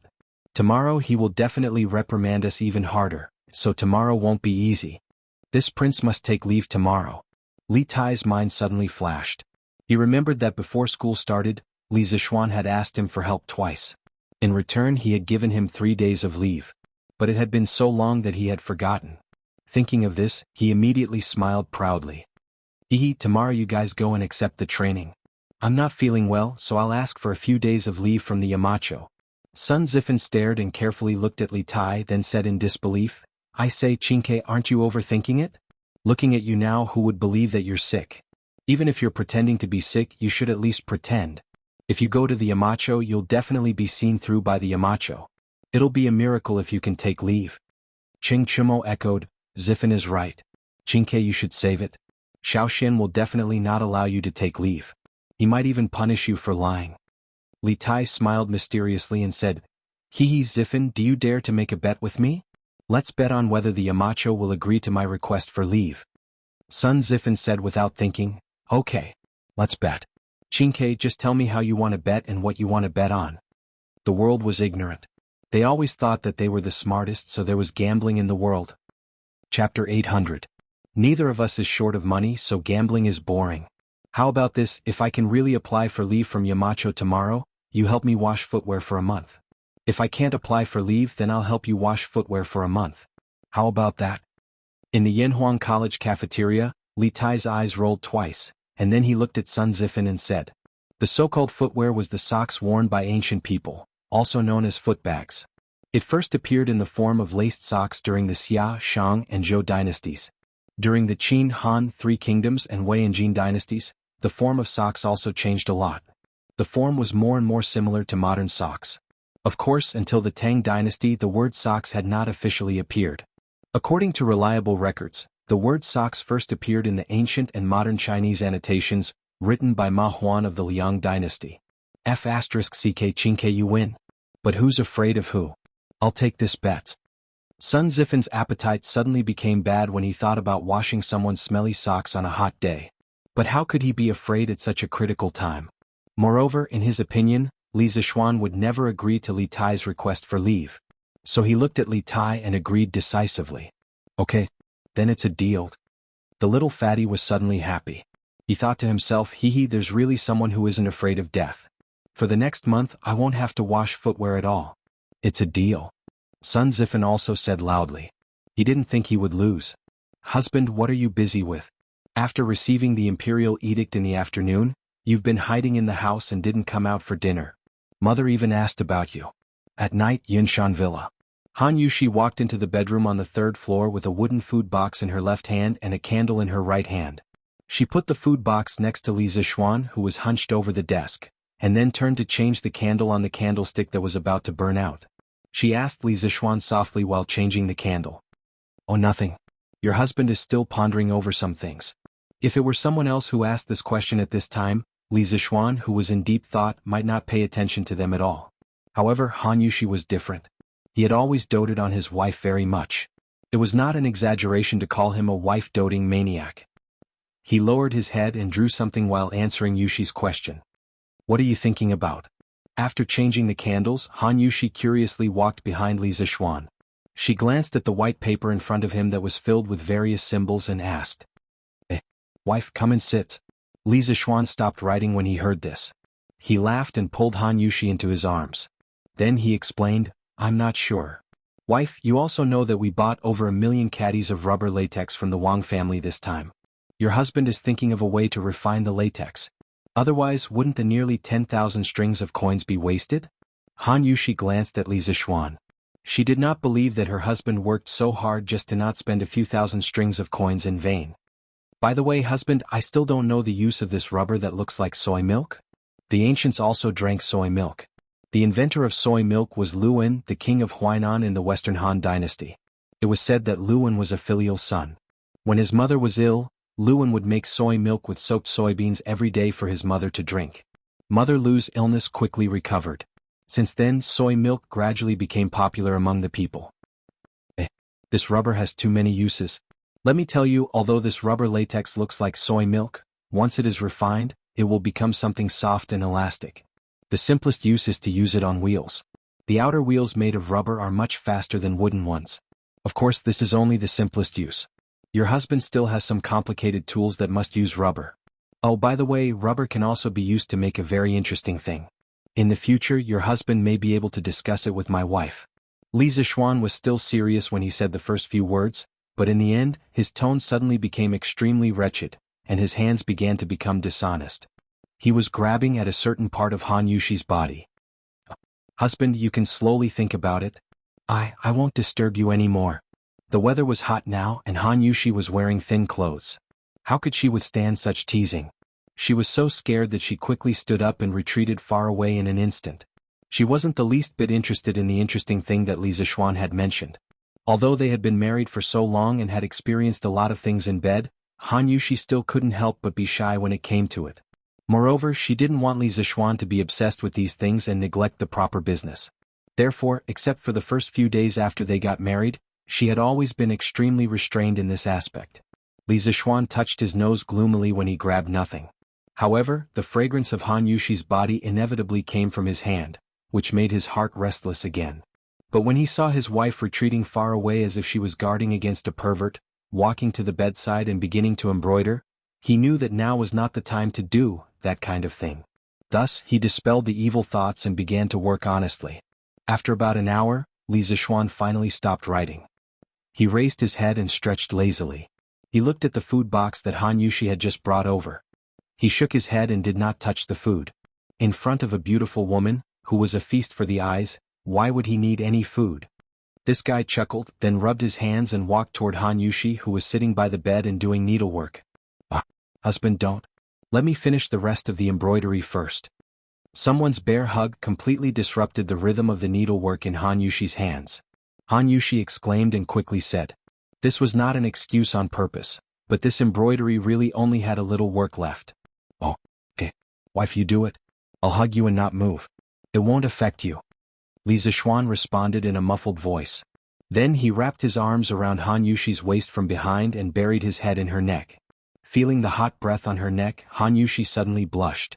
She thought to herself, how can I do it with peace of mind when you are like this? After sighing helplessly, Han Yushi forced herself to calm down and began to do the unfinished work. Wife, this won't do. The light at night is too dim. Needlework hurts the eyes. Let's not do it. Let's sleep. After a while, Li Zishuan felt that it was still difficult to do embroidery with the weak candlelight in the room, so he spoke up. At the same time, he wondered if he should find a way to install electric lights in the courtyard. Otherwise it would be inconvenient. Chapter 801. Once a person's dream was achieved, it was easy to become lazy, and this laziness would continue until a new goal appeared. Li Zishuan was like this. When he first came to this dynasty, he dreamed of becoming a marquis and then waiting for death to come. Life was short and he still had a wealthy family and a beautiful wife. He had to enjoy it as soon as possible. So the next day, Li Zishuan slept very late and didn't wake up. Of course, part of the reason was because he had slept rather late last night. In any case, his habit of getting up early for the past half a month was suddenly interrupted. However, this made someone suffer. Bang bang bang. Bang bang bang. Yanhuang College, Guanghua Building, 10th floor of the Central Twin Towers. Li Tai did not go to the cafeteria after finishing his morning run as usual. Instead, he went straight to Li Zishuan's office and banged on the door with all his might. However, there was still no movement after banging on it for more than 10 times. Li Tai's heart skipped a beat and he had a bad feeling. Qingke, are you looking for Xiaoxian? At this moment, someone suddenly walked out from the staircase. It was Yan Xiaoning, who had just come to work and heard the commotion. Li Tai was quite familiar with Yan Xiaoning in the past. He quickly said, "That's right, brother Xiaoning. Do you know where Xiaoxian, Yamacho is?" In the past, Xiaoxian would have already arrived at this time. However, you still haven't opened the door after banging on it for so long. This means that he didn't come today. Yan Xiaoning thought for a moment and replied. Li Tai panicked when he heard this. Then, brother Xiaoning, do you know where Yamacho is now? Yan Xiaoning said helplessly, "How would I know? Qingke, if you have something urgent to look for him, you can ask Mo Zhong. You should know." As soon as Yan Xiaoning finished speaking, Li Tai disappeared in an instant. He was so fast that even Yan Xiaoning was a little surprised. Seems like this military training is still useful. Yan Xiaoning muttered softly as he looked at Li Tai's back, which was obviously much thinner than before, and his vigorous steps. Mo Zhong, where's Yamacho? Li Tai ran to the gate of the academy, found Mo Zhong and asked. When Mo Zhong saw that the person asking the question was Li Tai, he hurriedly replied, "Yamacho hasn't come today. He must have something to do or he's still at home." Li Tai widened his eyes. How could he do that? If he couldn't get leave soon, he would have to continue the military training with Sun Zifen and the others. Then he would lose the bet. According to the agreement, he had to wash Sun Zifen's footwear for a month. Wasn't this asking for his old life? Hey, Your Highness, what are you trying to do? You cannot go out. This is the academy's rule. Li Tai was anxious and wanted to go out to find Li Zishuan. Mo Zhong would not let him go and quickly stopped him. Out of the way. I really have something urgent to talk to Yamacho about. Fortunately, this was the academy. If someone dared to stop him in any other place, Li Tai would definitely be angry. Even so, the little fatty's tone was impatient. Mo Zhong knew that this young master in front of him was not an easy person to deal with. He was so anxious that he was sweating profusely. He was still thinking of a countermeasure. When he saw that Li Tai was about to explode, he hurriedly said, "How about this? Your Highness, please calm down first. I will help you find Yamacho. You cannot go out. The Academy's rules cannot be broken. When I find Yamacho, you can talk to him face to face if you have something to say. Li Tai thought about it and felt that it was feasible. He waved his hand impatiently and said, Okay. Go and come back quickly. I will wait here. After saying that, Li Tai did not even go to the cafeteria. He went straight to the guard booth at the Academy's entrance and sat in Mo Zhong's seat. Mo Yun was shocked and did not dare to sit with Li Tai. He quickly came out to stand guard. Mo Zhong, on the other hand, ran in the direction of the Cloud Mountain Resort. About half an hour later, the little fatty was anxiously waiting because there was only a little more than 15 minutes left before the morning military training. At this time he finally saw Mo Zhong and Li Zishuan coming back. Qingke, I heard that you have something urgent to talk to me about. What is it? Do you have to say it now? Li Zishuan looked at Li Tai and asked expressionlessly. In fact, he was very unhappy. No one would be in a good mood if they were woken up by a shout downstairs while holding their wife in their dreams. After waking up, he heard Mo Zhong say that Li Tai had something urgent to talk to him about. Li Zishuan snorted and thought, what kind of business could this little fatty have? So he came over very reluctantly. Yamacho, let's talk as we walk. Li Tai quickly walked out of the guard booth, and said. The two walked on the cement road of the academy. Li Tai continued, Yamacho, I want to ask for a 3-day leave from you. You promised me that you would allow me to take a 3-day leave during the military training period. Plus the 2 days of rest during the weekend, I can take a total of 5 days off. Damn, this little fatty woke me up early in the morning just to ask for a leave? Li Zishuan's face suddenly looked like he had been hit by a dog. After thinking about it, he decided to tease this little fatty. When did I promise you? I didn't, don't talk nonsense. Li Zishuan pretended to be surprised and then threw a set of 3 consecutive denials at Li Tai. Li Tai was waiting for Li Zishuan to agree so that he could announce the victory of the bet to Sun Zifen. In the end, he was stunned by Li Zishuan's 3 consecutive denials. But after being stunned, he panicked. He immediately became anxious when he thought of the consequences of losing the bet. Hey, Xiaoxian, as a Yamacho of Yanhuang College, you can't go back on your words. You allowed me to take a 3-day leave when I helped compile the geography textbook and asked my father to give you a plaque for the academy. Did you forget? You can't go back on your words. Li Zishuan found it funny when he saw Li Tai so anxious that his face was flushed red, looking like he was about to fight to the death with someone. However, he pretended to be enlightened. Oh, I remember now, it seems like there was such a thing. But, when Li Tai heard that Li Zishuan remembered, he immediately let out a sigh of relief. However, when he heard the damn turn of events, his heart immediately jumped to his throat. But what? You can take a leave if you want, but not today. Lu Guogong wanted to come over yesterday to give you extra training, but because of the fleet he made a wasted trip. So, the students of Class 1 can't be absent today. Although Li Zishuan didn't know about the bet, he could guess that Li Tai wanted to take a leave at this critical moment to avoid being tortured by Demon King Cheng, so he immediately refused. Li Tai was dumbfounded when he heard this. He was King done for. Chapter 802. Yamacho, when you promised me 3 days of leave, you didn't say when I could ask for leave and when I couldn't. Now there are so many additional conditions. You're going back on your word. Li Tai said unwillingly on the cement road in the academy. Li Zishuan spread his hands and pretended to be helpless. Qingke, when I made the promise to you, how could I have expected this situation? Anyway, no means no. Even if I agree, Lu Guogong won't agree. If you really want to ask for leave, then delay it for a few days. I can't delay it. I have to ask for leave today. Li Tai couldn't accept the suggestion of delaying it for a few days. He shook his head like a rattle drum. Yamacho, is there really no room for negotiation? No. Qingke, do you have to go this far? Lu Guogong will at most increase your training load by 40%. Look at how scared you are. It's not like you haven't experienced it before. Seeing Li Tai's unrelenting attitude, Li Zishuan glanced at the little fatty and said with a strange expression. At the same time, a trace of suspicion arose in his heart. Logically speaking, Li Tai wouldn't force himself to do it even though he knew it was impossible. Li Tai wanted to say that if he didn't ask for leave today, he would have to wash Sun Zifen's feet for a month. However, he swallowed the words back down because he felt that if Li Zishuan knew the truth, then it would be even more impossible for him to ask for leave. After interacting with Li Zishuan for so long, he knew that Li Zishuan liked to trick him the most. I'm not feeling well today. I have to ask for leave. After hemming and hawing for a long time, Li Tai finally made up an excuse. However, he forgot that this excuse was the worst excuse for Li Zixuan.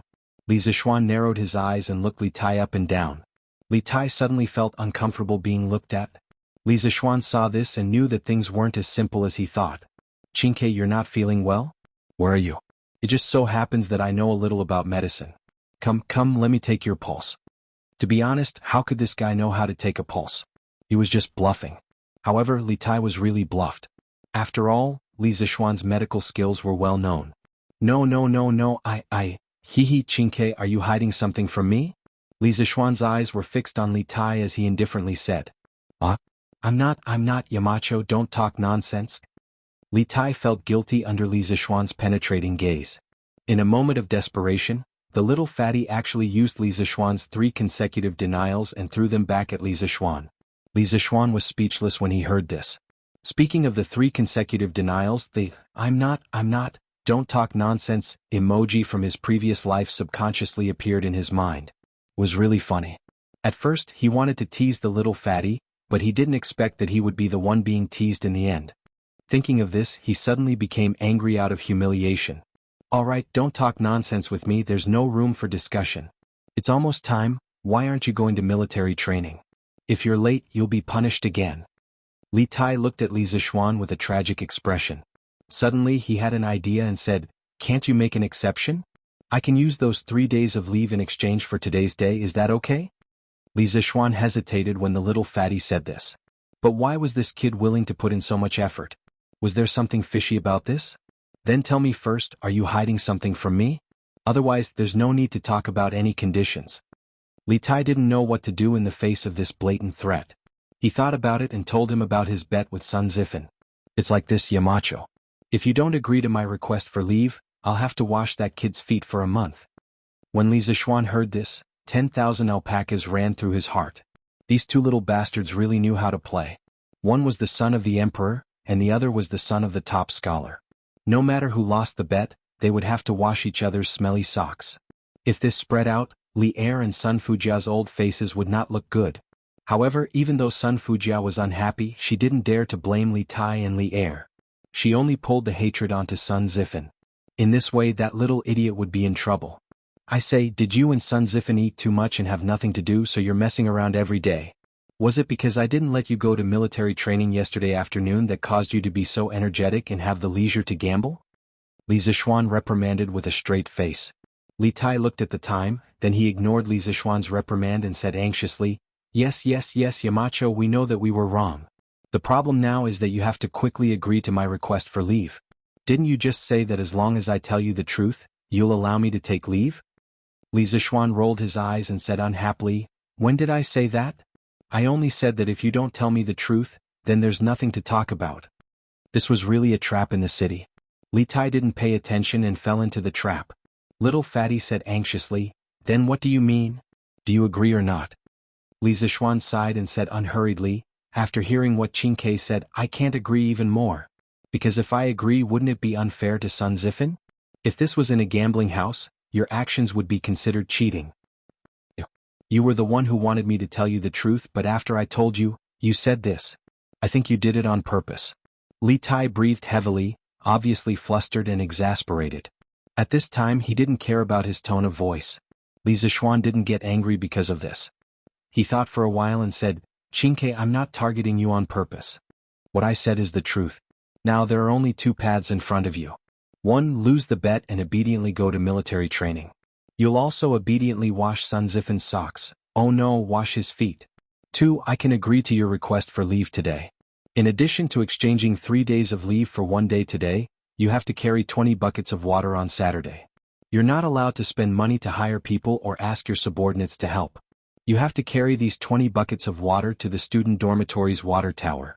If you don't do this, Sun Zifan will definitely feel bad. Time is of the essence. Which path do you prefer?" F***CK, I like your grandpa. I don't like any of the paths. Your F***king cheating me? Li Tai's face was full of grief and indignation. If he won, he really wanted to fight Li Zixuan to the death. How could he bully people like this? "I choose the second path." Seeing that the students who had finished breakfast were walking to the field, Li Tai gritted his teeth and said, Chapter 803. Chinke, how was it? Did Yamacho allow you to take a leave of absence? On the sports field of Yanhuang College in Class 1's camp, Sun Zifan was a little guilty at first, but after waiting for Li Tai for a long time and not seeing him, he suddenly felt that this bet was as stable as a dog. At this moment, seeing Li Tai's drooping face, this guy secretly thought that he had a chance.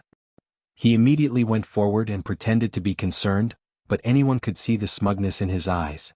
In fact, this amusing idiot's thinking was wrong. The reason why Li Tai's drooping face and looking unhappy was entirely because he had paid an extremely painful price to win this bet. Not only did he sacrifice 2 days of vacation that originally belonged to him, but he also had to carry 20 buckets of water. This really cost the little fatty his life. 20 buckets, Li Tai felt that he would have to carry them for a day. At this moment, when he heard Sun Zifan ask him, Li Tai raised his head and quickly restrained the dejected look on his face, revealing a victorious smile. Hee, of course. You brat, just wait to wash my feet for a month. At the end of his words, Li Tai's tone became a little vicious. In his opinion, the whole thing was caused by Sun Zifan. Li Zishuan deliberately asked for a sky-high price and deliberately cheated people. Although it was infuriating, Sun Zifan, the initiator, still had a reason to be very angry. How is that possible? Sun Zifan, who was originally winning, heard such an unexpected answer and suddenly felt a little incredulous. How could Yamacho allow you to take a leave of absence for no reason? Besides, if it's really like what you said, then why are you here now? Li Tai smiled and said condescendingly with the attitude of a victor, "Oh, believe it or not, it's up to you. I just came here to tell you the result. Now that I'm done, I can start my vacation. See you later." With that said, he waved his hand. Under the stunned gazes of Sun Zifan, Ching Chumo, Li Qingqian, Yuchi Baolin, and the others, he walked out of the sports field. His footsteps became faster and faster. He had no choice but to hurry. The little fatty was afraid that if he met Qing Yaojin, he wouldn't be able to leave. Although this holiday was approved by Li Zishuan, if Qing Yaojin really went crazy, he would not recognize anyone. Holy *T. He really left? Sun Zifan's arms were trembling. Firstly, he was shocked. Secondly, he was scared. Once he thought about washing Li Tai's smelly socks, how could he not be scared? At this moment he felt like crying. Zifan, don't be sad. Anyway, it's only for a month. Cheng Chumo walked over, patted Sun Zifan's shoulder and said gloatingly. This idiot had completely forgotten that he had the same attitude as Sun Zifan yesterday. It was just that Li Tai didn't choose to bet with him. Sun Zifan said angrily, "Get lost. Chonyo, you're really a B*TC. Shaoxian, where did Prince Wei go? I heard from the Crown Prince that he asked for leave from you?" During the morning break, Qing Yaojin found Li Zishuan, who was wandering around the sports field with his head lowered and thinking about something, and asked. Li Zishuan raised his head. He was already prepared for old Cheng's question. "Yes, Qingke asked for leave from me. I heard that Her Majesty had something to do with him, so I asked him to go back first." This guy was now used to scamming people. He didn't even blink when he lied, but Qing Yaojin really believed him. "Oh, if that's the case, then go ahead and ask for leave. It's just that Prince Wei will regret it in the future if he doesn't have such a substantial training like today, right?" Qing Yaojin smacked his lips and sighed with regret. Faced with such a narcissistic Qing Yaojin, Li Zishuan was speechless. Would he regret missing training? He was sure that to Li Tai, it was impossible for him to regret. He would never regret it in this lifetime. Gi Lane. It was close to noon, and the pedestrians on the road had all gone home for lunch. There was a tanned, lean, middle-aged man with an exquisite package in his hand. There seemed to be a stack of neatly stacked clothes in the package. After turning 2 alleys, the man finally entered a dilapidated small courtyard. "Master, you're back. How was it? Those officials from the Ministry of Personnel didn't make things difficult for you, right?" In the courtyard, a woman saw the man enter and quickly stood up to welcome him. As the middle-aged man walked into the house, he replied, "No, I'm just going to make a report. I'm not here to ask for help. Why would they make things difficult for me?" These 2 people were Meng Wenhao's parents. That's good. Meng Wenhao's mother sighed with relief. Then she saw the bright yellow package placed on the table by Meng Wenhao's father. She was curious and asked, "Master, is this the official uniform given to you by the imperial court?" Meng Youyang's mind didn't seem to be here. He faintly said, "I just got it from the Ministry of Personnel. If you want to take a look, open it and take a look." Meng Youyang's mother was a little excited. After all, she had lived for more than half of her life and had never seen or touched an official's uniform at close range. Therefore, she carefully opened the package and saw a dark cyan round collar official's uniform lying inside. She was about to pick it up and carefully examine it when Meng Yuliang suddenly stood up and only heard him say, "Mother of my child, take a look first. I'm going to Changgui's house." Meng Wenhao's mother was stunned and said, "Master, it's already noon. Why are you going to Changgui's house?" Meng Yuliang stopped and let out a long sigh. "Alas! Changgui went to sea with me, but now he didn't even bring back his body. I'm his brother. No matter what, I have to send him on his way. Mother of my child, go and get me 3 strings of money. Changgui's orphan and widow are quite pitiful. We have to show our sincerity." Meng Yuliang's mother immediately fell silent. Last night, under her persistent questioning, Meng Yuliang had told her the details of that terrifying night at sea. Until now, she still had a lingering fear in her heart. Moreover, she was also deeply rejoicing because many of the crew members who sacrificed themselves that night were from Gui Lane. Many of them were acquainted with her family. For her husband to be able to come back alive, it really was a miracle. "Okay, master, wait a moment. I'll go and get you the money now."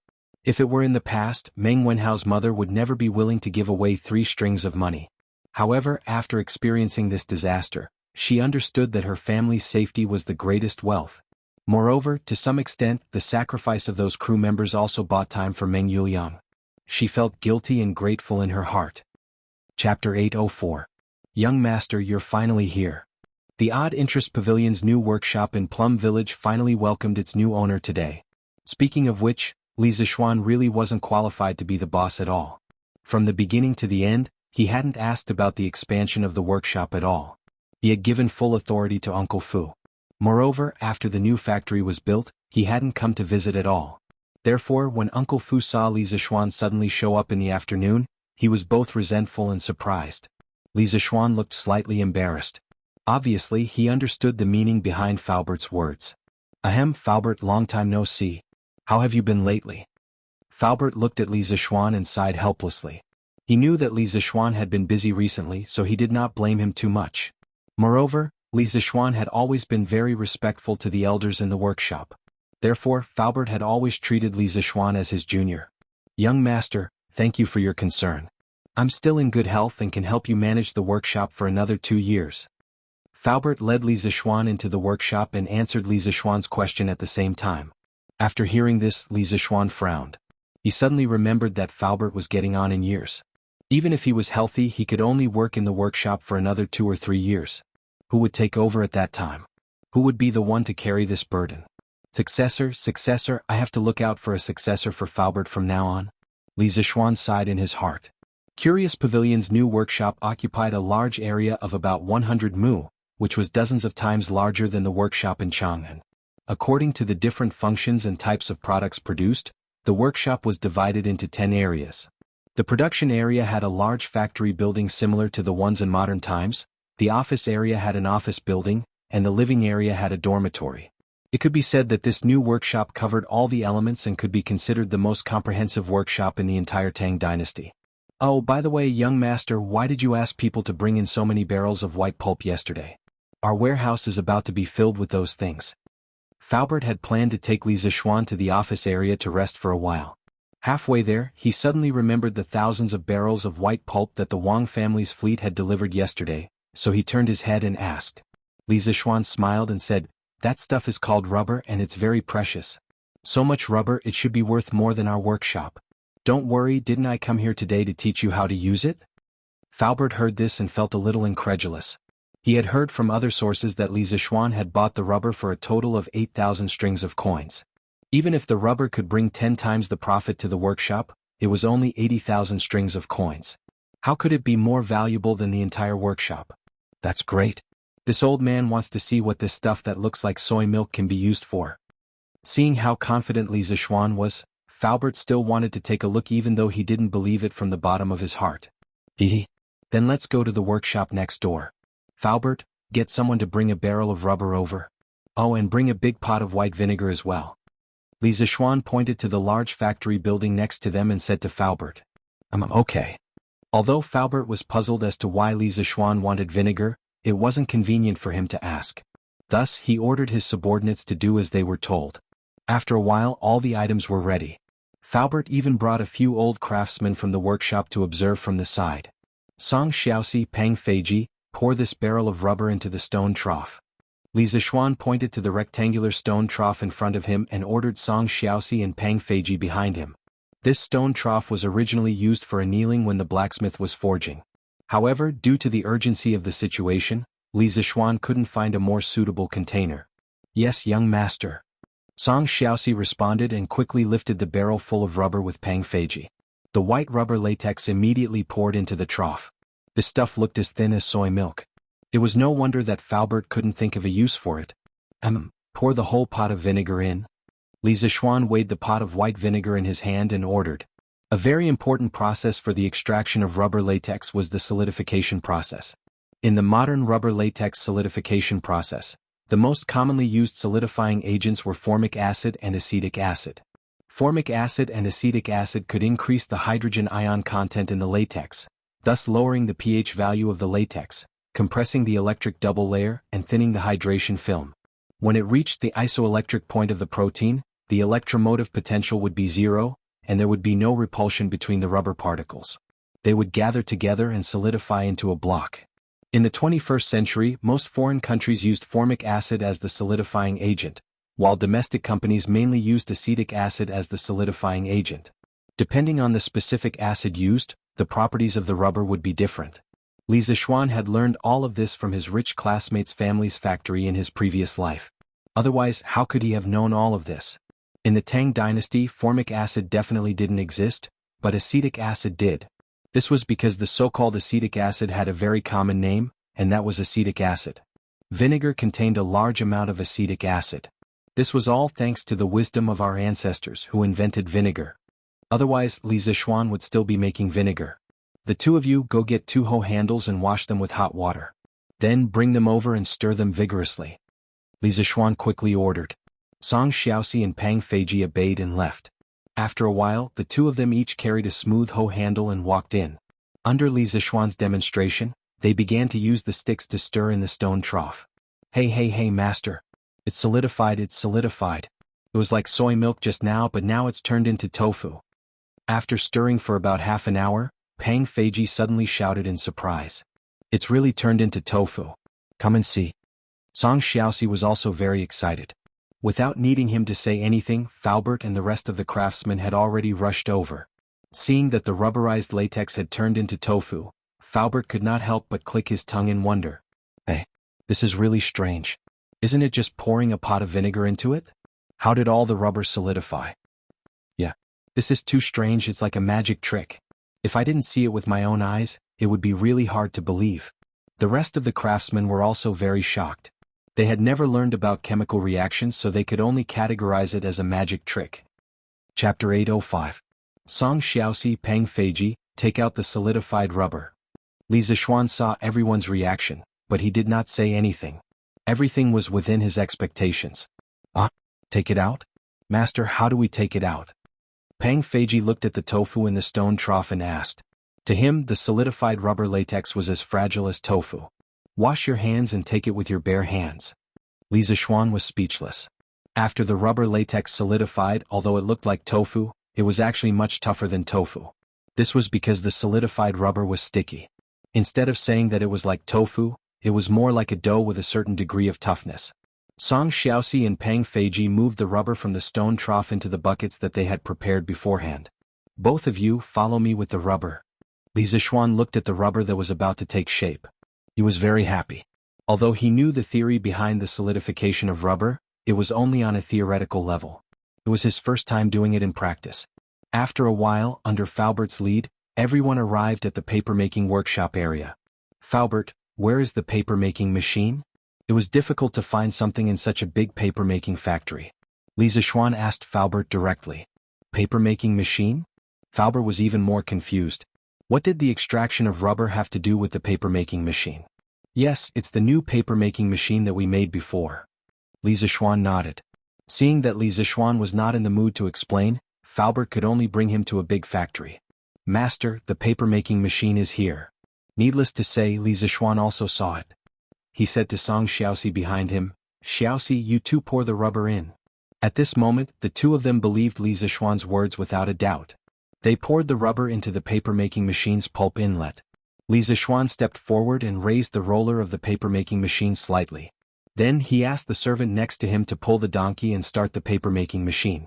The paper-making machine's paper outlet was a thin, white film-like object that was slightly thicker than paper. This was the plasticity of rubber. It could be rolled flat like dough, and during the rolling process most of the water in the rubber could be squeezed out. Xiaoxi, find someone to cut these rubber pieces into sections.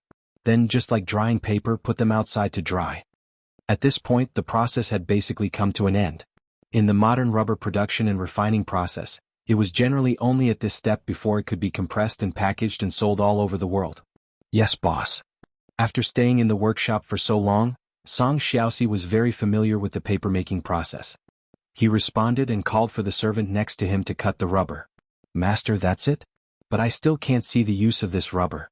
Seeing this, Uncle Fu asked the question in his heart. Li Zishuan smiled and replied, "It's not over yet. This is only the first step. Through the steps just now, Faubert, you must have seen that the rubber is very plastic. Its most important characteristic is that it can change its shape at will. After the rubber is completely dried, we can proceed to the second step, molding. By then, Faubert, you will know the magical use of this rubber." Faubert nodded thoughtfully. Li Zishuan did not disturb him. He left with Pang Feiji and looked around the new workshop. As they were about to go back, they met two people. They were two girls. "Yamacho, you're here?" "Sir." Different names represented different identities of the owners of the voices. They were Mo Lingwei and Little Fishy. "Ink Girl, Little Fishy, why are the two of you together?" Looking at the two beauties, one big and one small, Li Zishuan did not feel any joy. Instead, he felt some lingering fear. Beauties were beautiful, but beauties with the characteristics of witches were not very good. "Yamacho, your memory is really bad. Didn't little Ningzi tell you that? I've been polishing the glass to make an astronomical telescope." Mo Lingwei rolled her eyes and said sarcastically. Li Zishuan suddenly realized that Yen Xiaoning had indeed told him.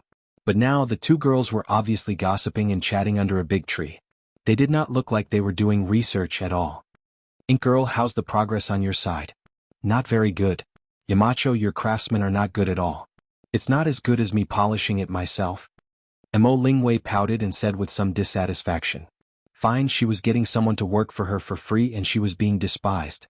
Li Zishuan choked and said helplessly, "Okay, then you polish it yourself. I'll wait for your good news at the academy." Then he looked at Li Yu and asked, "Little Fishy, what about you?" Little Fishy was not as presumptuous as Mo Lingwei. Although she had a demonic nature in her bones, she only released it to outsiders. In front of Li Zishuan, she had always been more obedient. Perhaps it was because Li Zishuan had given her the capital to settle down in Chang'an City, or perhaps it was because Li Zishuan was Meng Wenhao's mentor. Hearing Li Zishuan's question, the little girl smiled sweetly and then replied, "Sir, it's Steward Ma who wants to move the editorial department of Datong Daily here. He has been busy preparing lessons in the academy recently, so he sent me here to inspect it first. A few days ago I met Sister Wire here. She told me the principle of the telescope. I feel that what she and Brother Xiaoning are doing now is very meaningful. After chatting for a while, I feel that we hit it off quite well, so we became good sisters." "Oh," Li Zishuan whispered in his heart, "of course the witch and the witch hit it off." He actually knew about Ma Zhou's intention to move the editorial department to the new workshop, and he also agreed. Firstly, the office environment here would definitely be better. Secondly, it was close to the academy, so it would be convenient for Ma Zhou to take care of the work on both sides at the same time. "By the way, sir, I want to write in detail what Sister Wire is doing now in the newspaper. Although it looks boring, if it is displayed in the newspaper, it can promote Sir's work and attract more people to join it." Li Zishuan heard this and thought in his heart, isn't this similar to modern academic papers? To be honest, he really wanted to set up a top academic journal similar to the Nature and Science in his previous life to gather the best academic results of mankind. But was this really appropriate? Once he did this, it would easily cause technology leakage. This was what Li Zishuan was very unwilling to see. The modern scientific knowledge he brought could only take root and sprout in the Tang Empire. It could never be spread to foreign countries and become a weapon for foreign countries to deal with the Han people. Chapter 806. Little you, if you really want to write about this in the newspaper, you can't write about the principles of the telescope that Ink Girl just explained to you. You can only write about it roughly. After you finish writing, I have to look through it. You can only publish it after I give my approval. Do you understand? In the workshop, Li Zixuan said to Li Yu with a serious face. In the modern era there were many academic journals in every country. There were all kinds of academic papers in them. They showed the latest discoveries in various fields to the researchers. But there was one thing that had to be admitted. If these academic papers were published, it would be easy for others to imitate your latest discoveries. However, in the modern era there were patent protection laws. Even if others learned your technology, they could not steal it. They had to pay patent fees to you. For example, in the 21st century in China, every mobile phone manufacturer had to pay patent fees of hundreds of billions to the United States because of 3G or 4G communication agreements. But this was the Tang dynasty. In this era, 70% to 80% of the countries had not developed their knowledge. Who are you going to talk to about intellectual property protection? Isn't this playing the lute to a cow? Even if Tang dynasty passed the patent law, the rest of the world would not recognize it. If he published academic journals now, the ambassadors of the other countries might bring the advanced scientific knowledge back to their countries.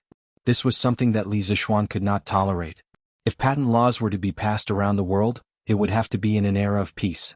Right now, the only thing Li Zixuan could do was to monopolize the academic field.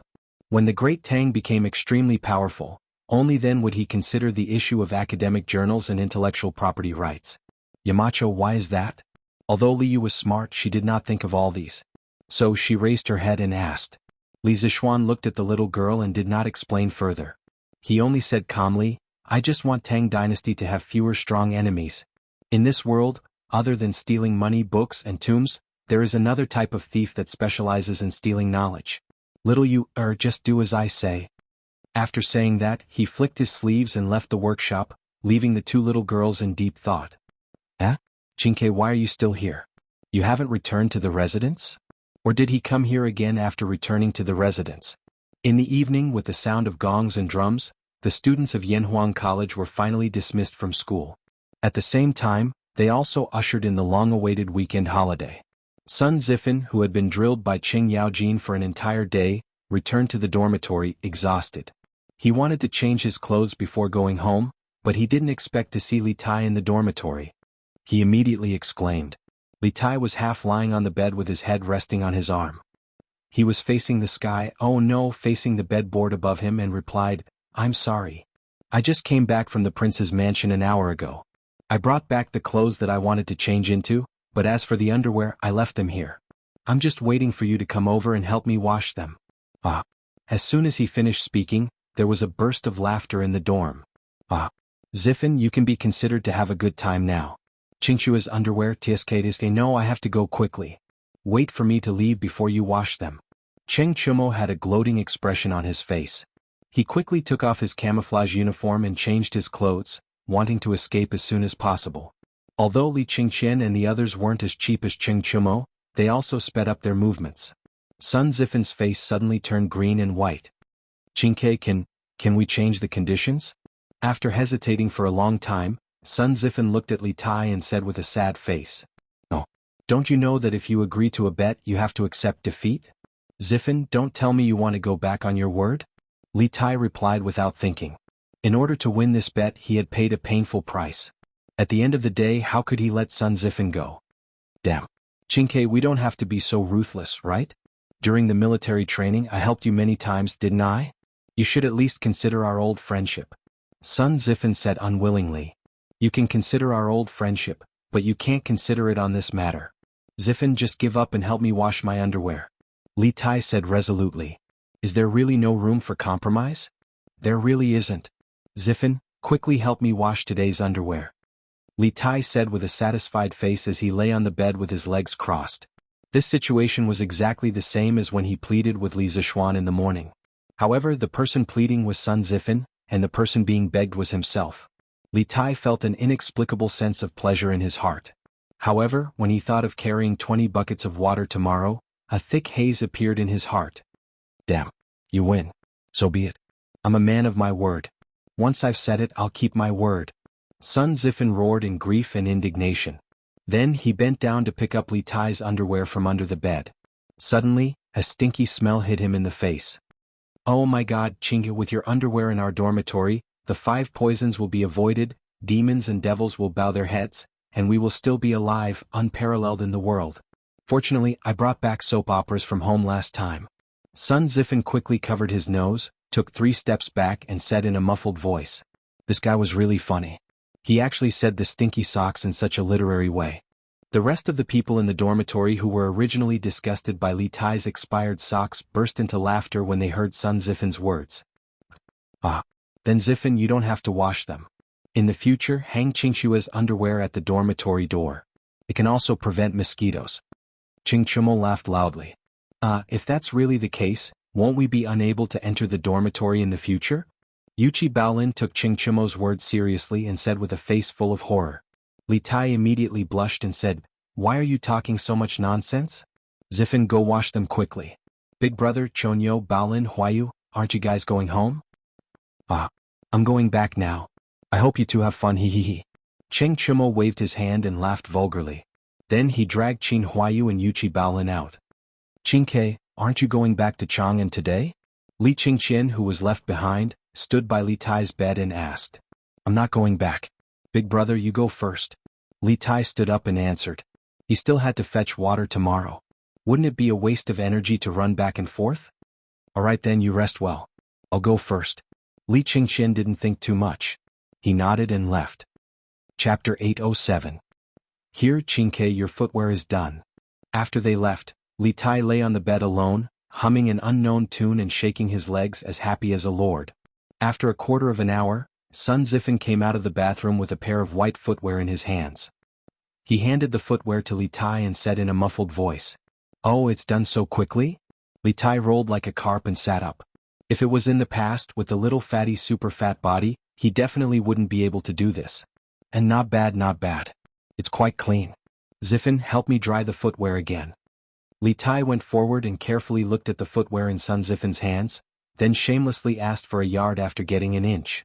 Get lost. Qingke, don't go too far. We didn't agree to dry the clothes in the beginning. If you want to dry them yourself. I'm going out to eat. Sun Zifen wasn't a punching bag that was easy to bully, so he immediately said angrily. Li Tai sighed helplessly. He could only get up and dry the footwear on the clothes rack in the bathroom. Cough cough. This clothes rack wasn't the modern clothes rack invented by Li Zishuan. When he was designing Yanhuang College, how could he have so much free time to think about everything? This clothes rack was a local product of the Tang dynasty. In fact, clothes racks were a type of furniture that existed even earlier than tables, chairs, and beds. There were already clothes racks as early as the Zhou dynasty. During the Zhou dynasty, etiquette was implemented. The aristocrats attached great importance to clothes. In order to meet this need, racks specially used to hang clothes appeared early on. Each dynasty had different forms of clothes racks and their names were also different. During the spring and autumn period, a horizontal wooden pole used to hang clothes was called chang, also known as mu shi. Hey, Zifen, you still have the appetite to eat? Hee. Li Tai was drying the footwear in the bathroom while turning his head to look at Sun Zifen with a smirk. This sentence was quite self-deprecating, but there were only the two of them in the dorm. Anyway, Li Tai didn't care at all. Damn, Qingke, your skin is getting thicker and thicker. You have the nerve to say this kind of thing? Sun Zifen scolded with a look of disdain, then replied, I was lectured by Lu Guogong today. If I don't eat, I'll starve to death. I'd rather die of disgust than starve. Li Tai walked out from inside and said with a smile, Ha. If that's the case, I'll take you to eat. Let me tell you, the food at the small restaurant of the Hu family at the foot of the mountain is delicious. Let's go there and try it. My treat. Sun Zifen looked at Li Tai suspiciously and curled his lips. Han family manner? What kind of delicious restaurant could there be? Qingke, don't tell me you're trying to save money and trick me into going there? Li Tai sneered, Nonsense. Save money? Do you think I, Li Tai, am such a stingy person? It's up to you. Go or not. Fatty wasn't lying this time. Ever since Yanhuang College started, more and more people came here. Some came to visit their children, some came to inspect the environment of the college, and some came purely because of its reputation. Many small restaurants appeared in Plum Village and Han Village, and some even started to sell accommodation. Compared to the restaurants and inns in Chang'an, the small restaurants and inns here could only be described as cheap. Hey Qingke, I'll go. Wait, I'll go wash my hands first. Sun Zifen finally realized that Li Tai wasn't lying. He quickly followed behind and shouted. Xiao Xian. Early the next morning, Cheng Chimo actually appeared in front of Li Zishuan's house. Li Zishuan had already woken up and was eating breakfast with a bowl in his hand. Seeing this idiot smiling foolishly so early in the morning, he said in annoyance, "What's wrong? Chonyo, did you get caught in the door early in the morning or something? Why are you smiling foolishly?" Cheng Chimo almost vomited blood when he heard that. Han Yushi, who was sitting beside Li Zishuan, rolled her eyes at her husband and quickly got up to greet him. "Brother Chonyo, have you eaten breakfast yet? Do you want to get someone to bring you a bowl and chopsticks?" Of course. Sister-in-law is the best. Little Xian marrying you is truly a blessing that he cultivated in his previous life." Hearing Han Yushi's words, Cheng Chimo didn't hesitate for a moment. He immediately agreed and even flattered Han Yushi. After saying that, he sat opposite Li Zishuan without hesitation. Han Yushi smiled and asked someone to bring Cheng Chimo a bowl and chopsticks. "Sister Lan, a long time no see. Do you want Brother Chonyo to bring you out to play today?" Lan was sitting beside Cheng Chimo. He was a little embarrassed by the little girl's gaze that was obviously saying, "Are you here to freeload?" Hence, he deliberately changed the topic and joked, "Oh, I don't want to. Brother Chonyo, your face is so dark now. It's too embarrassing to go out with you. Lan wants to go with you." He didn't expect Lan to be so obsessed with appearances. Her words instantly hurt Cheng Chimo. This military training had caused all the students in the academy to be tanned. He wasn't the only one. Did he have to be so affected by Lan? "Sister Lan, it's not right of you to say that. Previously, Brother Chonyo brought you out to eat a lot of delicious food." "What porridge is this? Why is the color so strange? Why does it smell so good?" Cheng Chimo bantered with Lan for a while. At this moment, the servants brought him a bowl and chopsticks. The bowl was filled with a bowl of porridge that was slightly dark. There were also a few black things on top of it. He didn't know what they were. He sniffed hard and suddenly sighed. "This is century egg and lean meat porridge," Li Zishuan replied as he stuffed a mouthful of porridge into his mouth. "Century egg and lean meat porridge? Century egg? Is it the century egg that I saw the last time I came to your house?" Cheng Chimo felt that the name century egg was a little familiar. He thought seriously and suddenly shouted, "Yes, that's right. It's the century egg that you saw the last time. Speaking of which, you came at the right time. The century egg that I pickled last time is just ready to eat today. You came just in time." Li Zishuan glanced at him and said lightly, This means that I'm lucky. Let me have a taste." Cheng Chimo laughed proudly. Then he picked up the small bowl and stuffed the porridge into his mouth. It's hot, it's really hot. But this century egg and lean meat porridge is really delicious. I didn't know that porridge could be cooked this way. It's really an eye-opener for me." Chapter 808. Of course, there was porridge in the Tang dynasty, but the porridge people ate at that time was still plain porridge. Li Zishuan added century eggs and lean meat into the porridge and made it into a salty porridge. It was really a new trick. "Oh, Xiaoxin, your century egg and lean meat porridge is really tender and delicious. There's also an indescribable fragrance in it. I guess it's the smell of century eggs. Eating a bowl of century egg and lean meat porridge every morning makes me as happy as a god." It was the first time Cheng Chimo had eaten such delicious salty porridge, and he ate 4 big bowls. After the meal, he rubbed his round belly, leaned back in the chair and sighed with satisfaction. Li Zishuan rolled his eyes. "Eating a bowl of century egg and lean meat porridge every morning makes me as happy as a god? Why does it sound more and more like smoking a cigarette after the deed makes me as happy as a god? I misunderstood. Haha, but ugly ox, you just ate 4 bowls? Doesn't that mean you'll be happy for 4 days? Then you don't have to eat for the next 3 days." Li Zishuan joked with a smile. Cheng Chimo choked on his words, but his skin had always been thicker than the city walls, and he was born to be a bully. How could he be defeated by a sentence? "Ha, Xiaoxian, that's not how you calculate things. A bowl of century egg and lean meat porridge can make me happy for the whole day. I ate 4 bowls, so I'll be 4 times happier for the whole day." Cheng Chimo laughed shamelessly. Li Zishuan was amused by this guy and said, "Ugly ox, why are you talking nonsense now? Since you like it so much, you can bring a basket of century eggs back later. See if Uncle Cheng likes them." Now that the first batch of century eggs was made, he had to promote it as soon as possible. The best way was to promote it from the people in the circle and at the same time, do them a favor. That's good. Xiaoxian, you have to give me more later. My dad will definitely like it. I wonder how long these century eggs can be stored? The weather is so hot now." Cheng Chimo finally used his brain this time. After being happy for a while, he suddenly thought of a question and asked. Li Zishuan smiled and replied, "You don't have to worry about that. As long as you don't peel off the lime sawdust on the outside of the egg and put it in a ventilated and cool place, it can be stored for at least 3 months. The taste and texture will not change and it can be maintained for at most 5 months. Hehe. That's good. I was worried that it would spoil before I finished it." Cheng Chimo scratched his head and pretended to be relieved. Then he slapped his thigh and exclaimed, "Hey! Something's not right. Little Xian, even if you give me century eggs, no one in my family knows how to make them." Li Zishuan said helplessly, "What's so difficult about that? You can just cut up the century egg and cook it with the lean meat. Then you can add some salt. Wouldn't it become century egg and lean meat porridge? Oh, there's another way to eat the century egg, which is to directly mix it with cold sauce. You can ask your cook to cut each century egg into 4 pieces, sprinkle some salt on it, pour some vinegar and mash some garlic into it. Then you can eat it directly. Do you remember?" Cheng Chimo frowned and said after a while, I roughly remember. I'll ask my cook to try it when I return to Chang'an." He was still living in the villa in Yunshan.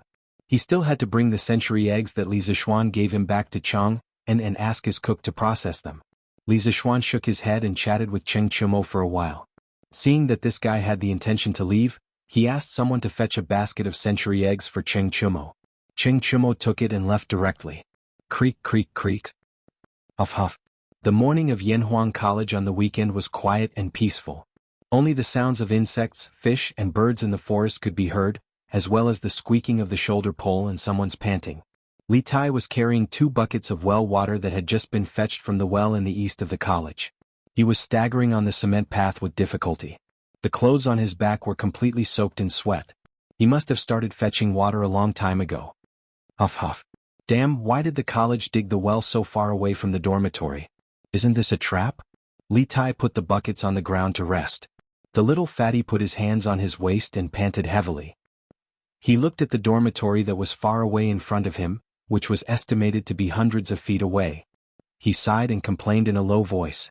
After more than half a month of military training, his body was stronger than before, but when had he ever done such physical work? His shoulders couldn't withstand such grinding.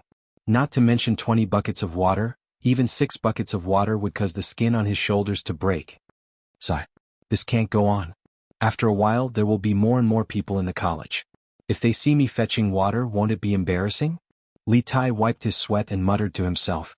He had specially woken up early today to start fetching water while there were still fewer people in the college. He wanted to finish his work early, but he didn't expect that he would have to waste so much energy every time he fetched 2 buckets of water. He felt that his body was about to be hollowed out. Sigh. Isn't this Qing Ke? I was wondering why you weren't in the dormitory so early in the morning. So you came here to fetch water.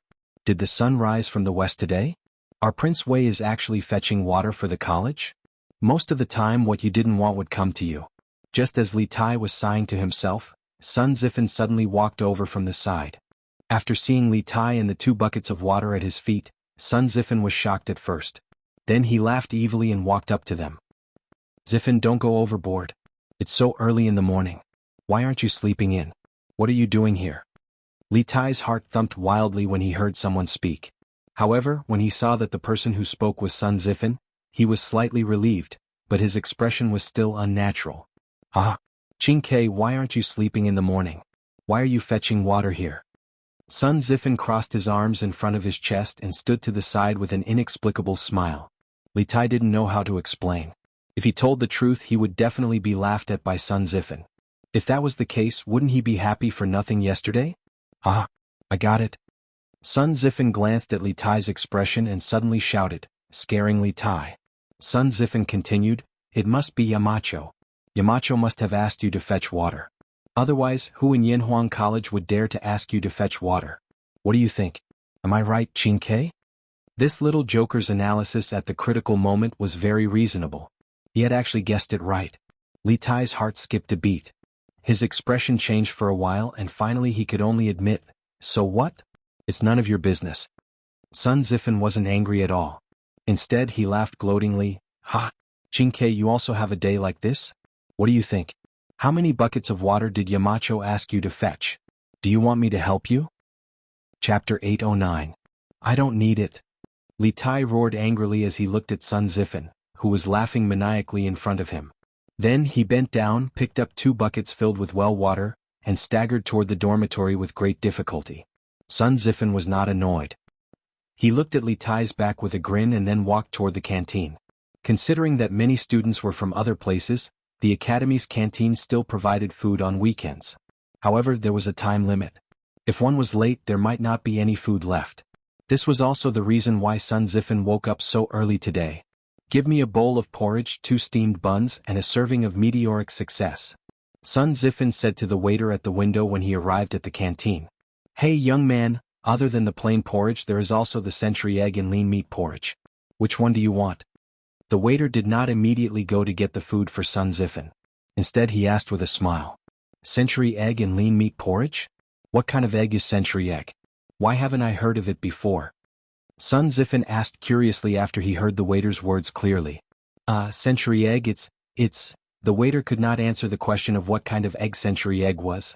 He stuttered for a long time, which made Sun Zifen a little impatient. Okay, give me a bowl of century egg and lean meat porridge. I want to try what it is today.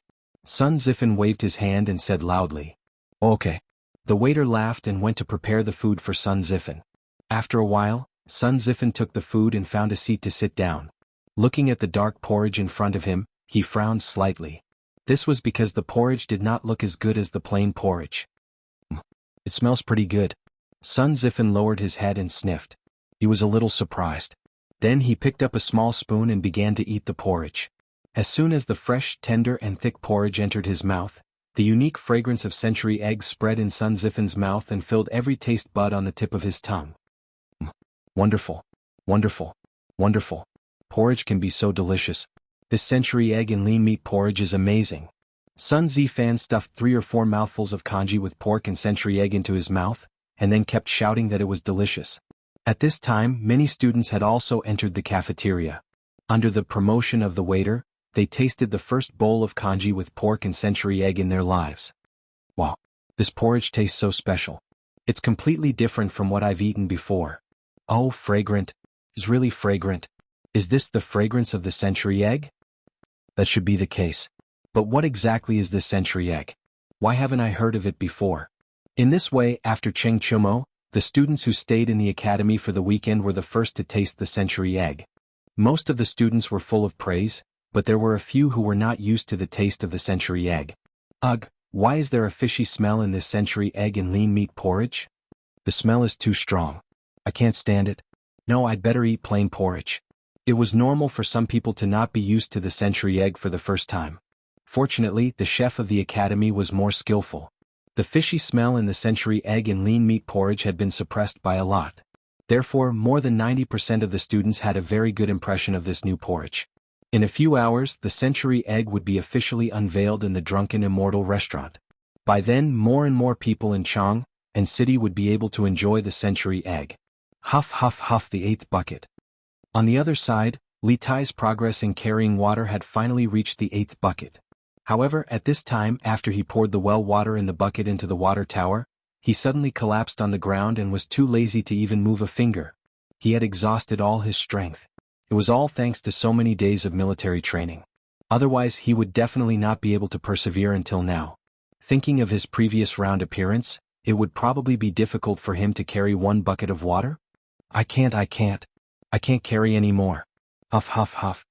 The little fatty's whole body was soaked. Some of it was splashed on him by the well water in the bucket, but most of it was from his sweat. What did it mean to be drenched in sweat? Li Tai's current situation was the best explanation for this idiom, and it was even worse.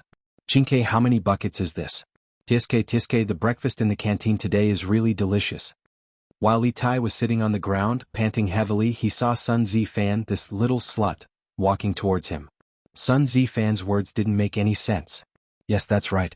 In Li Tai's eyes, Sun Zifen had been labeled as a little bastard. Ho ho. Li Tai just glanced at Sun Zifen weakly and did not bicker with him because he was too tired to even move his mouth. Compared to the previous encounter, Li Tai did not have the mentality of being seen by others this time. At this point, his mind was only thinking about how to carry 20 buckets of water. As for what others saw, so what? If it was embarrassing, then so be it. TSK Yamacho is really something. They actually let you carry so much water. Qingke, as your good brother, how can I just stand by and watch? I'll help you carry it. Seeing that Li Tai ignored his ridicule, Sun Zifen's eyes rolled, and then he changed into a righteous look, squatted beside Li Tai and said. Li Tai still did not speak. He glanced at Sun Zifen with doubt and confusion in his eyes, but more than that, there was disbelief. It was as if he was saying, how can you be so kind? I don't believe you. Sun Zifan instantly understood the meaning in Li Tai's eyes. He smiled, licked his face and said, He Qingke, you see, as a friend I'm already so kind, then shouldn't you also express something? When Li Tai heard this, his face showed a look of understanding. His eyes suddenly became clear, and he probably already knew what Sun Zifen was going to say next.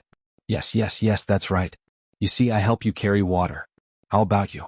How about you exempt me from the punishment of washing your feet for this month? Who doesn't know that every time you come to the academy, you bring a lot of clothes back home and let the servants wash them for you on the weekends? If you agree to this condition, not only will you not lose anything, but it will also be greatly beneficial for you. What do you think? At this moment, Sun Zifan finally revealed the foxtail that he had been hiding for a long time. He analyzed with extravagant words. Li Tai did not immediately refuse. After all, today was different from the past. Only after experiencing it, did he know how tiring it was to carry water. The little fatty narrowed his eyes. After a long silence, he finally said weakly, Okay. You help me carry 10 buckets of water and the previous bet is written off. Deal. Chapter 8:10. Hey, that's not right. Yamacho seems to have said that no one else is allowed to help. Below the dormitory of Yanhuang Academy, after resting for so long, Li Tai finally recovered. However, he suddenly remembered something and his expression changed instantly. Sun Zifen, who was originally full of joy, suddenly looked sluggish. He scratched his head gloomily. Did he work so early in the morning for nothing? Did he have to wash Li Tai's smelly feet in the future? He couldn't accept it. No, Qingke, think about it carefully again. What did Yamacho say at that time? Did he say that no one else is allowed to help, or did he say that no servants in your mansion are allowed to help? Sun Zifen scratched his ears and cheeks for a long time, then turned his head and asked Li Tai unwillingly. Li Tai, who was originally dejected, heard Sun Zifen's words, and his eyes suddenly lit up. He patted his head and thought seriously. After a moment, he suddenly shouted excitedly, I remember now. The mountain leader told me before that I'm not allowed to spend money to hire people or ask servants to help. Zifen, you're not hired by me and you're not a servant of my Wangfu. Logically speaking, you should be able to do that. Li Tai couldn't help but laugh. In the end, he also hoped that Sun Zifen could help him carry water. That's great. Since it's a deal, let's start picking now. This agreement was a win-win for the two of them, so Sun Zifen couldn't wait to make it happen. Zifen, you go first. I'll rest here for a while. Anyway, I only have 2 buckets left. You still have 10 buckets. Li Tai shook his head and said with a long sigh. When Sun Zifen heard this, although he felt a little uncomfortable in order to not have to wash smelly socks in the future, he would suffer a little loss. Qingke, you rest first. I'll go get the buckets from the dorm manager. Go. Li Tai smiled and waved his hand. Sun Zifen didn't say anything else and turned to leave. Li Tai leaned against the wall and looked at his back. He suddenly felt that something was wrong. He heard Sun Zifen mutter to himself, F***CK. If we were to seriously calculate this matter, both Sun Zifen and I were at a disadvantage. Not only did they not get anything, but each of them also had to carry 10 buckets of water. In the end, Xiao Xian was the only one who profited. This king is really F***ket up. Sun Zifen and I have been fighting for so long, but it was all for nothing. In the end, the academy has benefited. At this point, little Fatty finally reacted. After all this time, neither he nor Sun Zifen had gained any advantage. They had all been tricked by Li Zishuan. But now that things had come to this, what could he say? He could only swallow this loss in silence. The facts have proven that little Xian is a fraud. I can't trust him so easily in the future. Li Tai silently labeled Li Zishuan as a fraud in his heart. When it was almost noon, the eastern and western districts of Chang and city officially opened for business. All the shops, restaurants and tea houses opened their doors to welcome customers. Even Drunken Immortal Restaurant opened its doors. Yo, Boss Feng, long time no see. I heard that you have been conferred the title of Righteous Merchant by His Majesty. Congratulations. Shopkeeper Lu smiled like a Maitreya Buddha as he spoke to Feng Jihua, who had just entered. After nearly 5 months, Feng Jihua once again came to the Drunken Immortal restaurant. In the past, he was a regular here and would basically come for a meal every 3 to 5 days. The main reason was that he had been delayed for too long this time. Shopkeeper Lu, long time no see. It's all thanks to the Marquis of Yong, and that I went out to sea this time. Otherwise, I wouldn't have received such generous profits and the title of righteous merchant personally conferred by His Majesty. Feng Jihua didn't put on airs. He walked up and cupped his hands with a smile. Although he had lost a group of crew members during this voyage, he still earned at least 100,000 strings of coins after deducting the compensation for the families of the deceased crew members. It was a huge profit. Of course, to Feng Jihua, the most valuable thing was still the title of righteous merchant conferred by Lier. It was an unexpected surprise and also something that couldn't be bought with money. Therefore, he was grateful to Li Zishuan for promoting the trade in the south. Hey Shopkeeper Lu, you have something new here today. Liao Shifan and Zhang Jingyang followed behind Feng Jihua. Liao Shifan looked at the menu of Strange Taste Pavilion and was surprised to see that there were a few new dishes. Cold century egg tofu, century egg lean meat congee, meteoric success. This is really a new dish. I haven't eaten it before. Alright, I'll serve some of each of these new dishes today. Thank you, Shopkeeper Lu. Feng Jihua raised his head to take a look and said with a smile. No problem. Boss Feng, you guys go ahead and have a seat. The dishes will be ready soon. Shopkeeper Lu said with a smile. After a while, Feng Jihua and the others served their dishes to the table. Sir, here are the 3 servings of congee with pork and century egg, 1 serving of cold century egg, 1 serving of tofu with century egg, 1 serving of gnawed chicken, and 1 serving of braised pork and soy sauce. If you have any more orders, please call me. The waiter said enthusiastically as he served the dishes to Feng Jihua and the others. Feng Jihua nodded and the waiter left tactfully. Come, Brother Liao, Brother Zhang, try the new dishes of Zuaishan restaurant. Liao Shifan said with a smile. I've eaten meteoric success before, but I've never heard of century egg and lean meat congee, or century egg salad. Today I'll have a good taste of what kind of egg this is. Everyone laughed kindly. Feng Jihua used a small spoon to scoop up a spoonful of century egg tofu. Because this thing looked cool, he saw that the white tofu was dotted with some black and green. It looked pleasing to the eye. Wow. Fresh, tender, fragrant, and cool. This century egg tofu is amazing. It's a must-have dish for summer. A small spoonful of century egg tofu entered Feng Jihua's mouth. First, a cool sensation filled his mouth, followed by the freshness of the tofu and the fragrance of the century egg. Feng Jihua was full of praises. Brother Feng, this century egg lean meat congee is also excellent. I've never thought that thin porridge could be made into such a fancy dish. Zuaishan restaurant is indeed Zuaishan restaurant. The food here is always the best in Chang'an City. Liao Shifan savored 2 mouthfuls of century egg lean meat congee and praised. Brother Liao is right. The food of Zuaishan restaurant will never disappoint. This century egg salad is the best in my opinion. Zhang Jingyang had a strong taste and had a soft spot for century egg salad. At this moment the other diners also came to eat. They also noticed the new dishes of Zuaishan restaurant.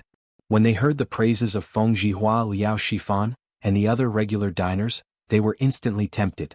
Moreover, the new dishes of Wonderful Taste Pavilion were very cheap, this time. Century egg lean meat congee was only 20 copper coins, century egg salad was 80 copper coins, and century egg tofu was 100 copper coins. Compared to the previously gnawed chicken and red braised meat, it was much cheaper. Waiter, give me a serving of red braised meat and century egg tofu. Waiter, give me 2 bowls of century egg lean meat congee. Give me 2 servings of century egg salad. Chapter 8:11. The reason why the congee with pork and century egg, the tofu with century egg, and the cold-tossed century egg were so cheap was that Li Zishuan wanted to sell the century egg on a large scale as soon as possible. After all, if the normal consumption of the Drunken Immortal restaurant and the canteen of Yanhuang Academy were to be relied on, the century eggs made from the eggs that Li Zishuan purchased from the Han Village and Plum Village a while ago would probably not be sold out until next year. Therefore the low price was one thing.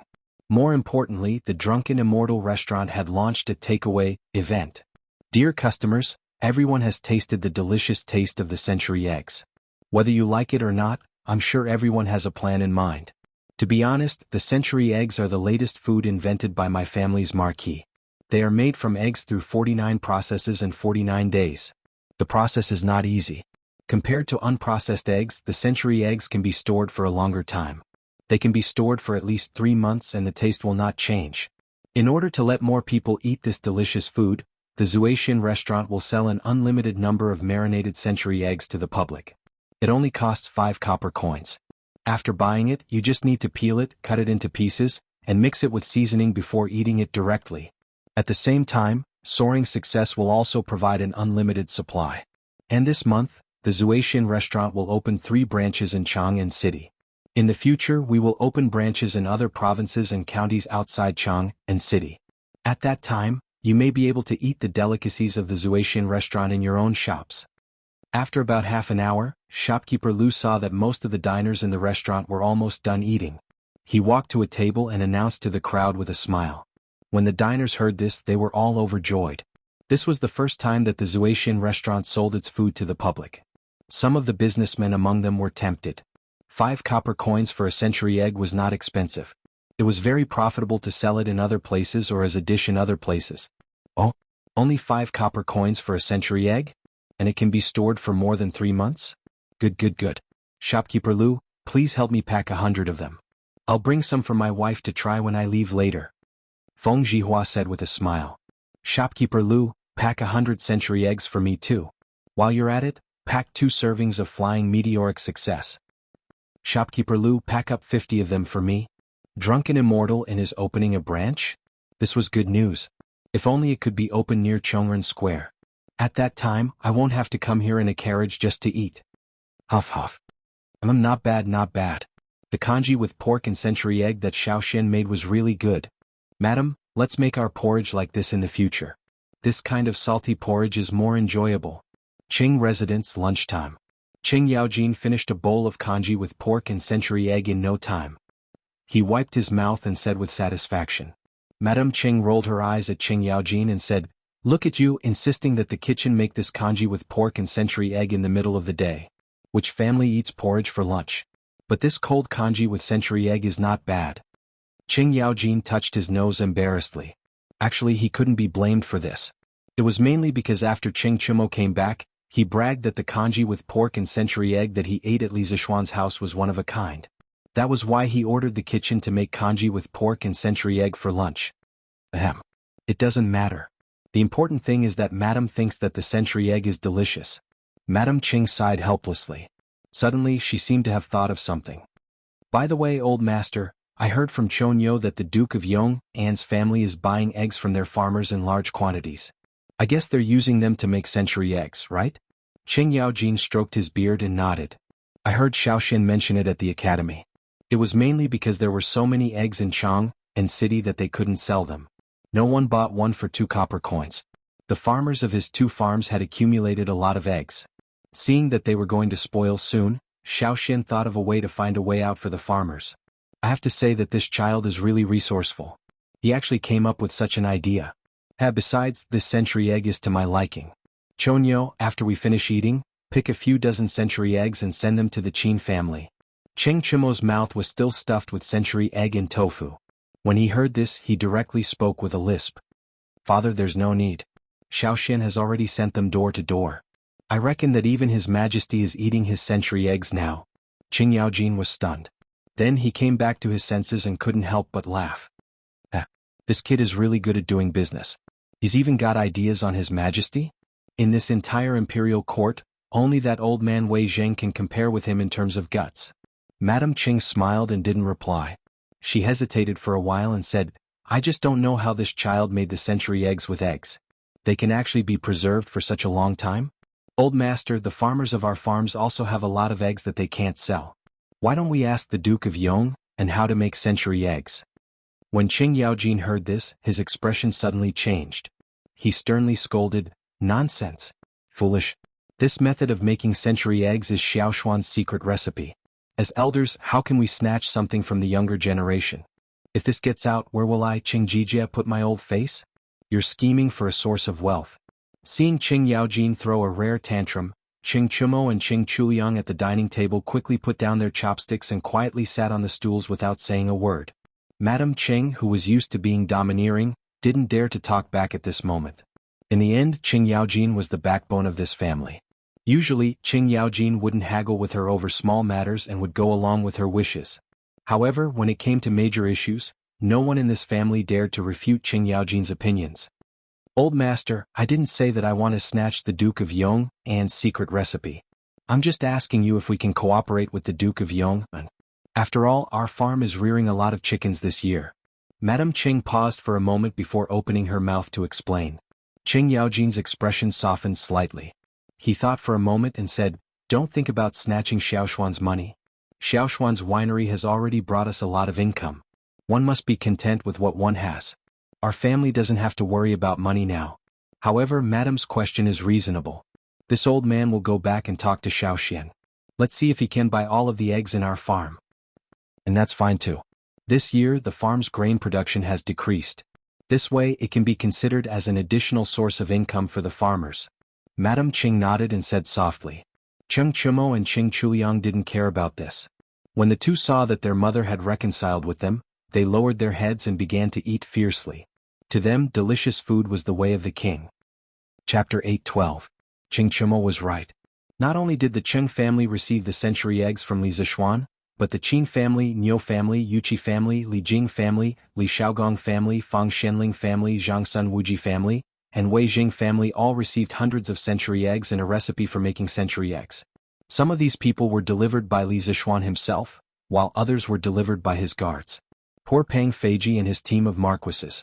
They were originally civil servants in charge of maintaining the security of Chang'an City, but now they had become delivery men for Li Zishuan. Although Li Zishuan had given away so many century egg recipes, he was not worried that others would learn how to make century eggs and cause the loss of customers from Zuexian restaurant. That was because the most authentic way of cooking was always in the hands of Zuexian restaurant. Just like crayfish and hairy crabs in his previous life, the recipe could be found on the internet. But why were there so many people willing to eat in restaurants? Food was not something that could be made delicious just because you knew how to make it. Therefore, not only was he not afraid of others learning, but he also encouraged others to learn. Only when everyone knew how to make century eggs and tasted the delicacy, could his task of promoting century eggs be completed. At the same time in the palace, the great Emperor Li Er also received the century eggs from Li Zishuan. Of course, Li Er did not receive them personally, but they were sent by Li Qingqian. This century egg tofu is a good dish. It's refreshing and tender. Tell the imperial chef to keep this dish for lunch every day for the next month. Li Er, who was overwhelmed by a pile of troublesome matters in the morning court, suddenly felt refreshed when he ate the cold and refreshing century eggs with tofu at noon. He praised and then turned his head to instruct the palace maid next to him. "Yes, your majesty." The little palace maid bowed and slowly retreated. Empress Zhang Sun covered her mouth and laughed. "Since autumn, your majesty's appetite has not been very good. I didn't expect that the century egg with tofu would suit your majesty's taste. It seems that I should thank Marquis Yong'an."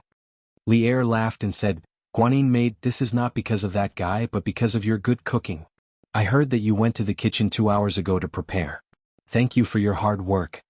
Empress Zhang Sun shook her head and said with a happy face, "As long as your majesty can eat well, everything I do is worth it. The Tang Empire cannot be left without your majesty." Li put down his chopsticks and patted Zhang Sun's small white hands.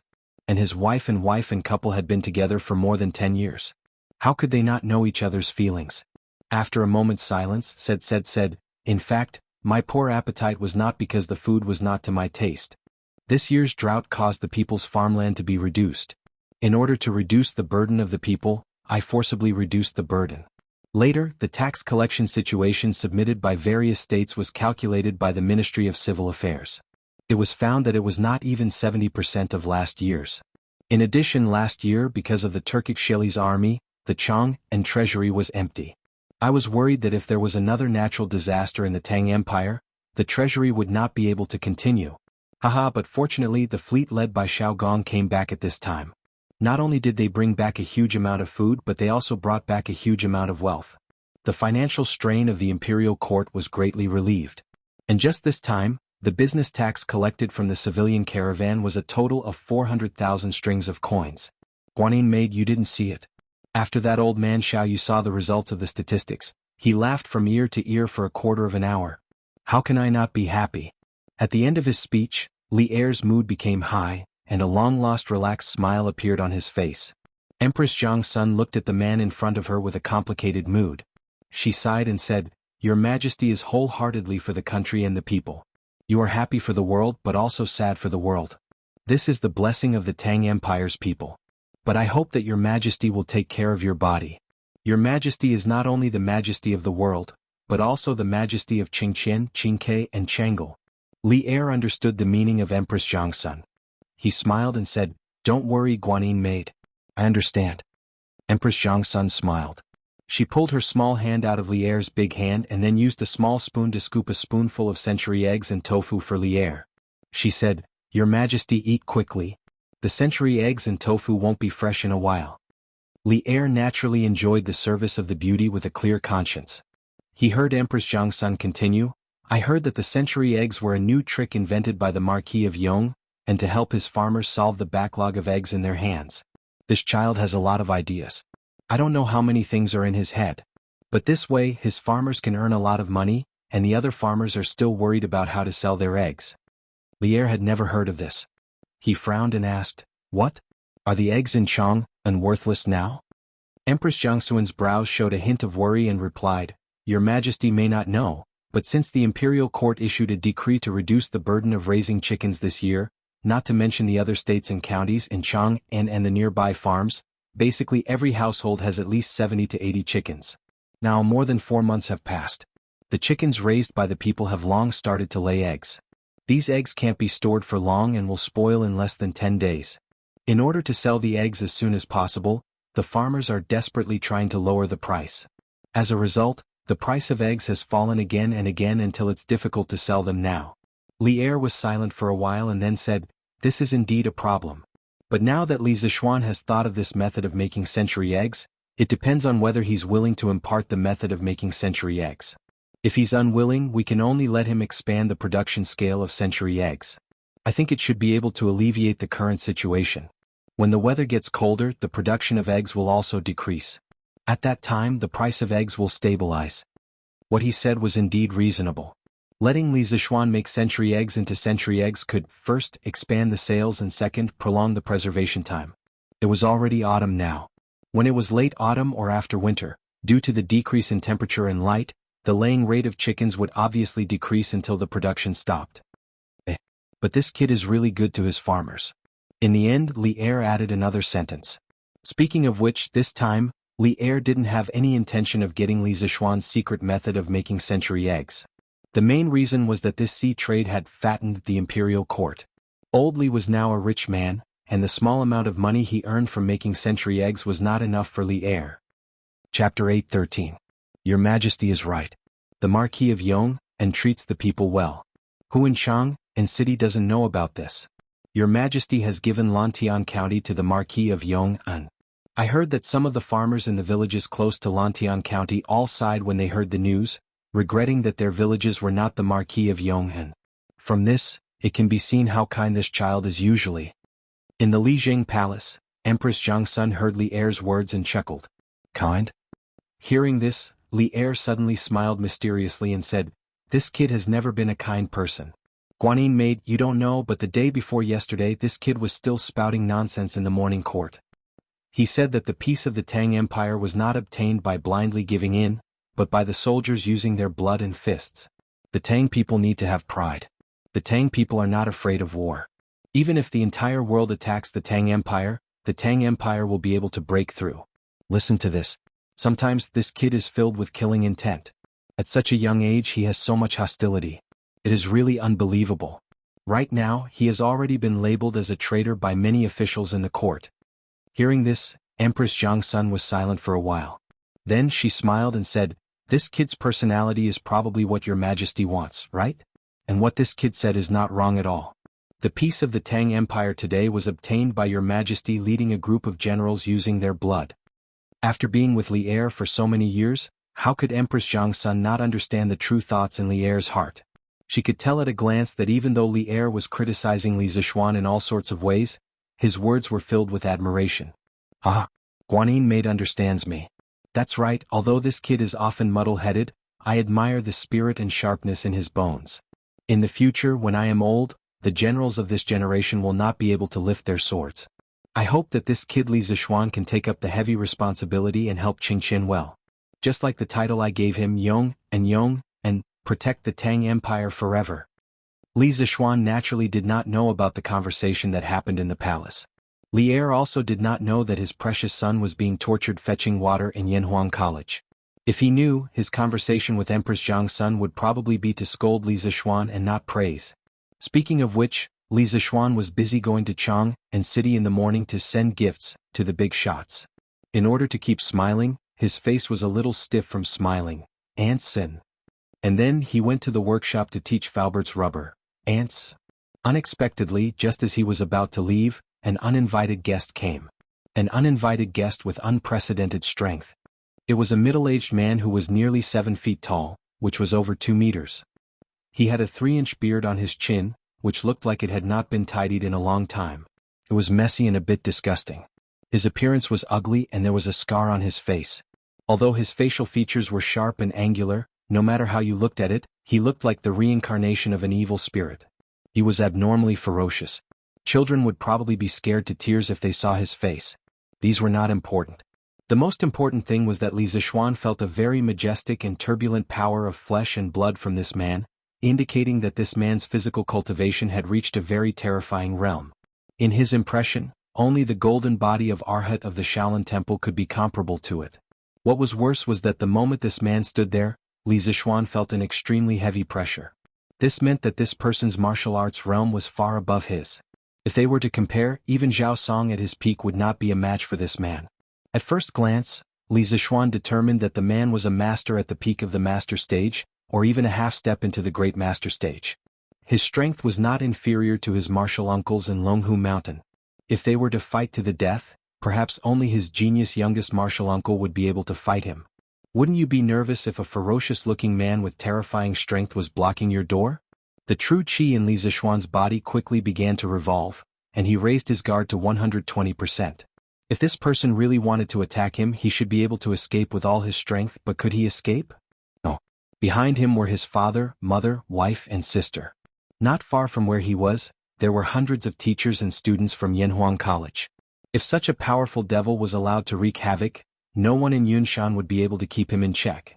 When did a monster with such a terrifying cultivation appear in Chang'an City? Did this man come with ill intentions or was he looking for something? Li Zishuan's heart was filled with vigilance and doubts. Senior, may I know your honorific name? Why have you come to Yunshan? Li Zishuan stepped forward slowly, saluted and cupped his fists. Previously, Li Zishuan was sizing up the man. In fact, the man was also sizing up Li Zishuan. At this moment, when he saw Li Zishuan step forward and salute, he narrowed his eyes and smiled instead of answering. You are Li Zishuan, right? The last disciple of Taoist Ling Su of Celestial Master Sect in Longhu Mountain? Not bad, not bad. Little boy, you have guts. You have not disgraced the name of Spiritual Master Ling Su. Li Zishuan's heart moved slightly. This man knew his master? This should be easy to handle. Generally speaking, as long as someone knew his master, they would give him some face. He had to admit that the name of Spiritual Master Ling Su was very useful. Senior, since you know my master, then you are an old friend. Please come in and have some tea. Li Zishuan smiled and tried to get close to the man. After all, it would be best to be friends with such a powerful person. Who knew that when the man heard this, he would actually pull out the 4-foot-long broadsword on his back. He casually waved the broadsword and then gently placed it on the ground. The hard cement floor was actually cut open like a piece of tofu. The man laughed loudly and said, "Ha! Junior, I am not here to drink tea. I am here to compete with you. I want to see how much of Spiritual Master Ling Su's teachings you have. If you can win against me, that's fine. If you lose..." This is, husband? Coincidentally at this moment Han Yushi came out with Madame Li followed by Li Jingma and Lan. They must have heard the commotion in the front yard and ran out. Hee little boy, if you lose, it means that your skills are not good enough. I will clean up the house for Spiritual Master Ling Su. Don't even think about leaving a single person in your yard alive. The curly-bearded man pointed at the people behind Li Zishuan and said with a ferocious expression. He came with ill intentions. As expected, he came with ill intentions. Now that the situation had developed in the worst direction, Li Zishuan's complexion suddenly changed greatly. His heart also sank. This old bastard with extremely high martial arts was actually here to pick a fight. Chapter 8:14. Yinshan Villa. Li Zixuan didn't hesitate when he saw that the bearded man didn't come with good intentions. He turned around and said anxiously, "Wife, help father and mother back to the house." "Lan, are you go back too?" "Don't worry, I'll be fine." "Husband, Xin, brother," Li Zixuan said solemnly, "don't talk nonsense. Go back quickly." Then he whispered to Han Yushi, "I'll lure this person away in a while. You guys take the opportunity to leave quickly. Otherwise, I'm afraid I can't beat this person with my worries. If you really want to help me, you can go to the academy or Chang, and to get reinforcements. Don't be so wishy-washy." "Xin," Mrs. Li muttered unwillingly in a low voice. Li Jingma pulled her away and said, "Madam, it's useless to say more. We'll only be in the way here. Xin'er is right. If we really want to help him, we should hurry up and escape to get reinforcements." Seeing that his father was decisive at the critical moment, Li Zixuan felt relieved and turned to deal with the bearded man. In fact, he was bragging a lot. Even if his family left and he had nothing to worry about, he still wasn't sure he could beat this person in front of him. Although he had fought Yin Batian, a master at the peak of the Grandmaster realm, to a draw, he had worked together with the two brothers of the Dugu family to achieve such a result. Moreover, Yin Batian was obviously not on the same level as this bearded old bastard. Li Zixuan felt that this person in front of him could fight three Yin Batians at the same time. This showed how terrifying this person's strength was. "Who are you, sir?" Li Zixuan, who turned around, looked at the bearded man with a gloomy face and asked. "Kid, you'll only be qualified to know my identity after you defeat this old man." The bearded man said with a haughty face. "You're F***king the best." Li Zixuan cursed in his heart when he heard this. Although this old fart in front of him was indeed quite awesome, no matter how awesome he was, could he be as awesome as his master? "I have no enmity with you, but you have come here to threaten me with your life. I have to say that you are really daring. The Cloud Mountain is a sacred place of learning set up by the imperial court. How dare you behave so atrociously here?" At this point, there was no room for reconciliation. How could Li Zixuan still be willing to address this person as senior? It was already good enough that he didn't call him old bastard. There was no need for him to be polite. The man grinned and said with a smile, Are you angry from embarrassment? Enough idle chatter, this old man is not here to bicker with you. If you want to live, quickly take out your true skills and fight with this old man." Li Zixuan knew that this battle was unavoidable, so he pretended to look at the burly man with contempt and snorted, "Since you want to fight, then this marquis will accompany you to the end. However, since you came to Cloud Mountain to cause trouble, you better think about the consequences." There's no need for you to say that. This old man knows what to do." The bearded man chuckled nonchalantly. Li Zixuan said in a deep voice, "In that case, you wait here. I'll go get the sword." A quarter of an hour later, Li Zixuan brought the burly man to a forest in the south of the Cloud Mountain courtyard. The two stood face to face and a bleak atmosphere began to fill the forest. Both of them were accumulating power at this moment. "Boy, show me what you've got. This old man won't bully you. I'll suppress my realm to the early stage of the Supreme Power Realm and fight with you. If you can beat me, then everything will be fine. If you can't, The bearded man stood about 30 meters in front of Li Zixuan with his hands behind his back and said with a smile, "This old man wants to suppress his realm to fight with me?" This was really a surprise because if this old man went all out, he really had no chance of winning. However, if they were at the same realm, then it was hard to say. After hearing the second half of the old man's words, Li Zixuan's heart sank again. Although the old man wanted to suppress his realm, he could only suppress the amount of genuine qi, but not his experience and reaction. In other words, he was facing a master at the early stage of the Supreme Power Realm with the experience of a half-step to the Supreme Power Realm. He did not have the advantage. "Old man, since you want to suppress your realm, why don't you seal part of your meridians? Otherwise, I'm afraid that if I beat you until you cry, you'll be shameless and forcibly raise your realm to make trouble for me." Li Zixuan figured it out. It was better for the old man to suppress his realm than not, but he was afraid that the burly man would contradict him. In his impression, there was indeed a way to seal part of the meridians in Jianghu, so he said so. "Boy, you're so arrogant." "Well, I'll seal it. This acupoint can be maintained for an hour.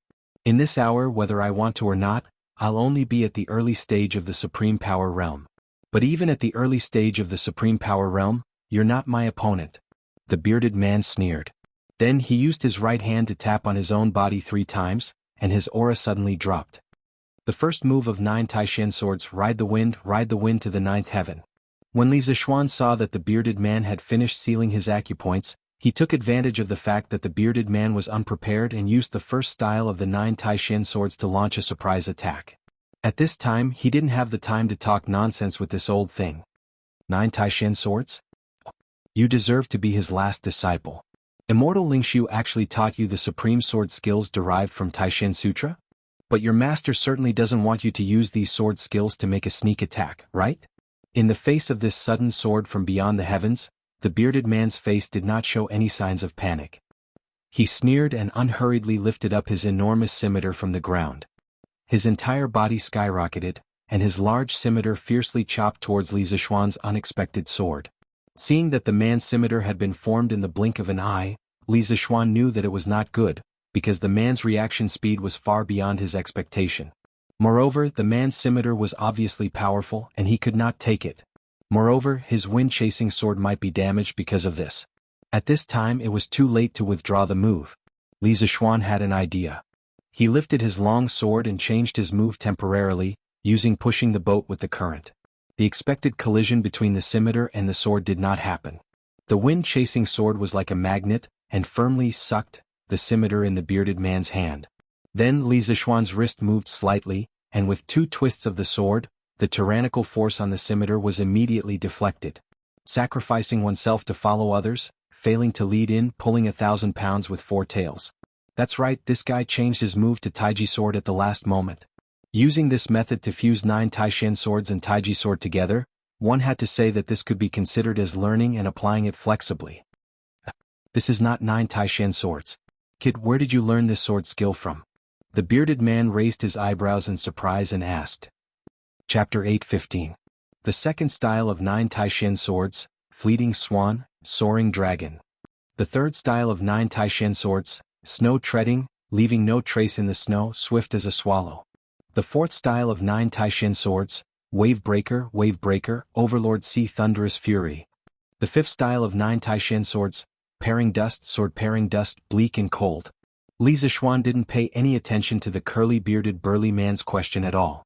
He directly used a quadruple annihilation, unleashing 4 moves in unison and meeting him head-on.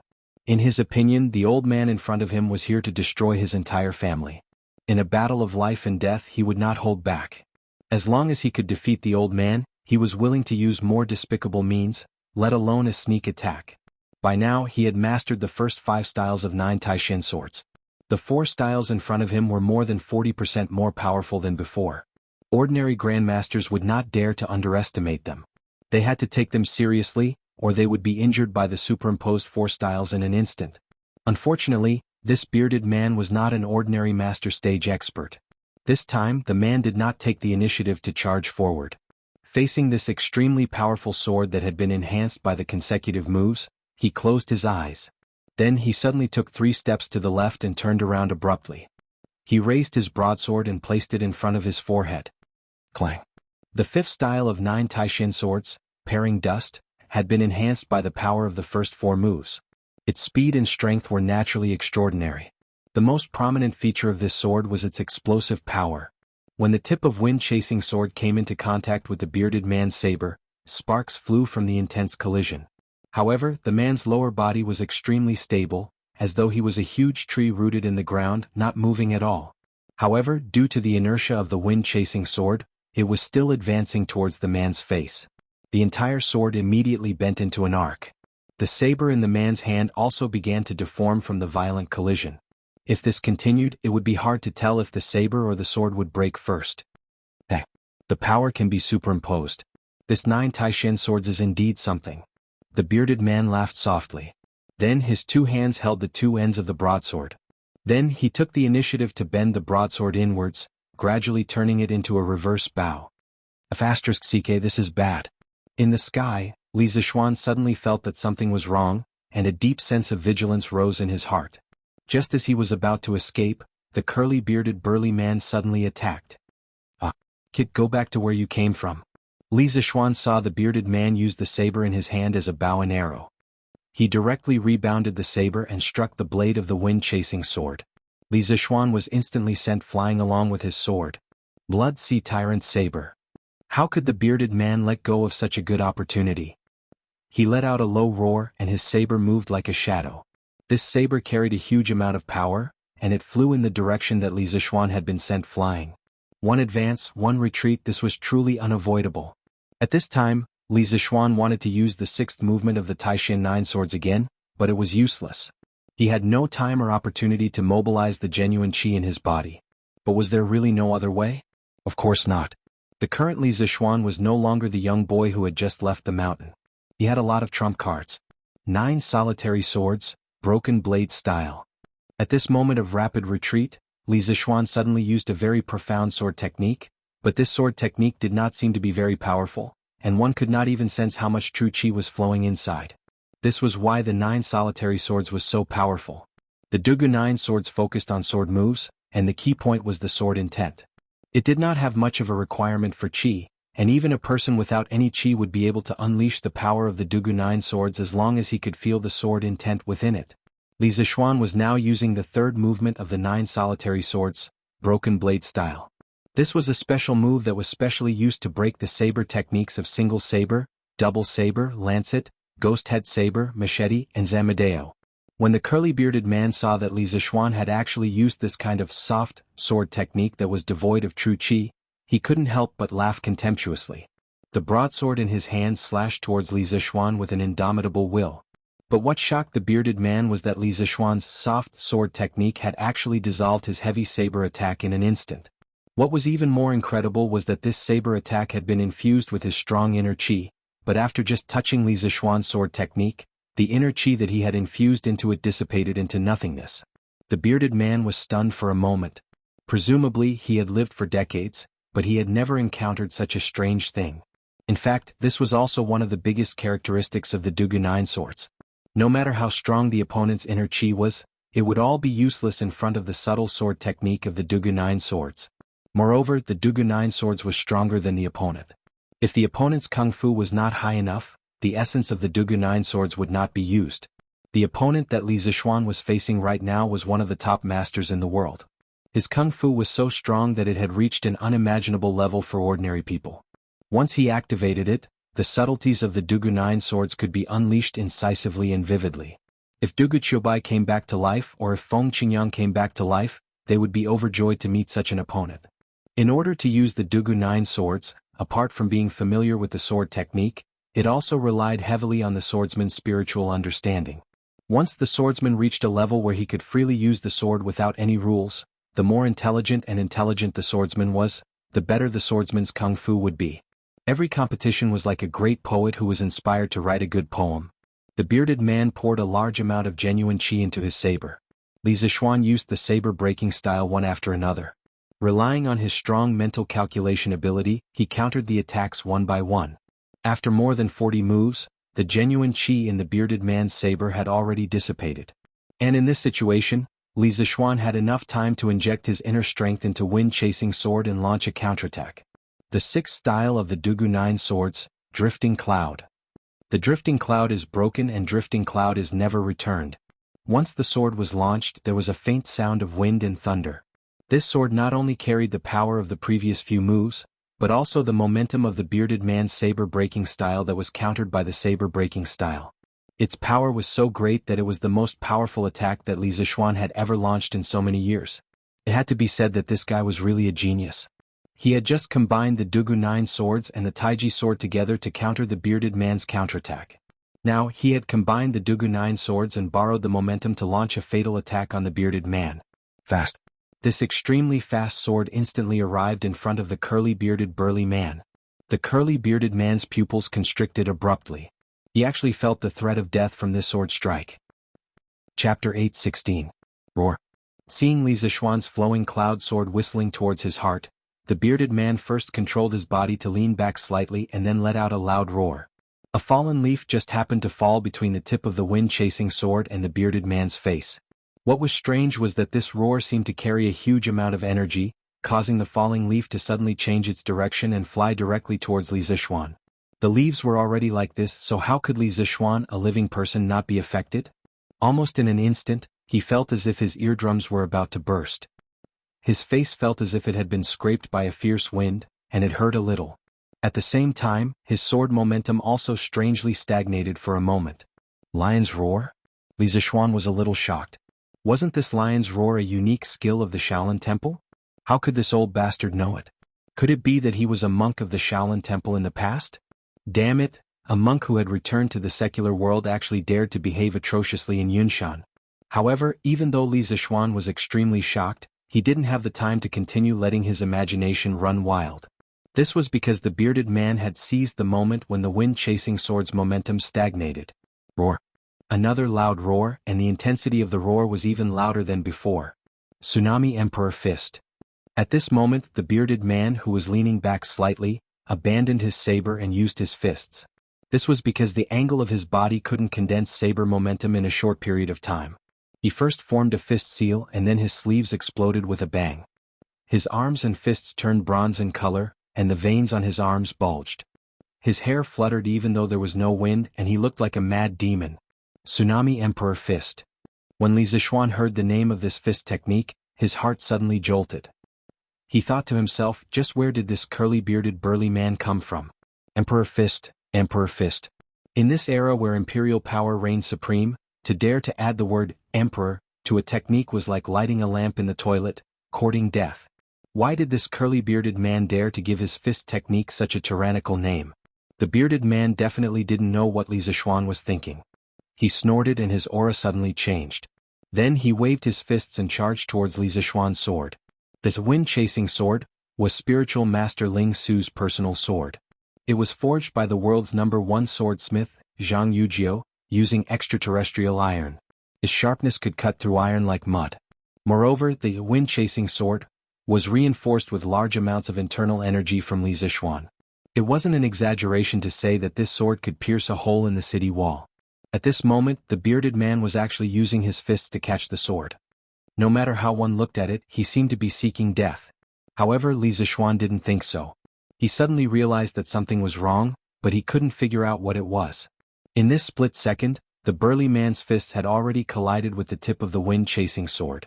However, the scene of the sword piercing into his body did not occur. On the contrary, the collision of the fists and the sword produced an illogical sound of metal clashing. Clang.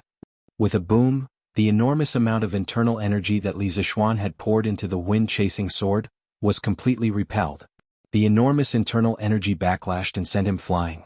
He crashed into a tree with a bang, but this tree couldn't stop him from retreating. With a kacha sound, the thick tree cracked and broke. Li Zixuan's body then crashed into a second tree and landed heavily on the ground. Po! After receiving such a large impact, Li Zixuan's body instantly fractured in several places. A heart-wrenching pain came from his wrists and back. What was worse was that this enormous internal energy backlashing caused him to spit out a mouthful of blood.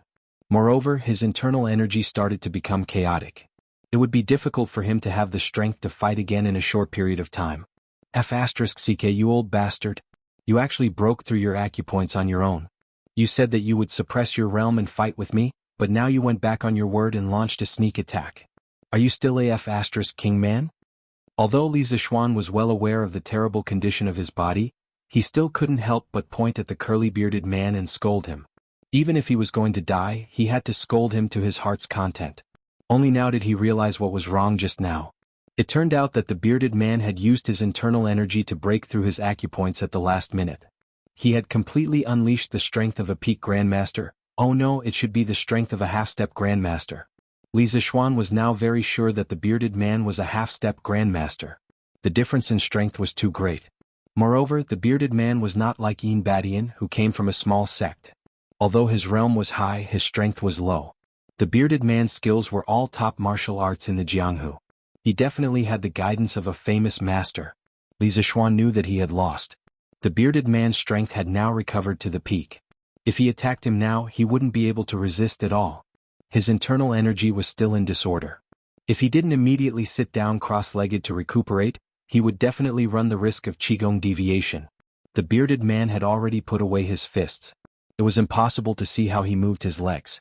With a series of movements, he appeared in front of Li Zixuan in an instant. Unexpectedly, in the face of such a good opportunity, he didn't kill Li Zixuan. Instead, his old face turned red. Yes, that's right, his old face turned red. Li Zixuan didn't know why this big man's tanned face would turn red. Was it his imagination? Cough cough. Boy, you're really good. The Central Plains is indeed full of talents. It's been decades since someone pushed me to this point. The bearded man stood in front of Li Zishuan with his hands behind his back and said with the posture of an expert. It was just that there was a hidden awkwardness under his expression. It was just that others couldn't detect it. Bah. Old bastard. With your cultivation you actually went back on your words. King have an unfair advantage. Cough cough. The man coughed twice again. He didn't answer Li Zishuan's words. Instead he asked calmly, Boy, the sword techniques you used just now, it seems that the 9 Taishan swords is not the only sword technique, right? There seem to be 2 other sword techniques mixed in with it? Hurry up and tell me.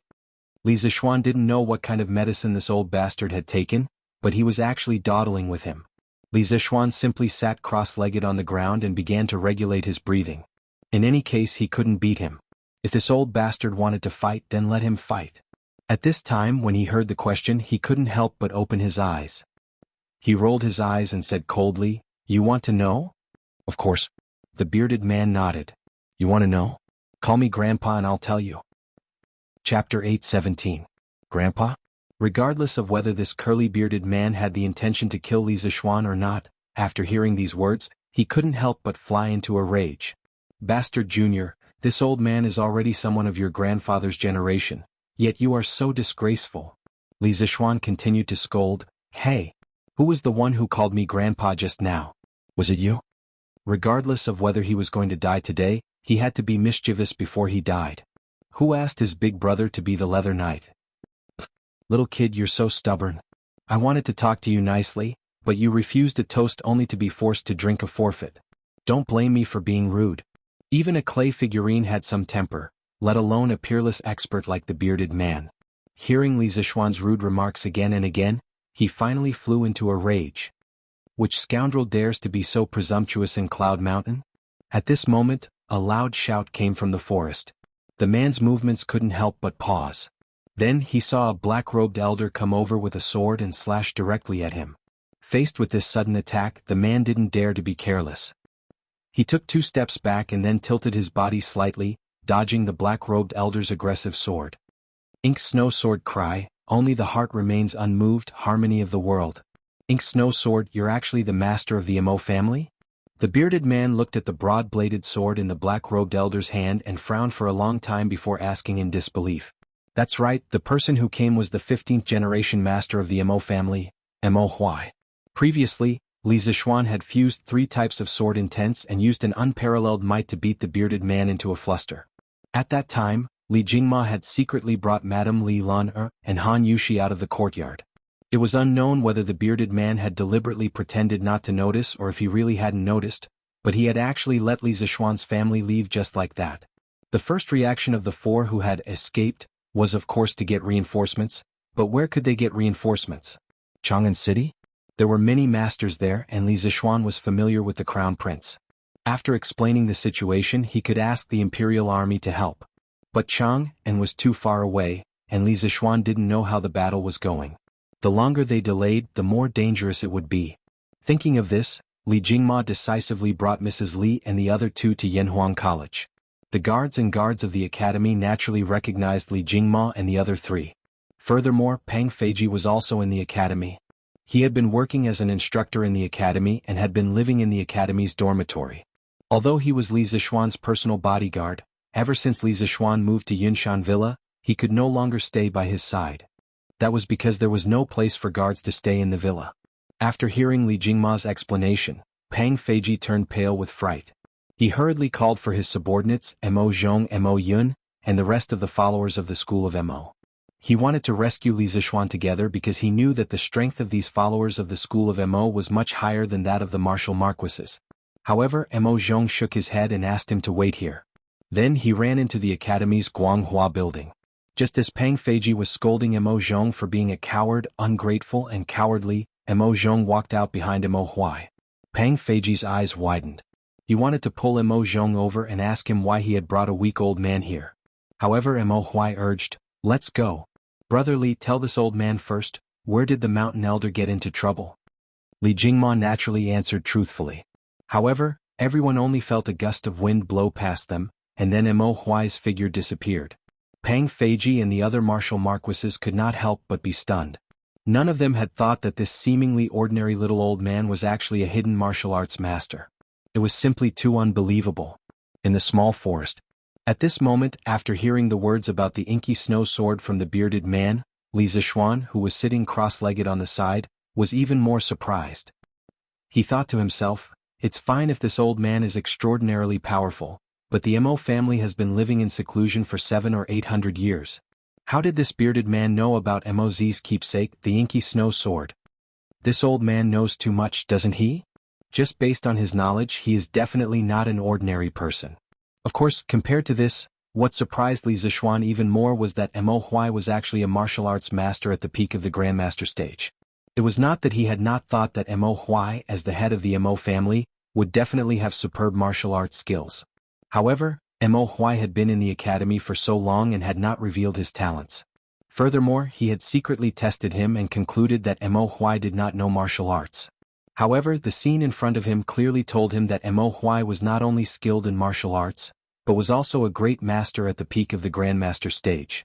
It was simply shocking. Humph. No matter who you are, since you dare to come to Cloud Mountain to cause trouble and harm the Yamacho of Yanhuang College, you must give an explanation. Mo Huai was not surprised that his attack missed. He slowly turned around, holding his sword in front of his chest, and looked at the bearded man coldly. The corners of the man's mouth twitched slightly, and he could not help but say, "Nonsense. I just want to. Forget it, forget it. I have traversed the world, why do I need to explain my actions to others? I didn't expect that the Mo family, which had been in seclusion for many years, would suddenly appear. What's more, I didn't expect that the head of the Mo family would actually help a 14 or 15-year-old child on Cloud Mountain. Interesting, really interesting. Li family's brat, this old man has underestimated you. Head of the Mo family, you're not bad. Fight with me for a few rounds? It's been a long time since I had a good fight." Roar. Without waiting for Mo Huai's reply, the bearded man used the lion's roar technique again. However, this time he released it at full strength and the momentum was several times stronger than the previous 2 times. Li Zishuan, who was sitting cross-legged on the ground, could not help but interrupt his breathing and quickly cover his ears. This old fellow was really deadly when he roared crazily. Blood Sea Saber. This lion's roar technique was obviously just the bearded man's first move.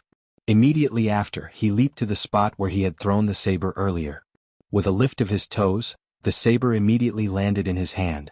Then he swung the saber, rose into the air and slashed at Mo Huai. Li Zishuan was currently regulating his breathing while paying attention to the situation on the battlefield. He saw that the bearded man was using the exact same move as the one he had used against him just now, but the difference in power was like heaven and earth. This was clearly the true strength of a half-step grandmaster. Although this old fart is quite despicable, a half-step grandmaster is still impressive. When I reach this realm, I'll hang you up and beat you up every day. I wonder if old man Mo will be able to withstand this slash. Li Zishuan's thoughts ran wild. He was envious of the bearded man's great strength, but he was also worried about whether Mo Huai could withstand it. Chapter 8:18. Love with impartiality and non-offense. As the saying went, one could tell whether an expert was skilled the moment he made a move. Before the bearded man's saber was formed, Mo Huai already knew that the other party's strength was above his. He didn't dare to be careless and directly used the Mo family's famous sword technique. Love with impartiality and non-offense. At the same time, this was also Moz's core ideology back then. Once the sword technique was used, the saber intent in the sky instantly weakened by 2 notches. The bearded man frowned slightly, but he still swung his saber and continued to slash at Mo Huai. However, how could the Mo family's famous sword technique be undeserved? When the bearded man's saber was just a foot away from Mo Huai finally moved. No, it should be said that the ink snow sword moved. Clang. The inky snow sword, which was as black as ink, streaked across the air like a black shadow. With a clang, it instantly hit 3 inches above the handle of the long saber in the bearded man's hand at a weird angle. This was the weakest point of the bearded man's saber skill. The bearded man only felt that his heavy saber strike was easily blocked by this old man whose strength was inferior to his own. However, something even more shocking happened. The ink snow sword carried the bearded man's saber. First, it made a 30-degree downward slash and then directly lifted up. 1 saber and 1 sword, directly slashing, stabbing, at the bearded man's face. This was somewhat like the meaning of Tai Chi, borrowing strength to fight strength. Li Zixuan, who was at the side, was stunned. Love with impartiality and non-offense. So this was called love with impartiality and non-offense. In the Mo family's ideology, non-offense did not mean non-war. It was just against meaningless invasion and slaughter. Those who should not be killed should not be killed, and those who should be killed should still be killed. This was fundamentally different from the Buddhists' foolish theory of not killing.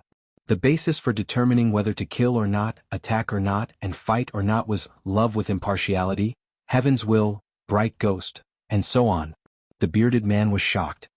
He hurriedly circulated his true chi and used the strength of a half-step great grandmaster to forcefully shake off the ink snow sword. Clang. The saber and sword clashed for less than a breath's time before they separated. Both of them took 10 steps back. Obviously, they were actually tied in the first round. Good. What an inky snow sword. What a great love with impartiality and non-aggression. The bearded man let out 2 loud laughs before he raised his saber and charged forward. Emperor Tsunami Blade. When Li Zixuan heard this, he almost peed his pants. Wasn't the punch that had severely injured him just now the Tsunami Imperial Fist? How did it become the Tsunami Emperor Blade? What kind of education did this old thing receive?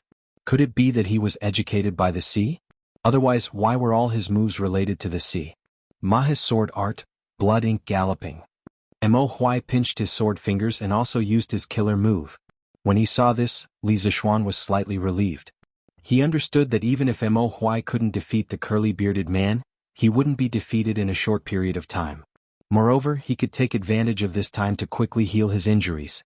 Thus, Li Zixuan hurriedly calmed his mind and began to concentrate on regulating the true qi in his body. In fact, his previous conditioning had already calmed down the chaotic true qi by 70 to 80%. Now the main thing to do was to heal the injuries in his body. Hoog. After about 10 minutes, Li Zixuan finally smoothed out all the true qi in his body, and the injuries on his body were almost healed. He let out a long sigh of relief. When he was about to get up, he suddenly seemed to realize something. What do you mean? Li Zixuan suddenly felt the true qi in his body become restless. It was not as chaotic and restless as before, but a kind of hunger and thirst. Yes, it was hunger and thirst. He had encountered this kind of feeling before. Am I going to break through again? Li Zixuan looked happy. He hurriedly calmed his mind and ran the 6th level of Taishan Sutra with all his strength. The true qi in his body quickly turned into white cyclones and danced happily in his meridians. The 3 sword essences of Taishan 9 swords, Taiji sword, and Dugu 9 swords flashed through Li Zixuan's mind. Today's battle was the first time he tried to fuse the 3 sword techniques. He also gained a lot. In response to the call of the true qi in his body, all the pores on his body instantly opened and began to absorb the spiritual energy of heaven and earth crazily. There were spirits in heaven and earth and everything was born. In the past, Li Zixuan didn't think so. But ever since he inexplicably came to the Tang dynasty of more than 1,000 years ago and inexplicably obtained a body of shocking power, he slowly began to believe that there really was spiritual qi in the world. It was neither fantasy nor cultivation. He didn't know what spiritual qi was, but he was sure that there was such a substance in the air. Human beings couldn't survive without oxygen in the air. But water could carry a boat and it could also capsize it. Without oxygen, human beings couldn't survive for more than 2 minutes. But if there was too much oxygen, it would also have a negative effect on the body, because the aging of the human body was directly related to the oxidation reaction. The so-called spiritual qi, could it be a kind of gas in the atmosphere that had the opposite function of oxygen and could make the human body full of vitality? He didn't know why, but Li Zixuan's mind suddenly had such a strange thought. In his previous life he had seen such a report on the internet. Billions of years ago, oxygen didn't exist in the Earth's atmosphere. This was because oxygen was very unstable and prone to chemical reactions with other substances, such as iron, copper, and other metals, forming rust and verdigris. In today's Earth's atmosphere, there was basically a stable 21% oxygen near the sea level, so this oxygen must have a continuous source. If we look back at the history of Earth, we will be surprised to find that the origin of life had nothing to do with oxygen. The origin of life on Earth didn't rely on oxygen. The general idea of this report was that oxygen was a chronic toxic gas that human beings had to rely on. His argument was mainly that oxidation would cause more and more lipids, proteins, DNA fragments, and other key components of cells to be damaged, and eventually damage the tissues, organs, and even the body's functions.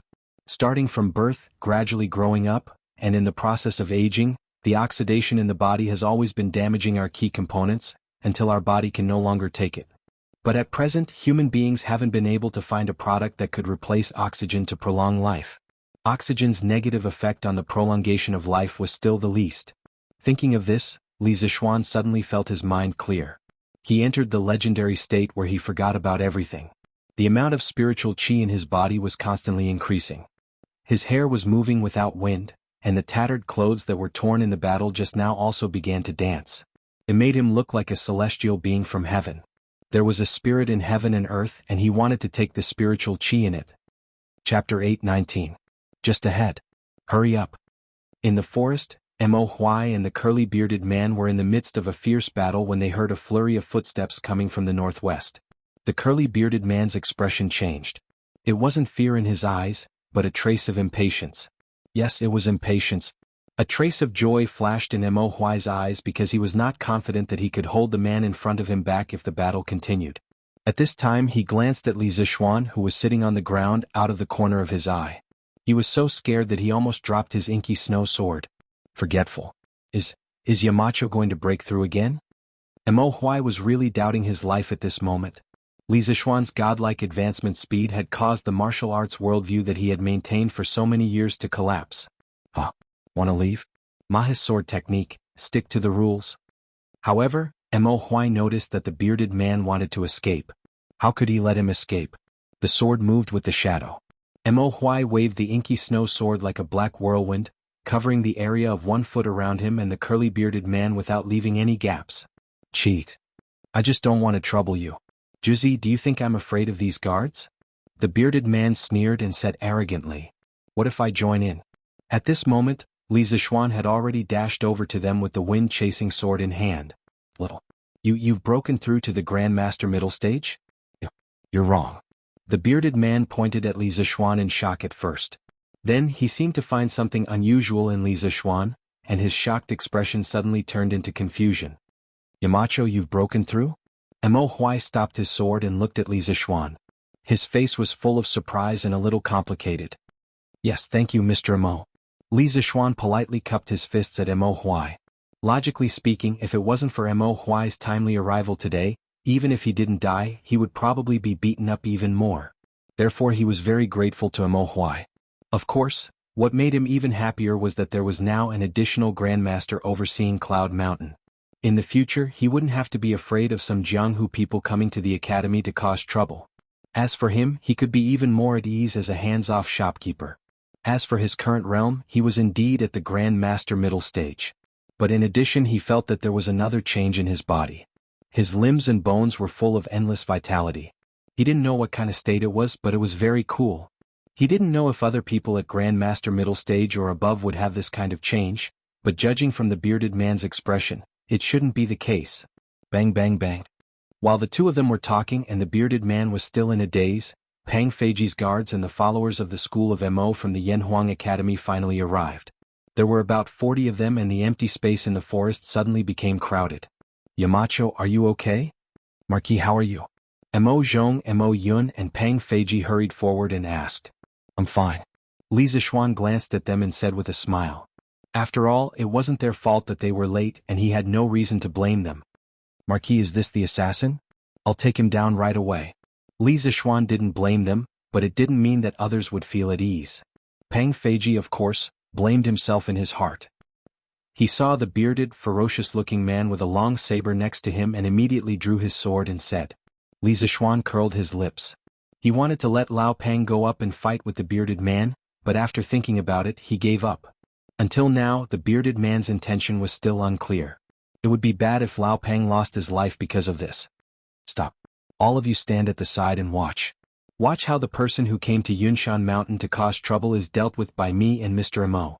Watch carefully and learn well. If anyone comes to the mountain to cause trouble like him in the future, you will do the same. Do you understand? Li Zishuan stared at the bearded man, but his mouth was speaking to Pang Feiji and the others behind him. Yes, Marquis. Although Pang Feiji was unwilling, he still obeyed the order. These few days, the military training wasn't only for the students of Yanhuang College, but also for the instructors. Therefore, he understood that it was the duty of a soldier to obey orders. Oh, right, send someone back to the academy and call all the students who are still in the academy over. Let them come over and watch. No matter how powerful they are, there is only one outcome for them if they come to Yunshan Mountain to cause trouble. That is, they will be beaten up until their mother, even their mother, can't recognize them.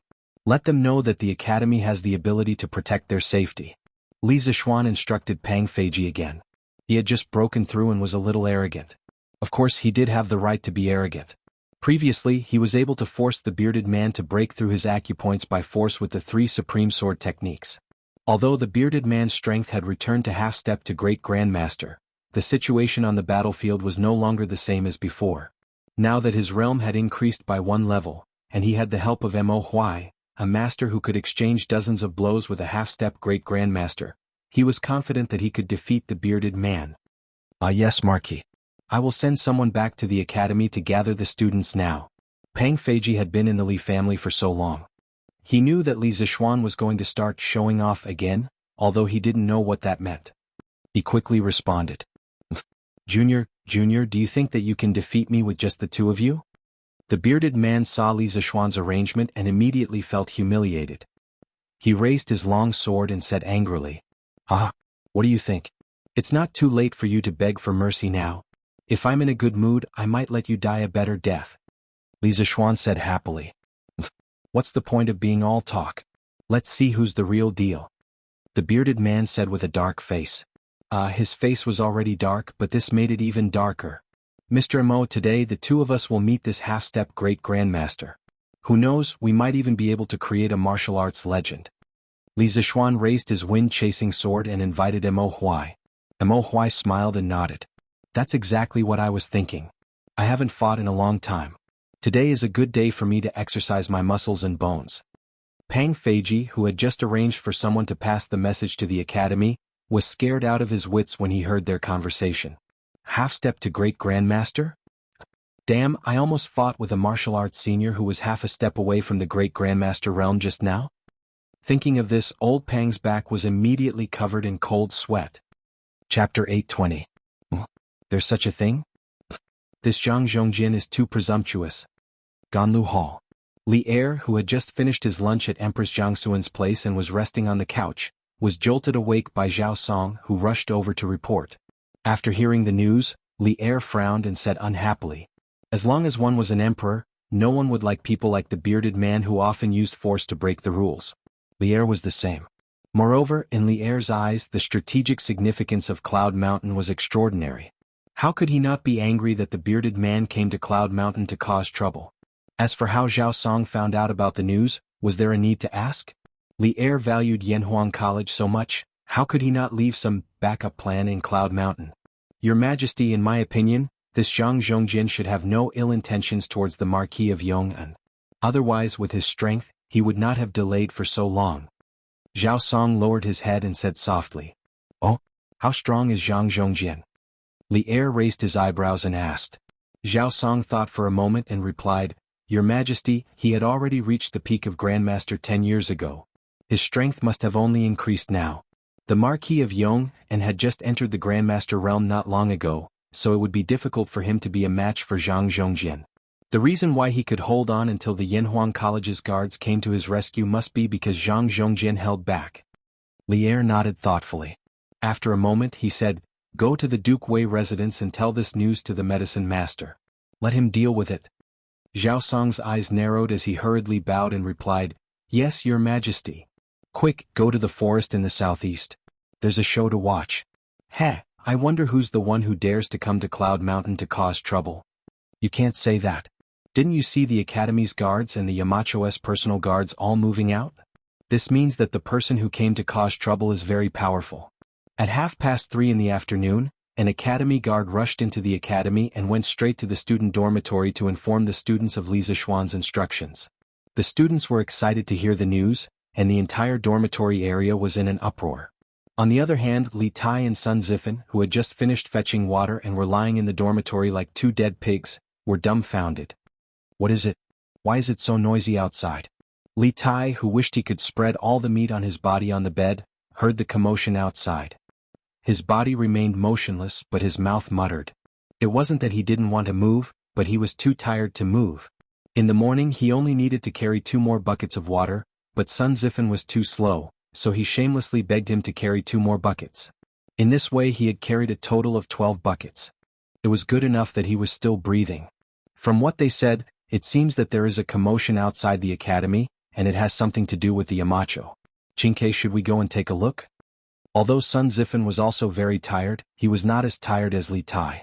Firstly, his physique was much better than Li Tai's, and secondly, he only carried 8 buckets of water in the morning. Therefore this fellow still had the strength to stand up and open the door to look outside. I'm not going. What's there to look at? I want to rest. When Li Tai heard this, he refused without hesitation. Sun Zifen didn't persuade much. He went to the inner room to drink 2 mouthfuls of water and went out directly.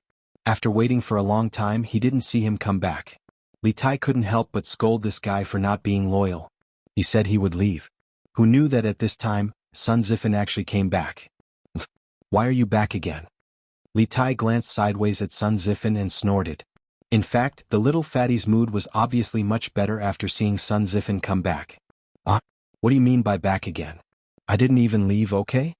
Sun Zifen looked at Li Tai strangely and then said excitedly, Hihi Chinke, I just went out to ask an instructor for information. There is really a big commotion in the forest southeast of the academy right now.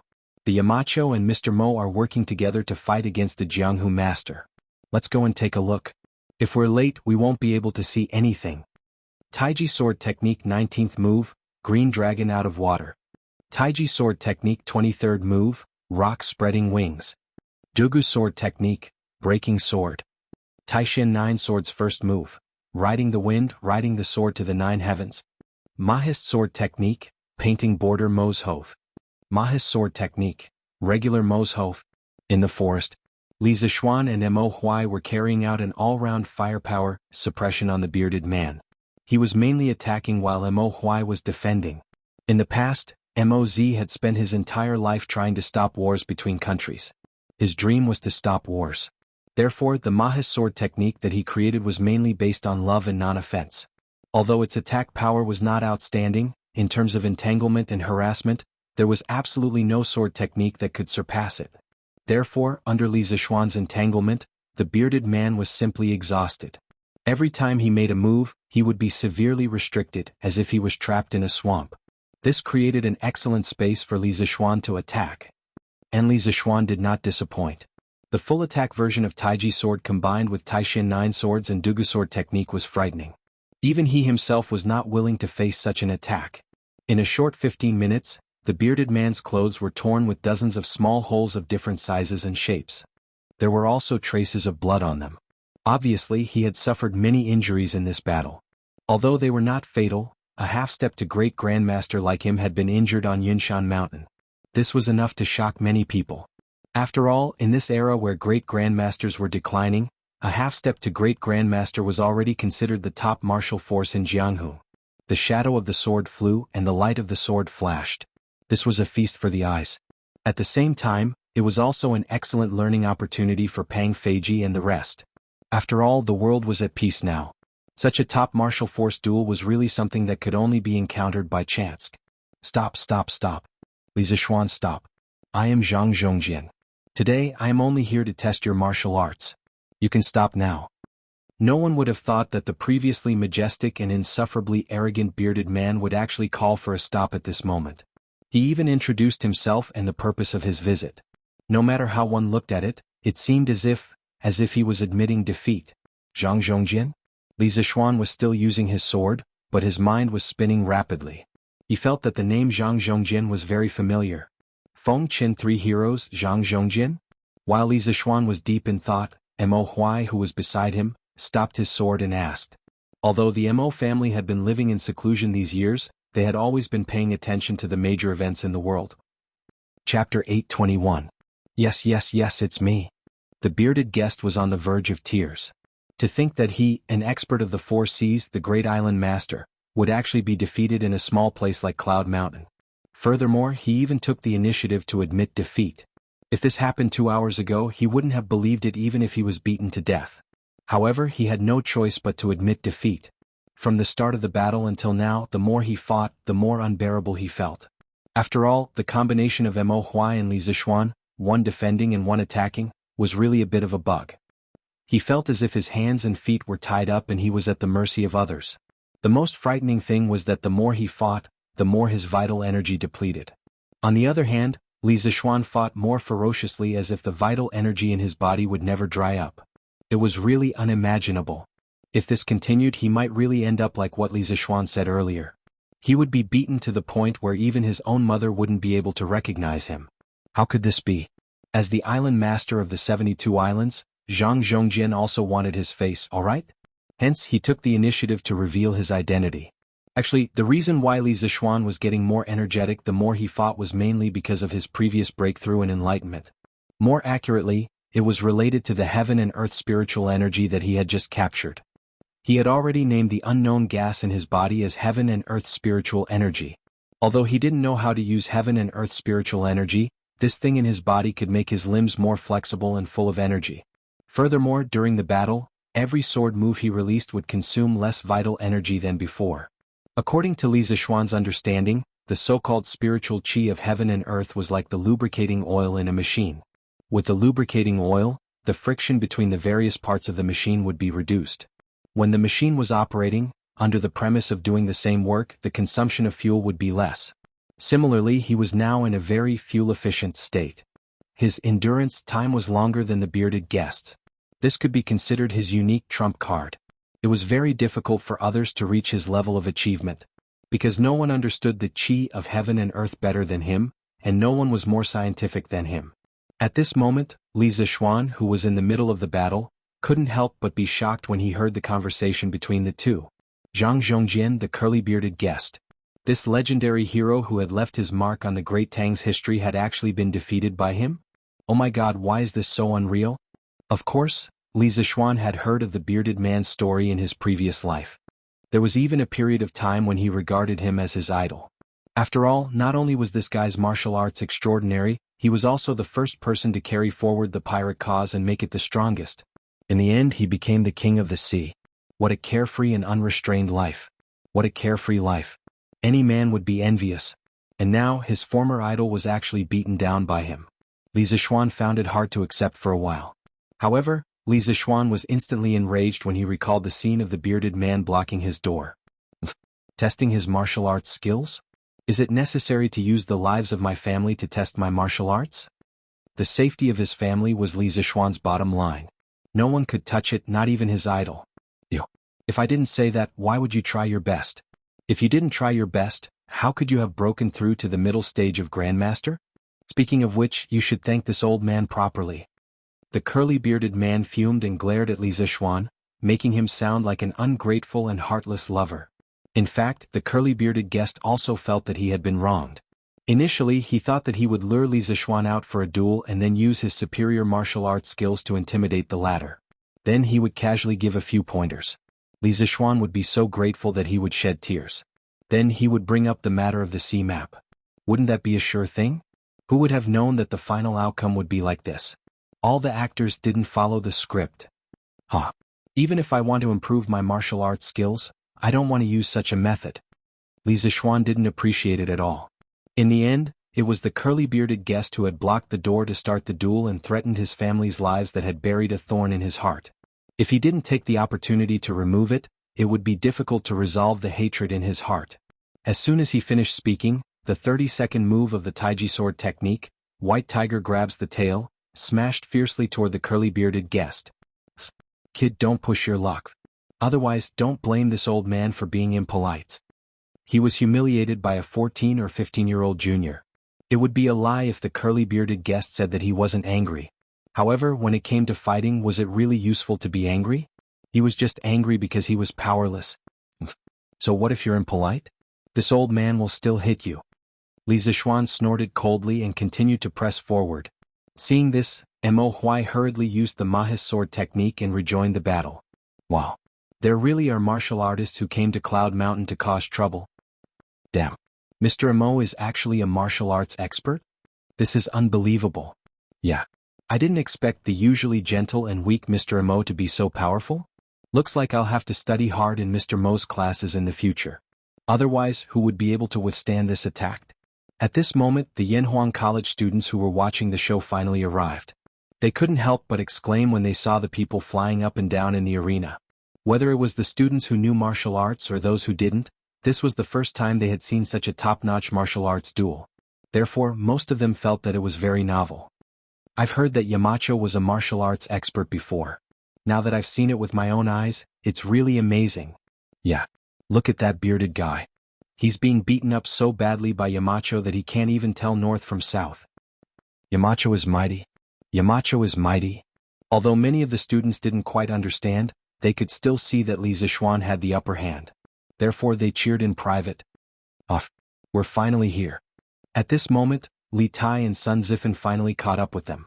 Perhaps because they ran too fast, the two of them were panting a little. Wow. Chinke, look. Mr. Imo and Yamacho are fighting together. This fight is so King exciting. Sun Zifan glanced at the situation in the arena and immediately tugged at Li Tai's sleeve and exclaimed, "Go." Needless to say, Li Tai also noticed the three people fighting fiercely in the arena. Although he was a prince, this was the first time he had seen such a scene in the pugilistic world. In shock, he couldn't help but swallow a mouthful of saliva. So Xiaoxian. Yamacho is so powerful. Even Mr. Imo has such skills. Damn. What kind of academy did this prince enter? While the other students were exclaiming how mighty Li Zixuan was, Li Tai was lamenting how dark their future would be under the leadership of a great demon like Li Zixuan Yamacho. Would they be like that big guy in the arena, beaten up so badly that they couldn't even tell north from south?